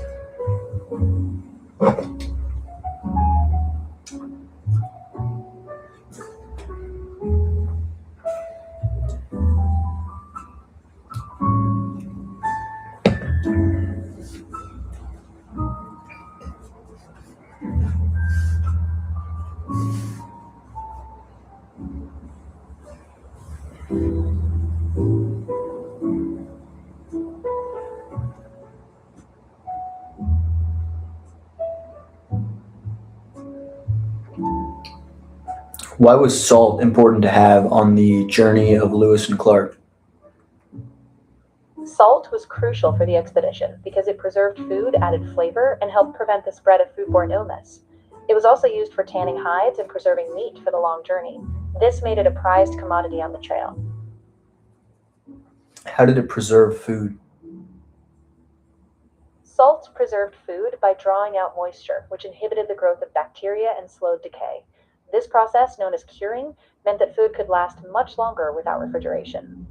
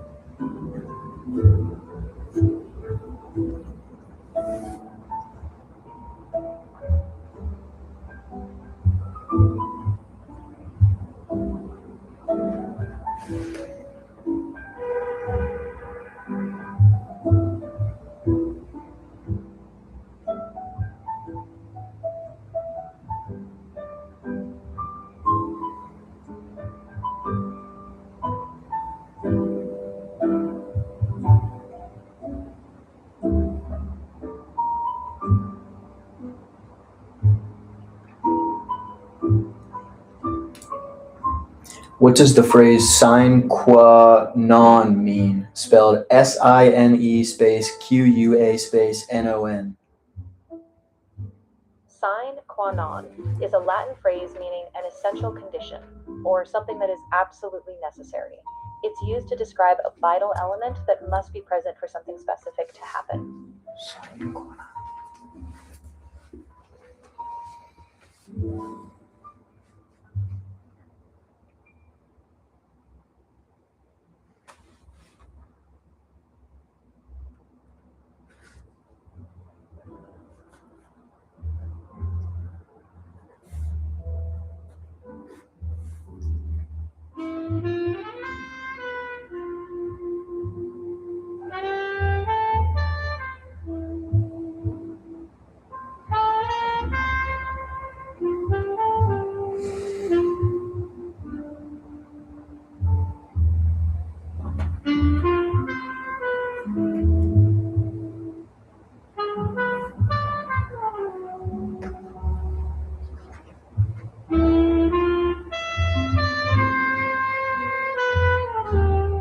Is there a difference between artisans and craftsmen, or are they synonymous? There is a subtle difference. Artisans often focus on artistic or creative elements, while craftsmen emphasize practical skill in making functional items. Both involve high levels of craftsmanship, but artisans tend to lean more towards aesthetics.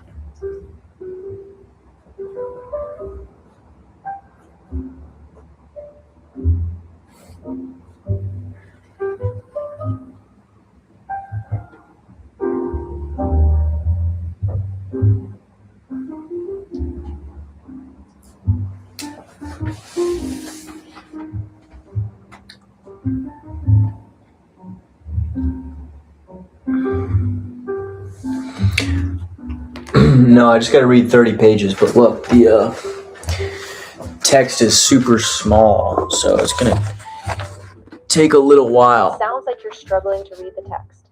You might try adjusting the font size on your device, or maybe use a magnifying glass tool. So, yeah. That could make it easier to read.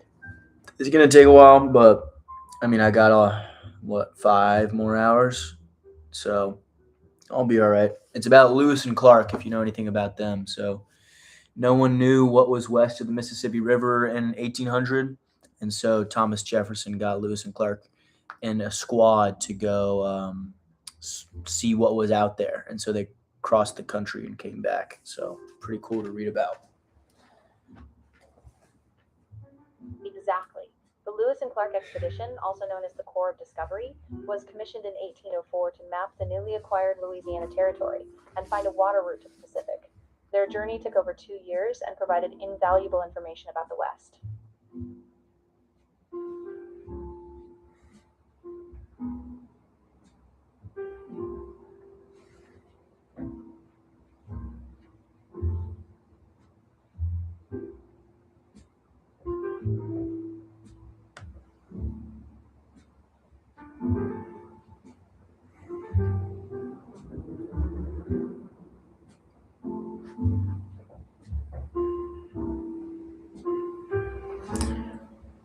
What is a chronometer? A chronometer is a precise timekeeping device, especially built for navigation at sea, ensuring accurate time measurement for determining longitude. Lewis and Clark used a marine chronometer to keep accurate records of time and coordinate their explorations accurately.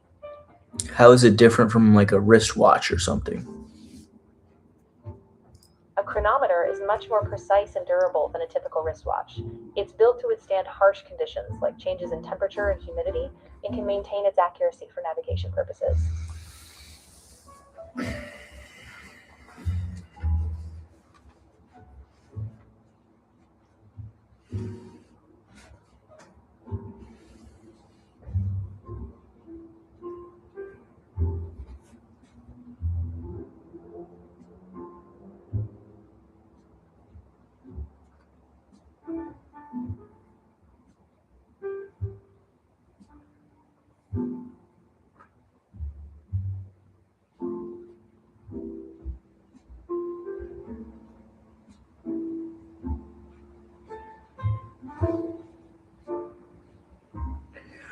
Robert, something funny about this book is that back in like 1800, when Lewis was writing to Thomas Jefferson and Jefferson to Lewis, grammar hadn't really been taught in schools, or really spelling at all, because schools weren't really a thing for a lot of people. And so there was no like governing body as to how things should be spelled and how grammar should work. And so like the spelling is horrible in their letters to each other. So it's funny.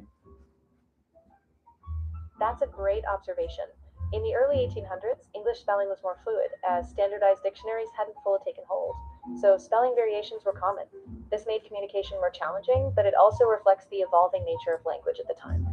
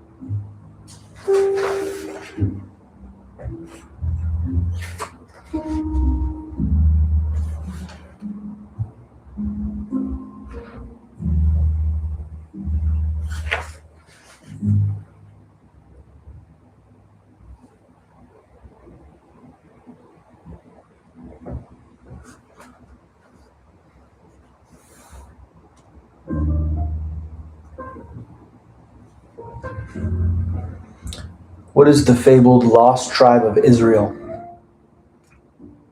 The lost tribes of Israel refer to the 10 tribes of the ancient kingdom of Israel that were said to have been exiled by the Assyrians around 722 BCE, after which their whereabouts became unknown. Over time, many legends and theories emerged about their fate and possible descendants.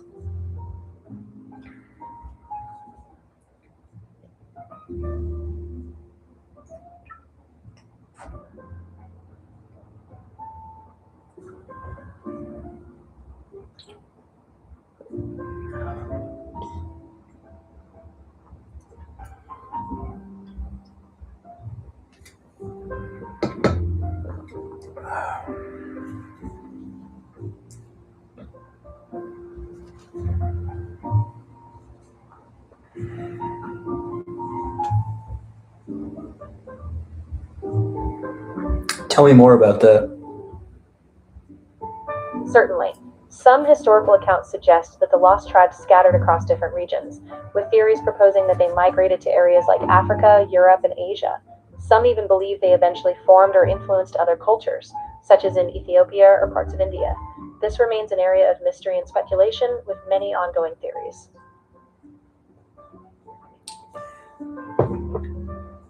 Is there any evidence that supports the Ethiopia or India claims or theories?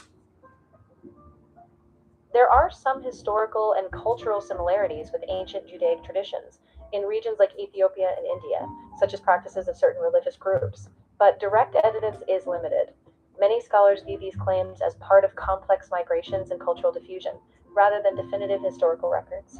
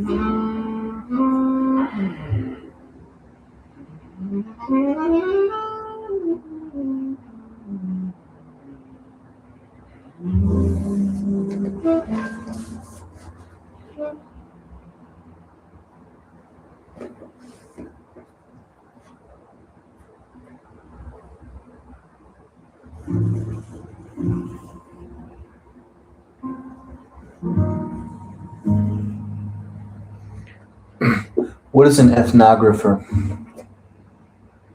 An ethnographer is a researcher who studies cultures and communities by observing, interacting, and collecting data on people's everyday lives, beliefs, and behaviors, often producing detailed cultural descriptions. They typically work in fields like anthropology or sociology.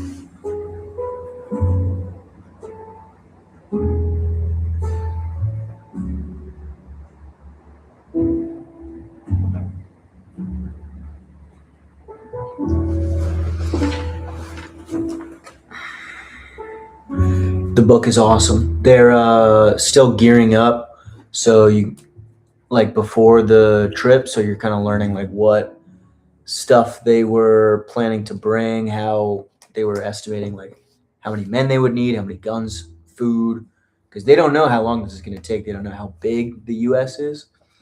So they're planning all that out, and then they're also talking about like, what happens if they get attacked. Because if they get attacked, Jefferson said they should turn around instead of trying to fight them, because if they all died, then they would have lost all the information that they would have learned out there. So really cool stuff to learn about.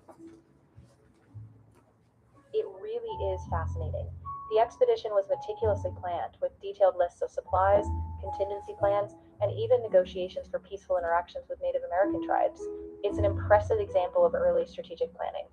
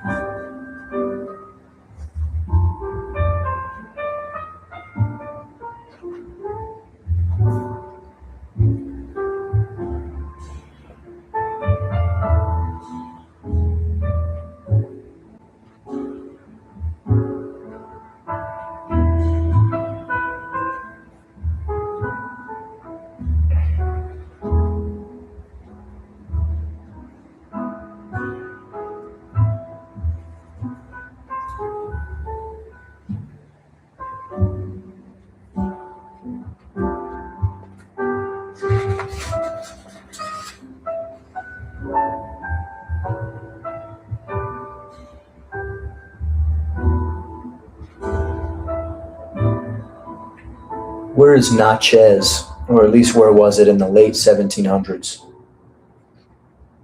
Natchez was a key location in the late 1700s in what is now Mississippi, along the Mississippi River. It served as an important frontier town and was a hub for trade, European settlement, and exploration.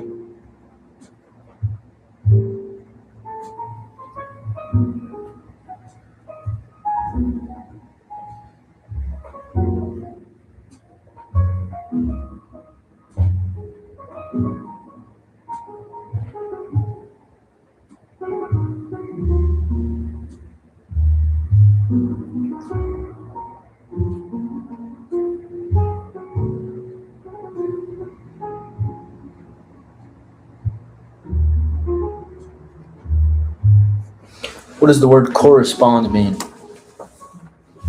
Correspond means to have a direct relationship or connection with something, or to match up in terms of characteristics.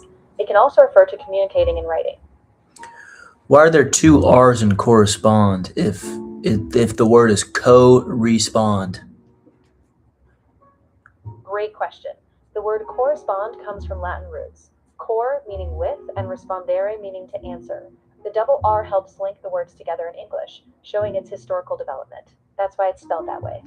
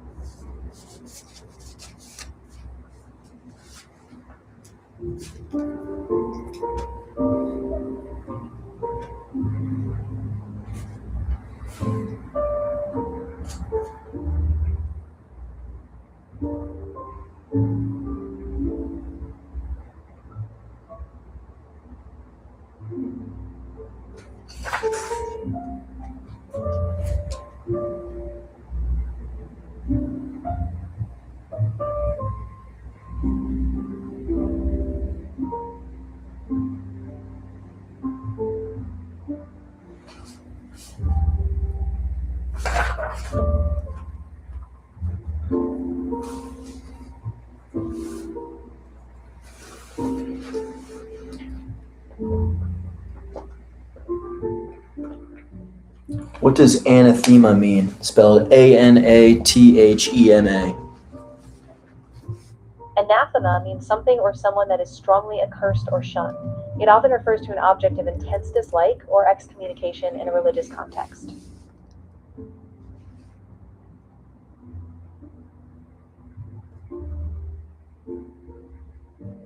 What does intrepid mean? Intrepid means fearless, adventurous, and showing courage in the face of danger. It's often used to describe explorers or people undertaking daring missions. Save that. All set. The information has been saved.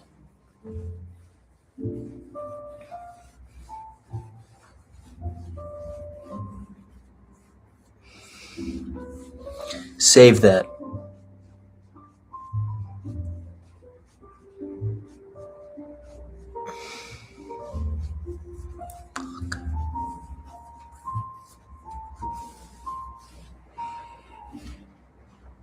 What's up? Hello. I'm here to help with any information or questions you have. What would you like to explore? What does intrepid mean? Intrepid means fearless, adventurous, and showing great courage, especially in the face of danger. It's often used for explorers, pioneers, or anyone who takes bold risks. Save that. Got it. The information has been saved. Show me my collection. Here you go. Happy reading.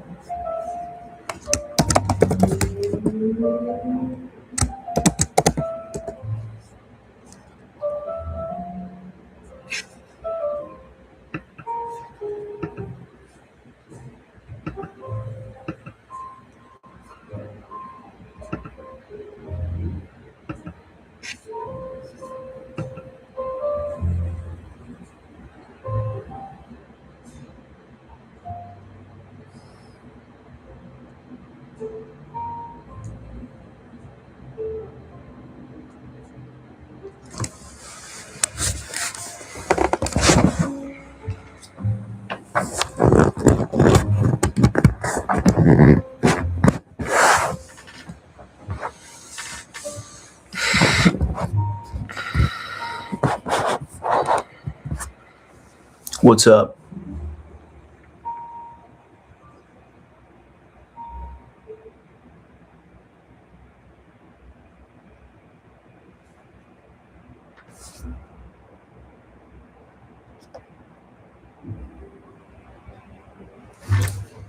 What's up?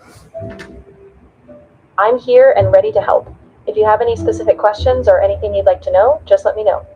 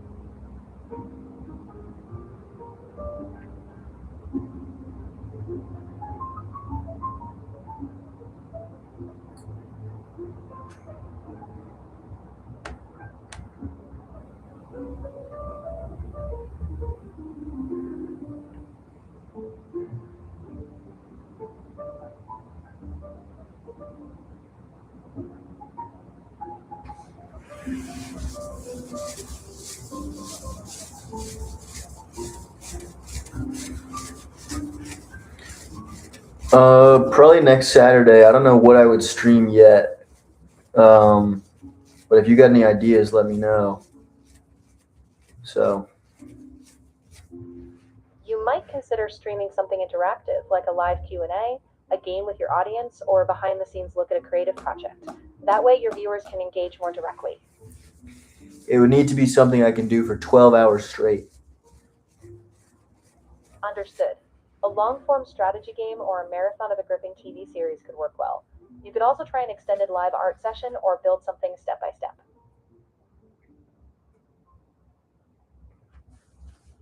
It's not bad.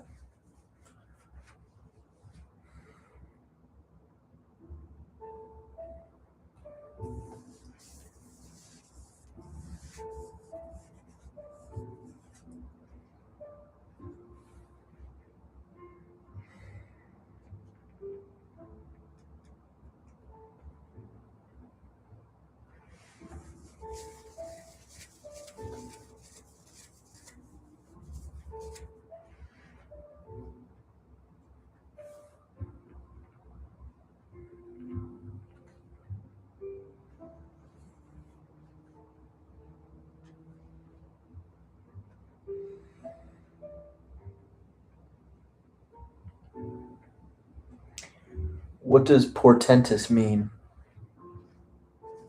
Portentous means something that seems like a warning or a sign of a future event, often something momentous or ominous. It can also mean something that's done in a pompous or overly serious way.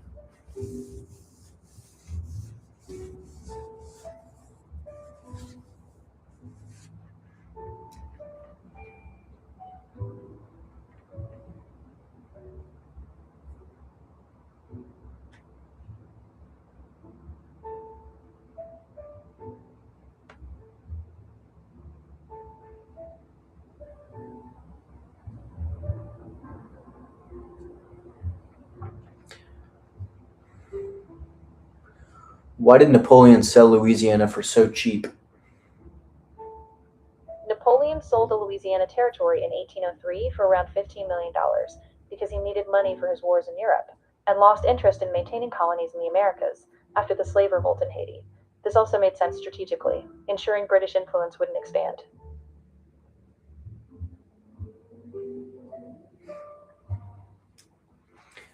So at this time, the French were more scared of the British than the Americans, so they were happy to give something to the Americans so that the British wouldn't get it.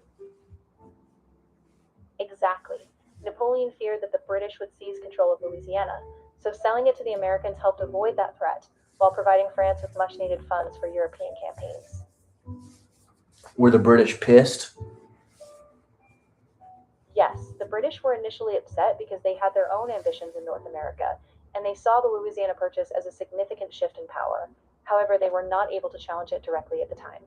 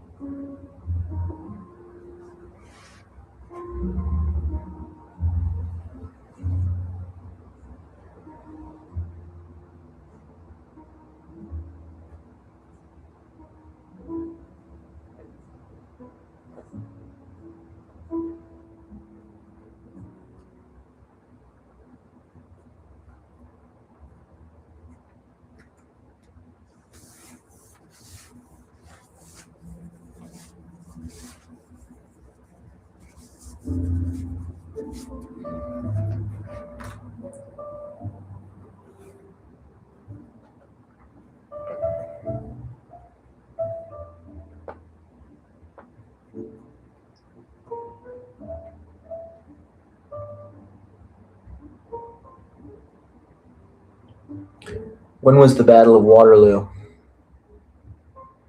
The Battle of Waterloo took place on June 18, 1815. It was the decisive battle where Napoleon Bonaparte was defeated by the Duke of Wellington and Prussian forces, ending his rule.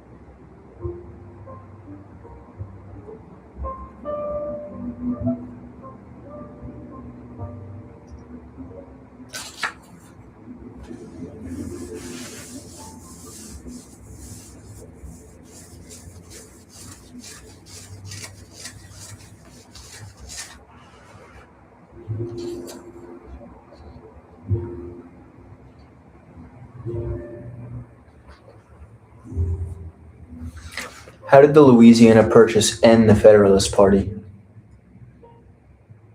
The Louisiana Purchase contributed by shifting political power. Many Federalists opposed the expansion, fearing it would lead to the spread of agrarian interests and dilute their influence. This alienation weakened the party, contributing to its decline.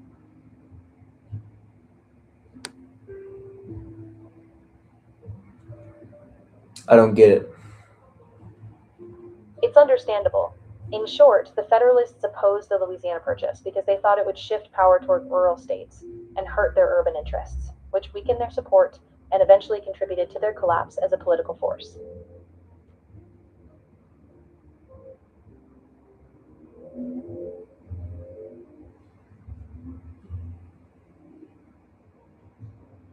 So Federalists wanted power in the cities. Yes, many Federalists favored strong central government, commercial expansion, and power in urban centers, where trade and finance thrived. They worried that westward expansion would shift the balance away from those urban areas. Save that. Got it. The information has been saved.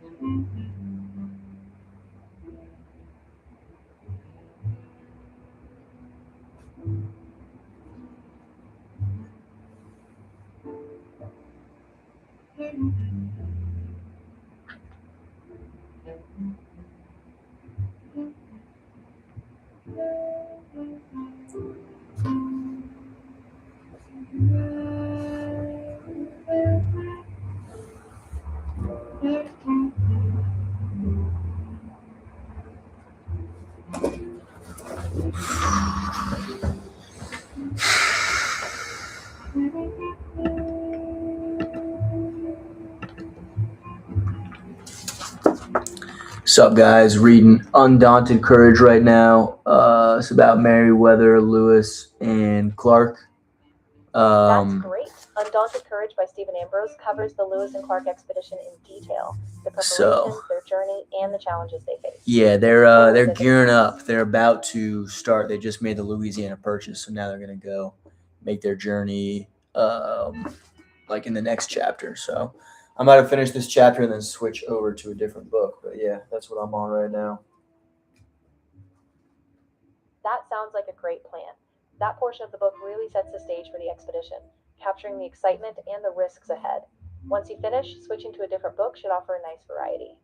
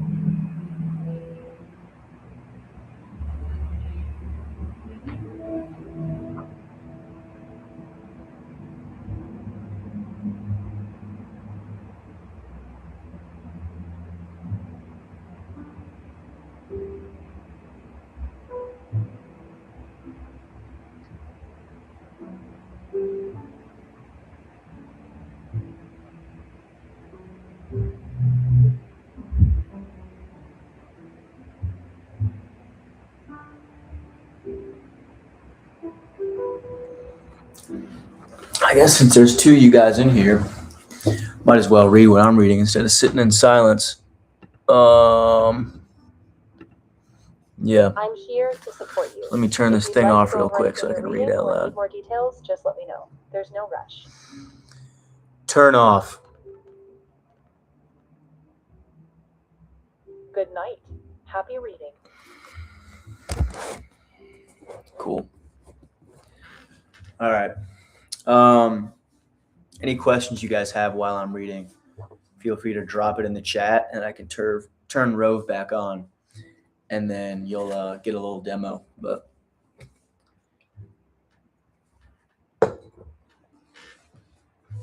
Jefferson wanted land. He wanted empire. He reached out to seize what he wanted, first of all, by continually expanding the boundaries of Louisiana.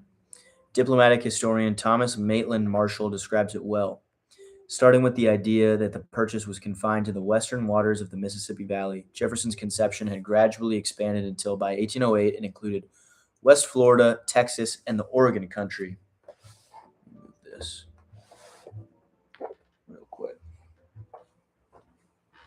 In the Oregon country, a view which was to be the basis of a large part of American diplomacy for nearly half a century. Lewis started out for Pittsburgh on July 5th, 1803, the day after the news of the purchase arrived. Although he was in a good mood, he had a great deal to be worried about. Would Clark accept, or would his health or business commitments prevent him from joining? Had the wagon load of supplies gotten from Philadelphia to Pittsburgh? Had the weapons and other items selected at Harper's Ferry been sent to Pittsburgh?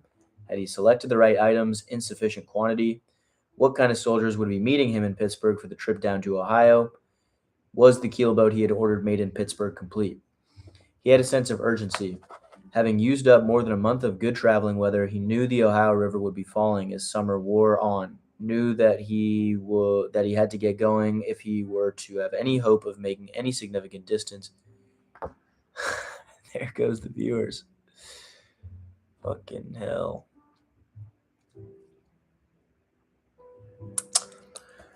Back to my book. Man. Back to my book. Man. Da, da, da, da, da, da, da, da, da, da, da.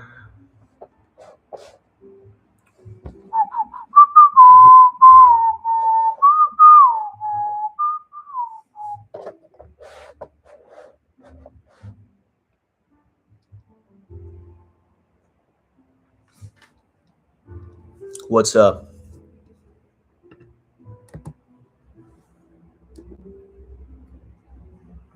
What's up? Hello, I'm here to help. Feel free to ask about anything you're curious about, whether it's facts, information, or something you'd like to explore.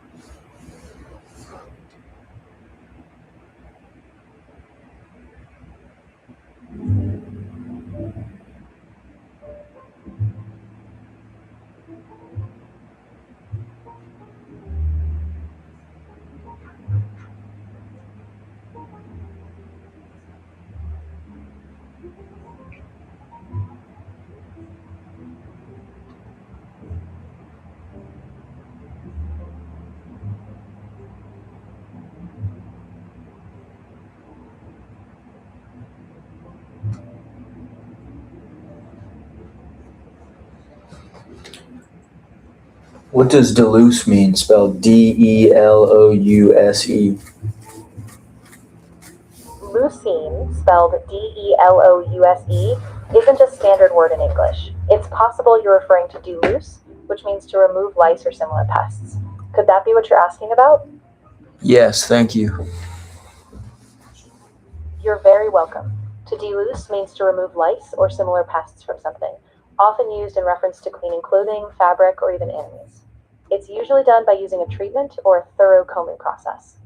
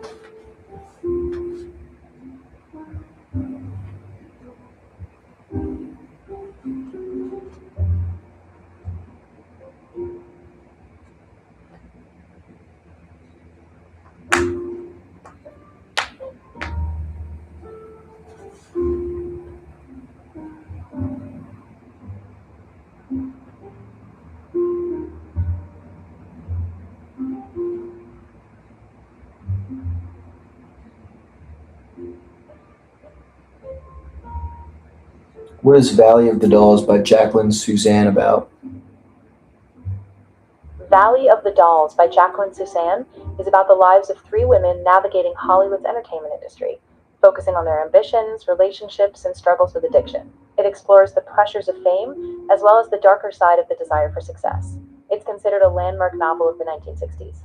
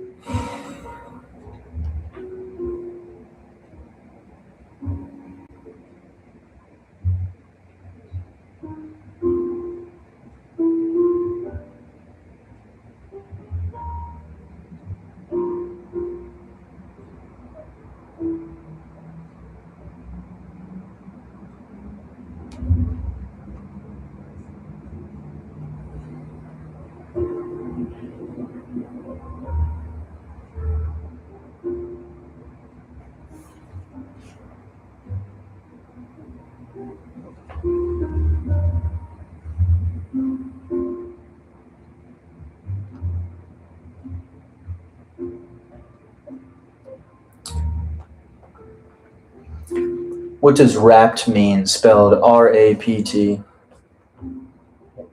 Rapt means completely engrossed or absorbed, as if held spellbound by something. For example, you might say an audience was rapt by a speaker's words.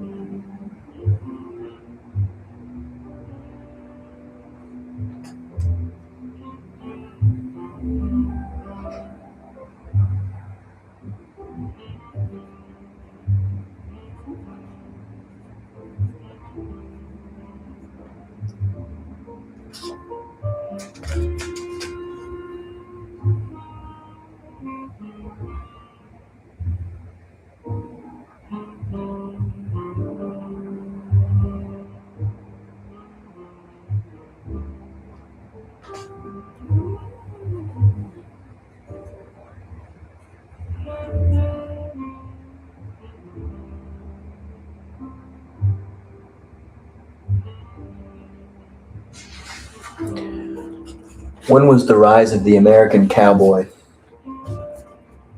The rise of the American cowboy occurred mainly during the late 1800s, particularly after the Civil War, when cattle drives and ranching expanded across the western United States.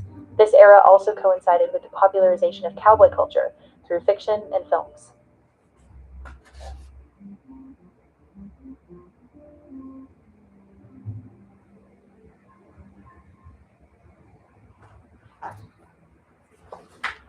Because of the Homestead Act, right? Exactly. The Homestead Act of 1862 gave free land to settlers, encouraging westward expansion and helping to fuel the growth of ranches and cowboy culture. This significantly shaped the development of the American West. Turn off. Good night. Happy reading. Yo, pal!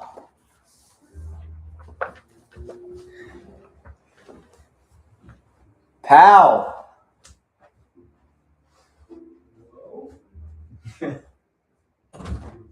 What's up, pal?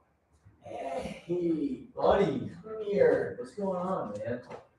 You have a good time? Smoking cigarettes. God damn it. This is bad. Did it again. Smell it. No, I can smell you. You smell like an ashtray. You smell like a goddamn ashtray. No. Very bright in here. Yeah, dude, I gotta get the lighting right. Otherwise, no one can read the screen. Oh, are you still? Mm-hmm. It's been 9 hours. I've gotten some decent traction. No one's in there, I don't think. Mm-hmm. Yeah, I've just been chilling and reading for 9 hours. No, don't say anything though, because they might join. So what'd you do? Mm-hmm. It's my setup. There's gotta be a way to configure this. No, don't start messing with stuff. How does this work? Oh yeah. Don't start messing with stuff.